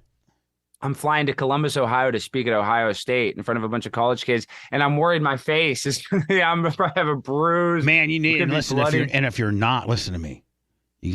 Please listen to me on when it comes to marketing, please. Mm-hmm. Please listen. So you got 3 options here. If you win the fight, okay, great. You can just be Johnny win the fight. But if you win the fight and it's a tough battle, then you're going to be bruised up a little bit with some sunglasses, and you will let the students know why you're all bruised up. And then if you lose the fight, you're going to be bruised up. So I'm thinking the best case scenario would be to win the fight, and then we bring you back to my apartment, and Rob Kahn gives you 5 or 6 good smashes to the face to get it to inflame. Because what better way shows the audience that you just went through pure hell and you won, and you got your sunglasses on, but your face is all poofy and you got a black eye. I mean, Anna, that resonates far more with that student. They'd be like, that guy's a real fighter. That guy's a real fighter. He's in there fighting for us. So I'll have Rob ready to knuckle you up if you're not marked up enough. Okay. Well, just bring a razor blade. He can just cut me. Like, I can do that. I'll cut you. But it's called gigging. I'll gig you. Yeah, you can gig me just a little, little slice. That's all you do.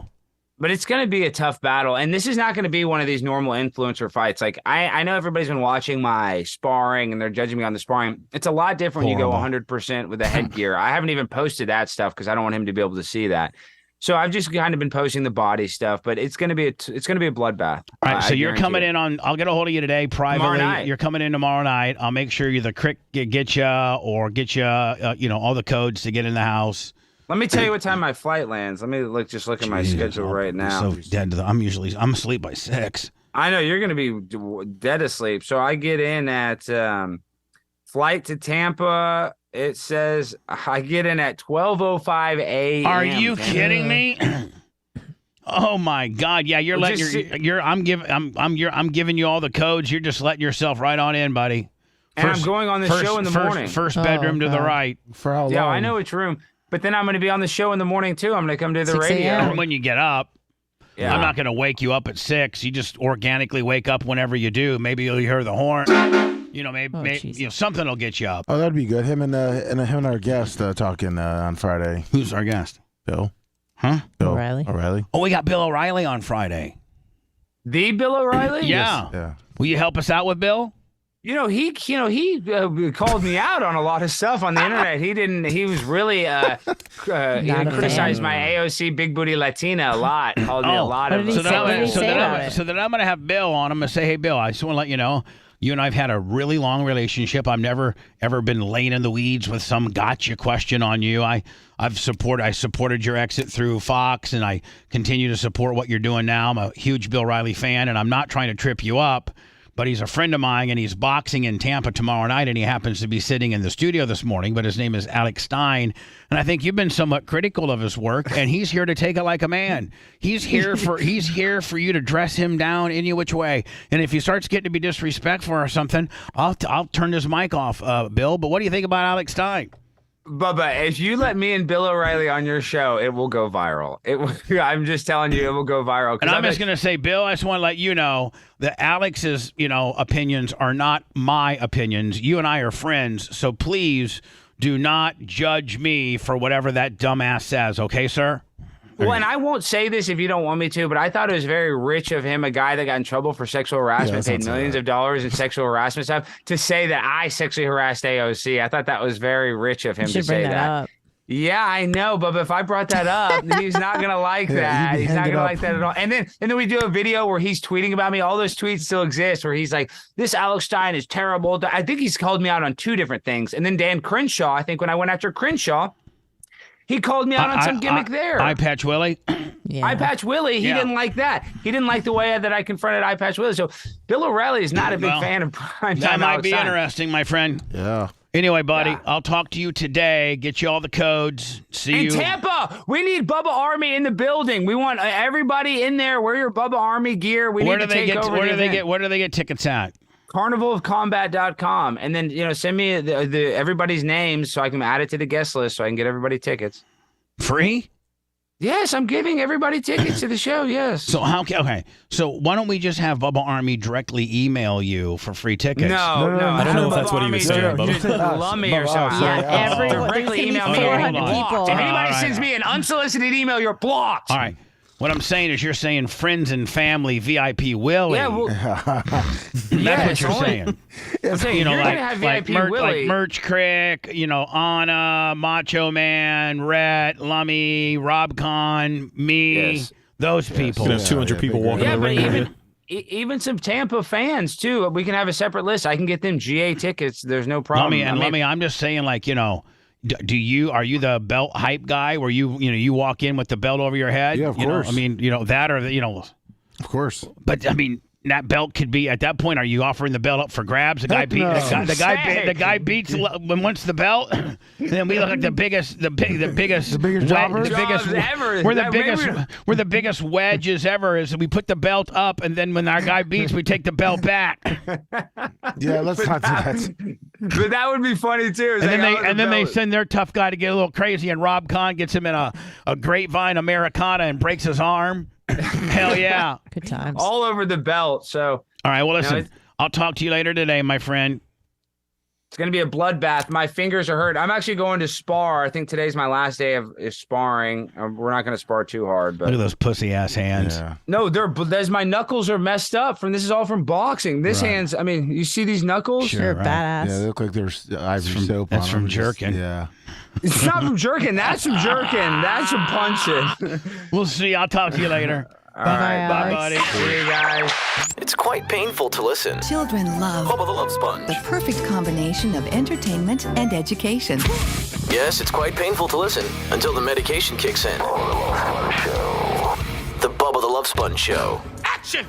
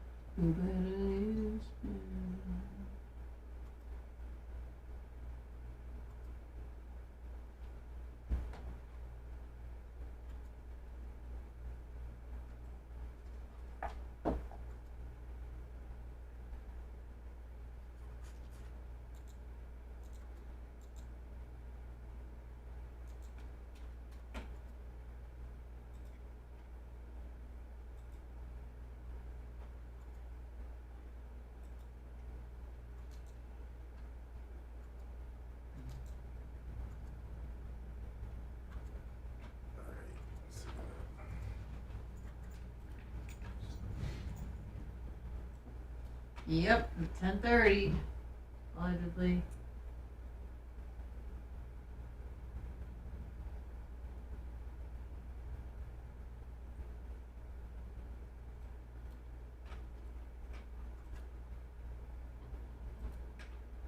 Hi, Dixie. Dixie Carter. That's my girl. Dixie? Yeah, Dixie Miles. That's my girl from she was my next door neighbor when I was growing up. She was my mom. She was the mom. Nice. She had 6 kids. Wow. Let me see if I can remember them all. Laura. No. Susie. Laura. Brent. She had 5 kids. Brent. Robbie. Brad. Yep, let me see. Susie. Laura. Oh, Leslie. I forgot Leslie. Leslie. Brent. Leslie. Robbie. Brad.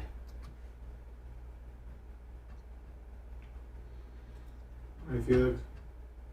That's my girl right there, Dixie. Good seeing you, Dixie. I haven't seen my girl Julie Bernard in a while. Oh, yeah. Yeah. Yeah, I forgot about that. Thank you. I'll ask Boo Bear. Thank you. I have my package. If I can open it. Or not. We'll open it on the after show. With Tech 9?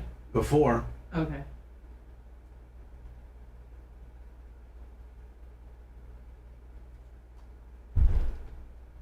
Tech 9, dance for time. Sucker to me one more time. Yeah.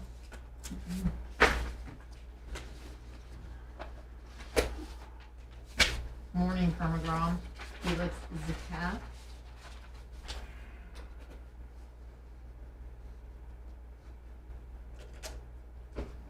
I am Slayer.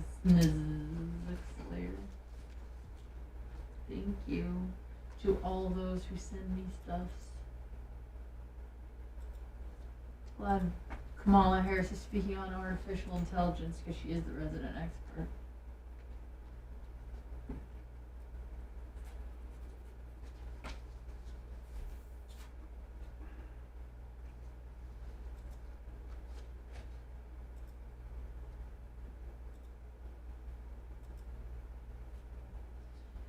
Oh dear.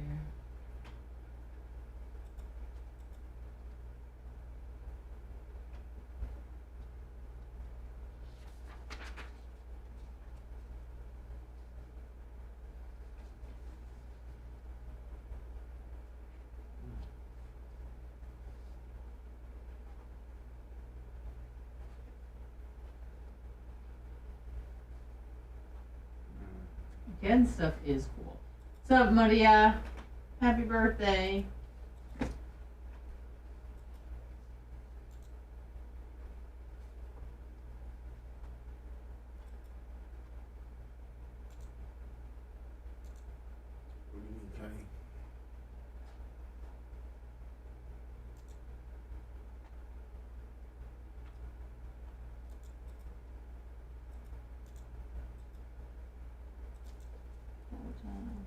I guess I'll get to me one more time.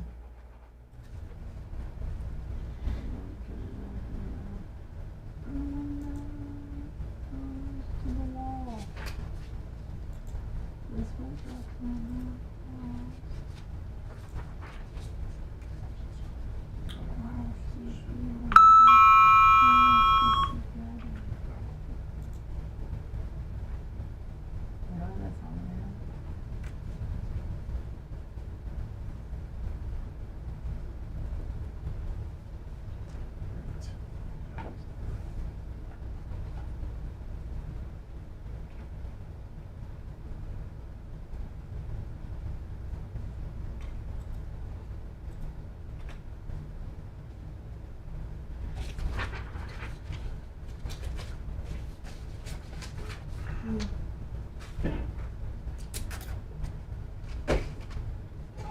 Thank you, Fish on Jay. Fish on Jay. Anna Perez. You hired E65. There we go.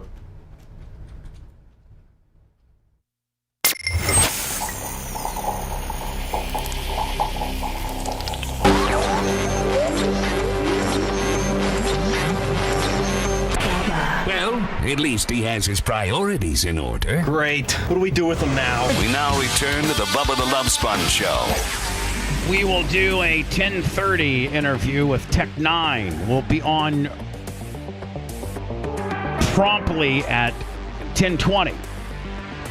And again, promptly at 10:30 with Tech 9. He'll be here, I think, the 15th of November at the Seminole Hard Rock, and I think Hollywood Undead is with him. Yes, they are.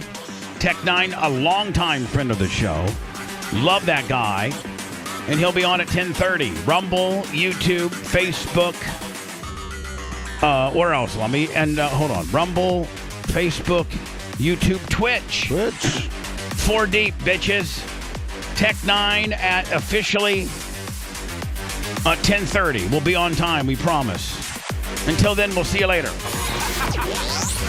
Thanks for letting me finish. You've been listening to the Bubba the Love Sponge Show, starring me, Bubba the Love Sponge. Co-host and show historian, Lummox. Co-host, Anna Hummel. Co-host, Dr. Dan Diaco, Esquire, of Council. Co-host, J. Diaco, Esquire, the Spitting Cobra, of Council. Rhett, the Filthy Ginger video editor. Yeah, back here wiring up. It's Mini Macho. The BRN agent, Thomas Buttoned Up B. And for everything else, go to thebubbaarmy.com. Now, time for the legal disclaimer. Exactly. The Bubba the Love Sponge Show is intended solely for the enjoyment of our listening audience. Any rebroadcast, retransmission, or other use of this show without express written consent of the Bubba Radio Network is prohibited. We must dissuade him of this delusion.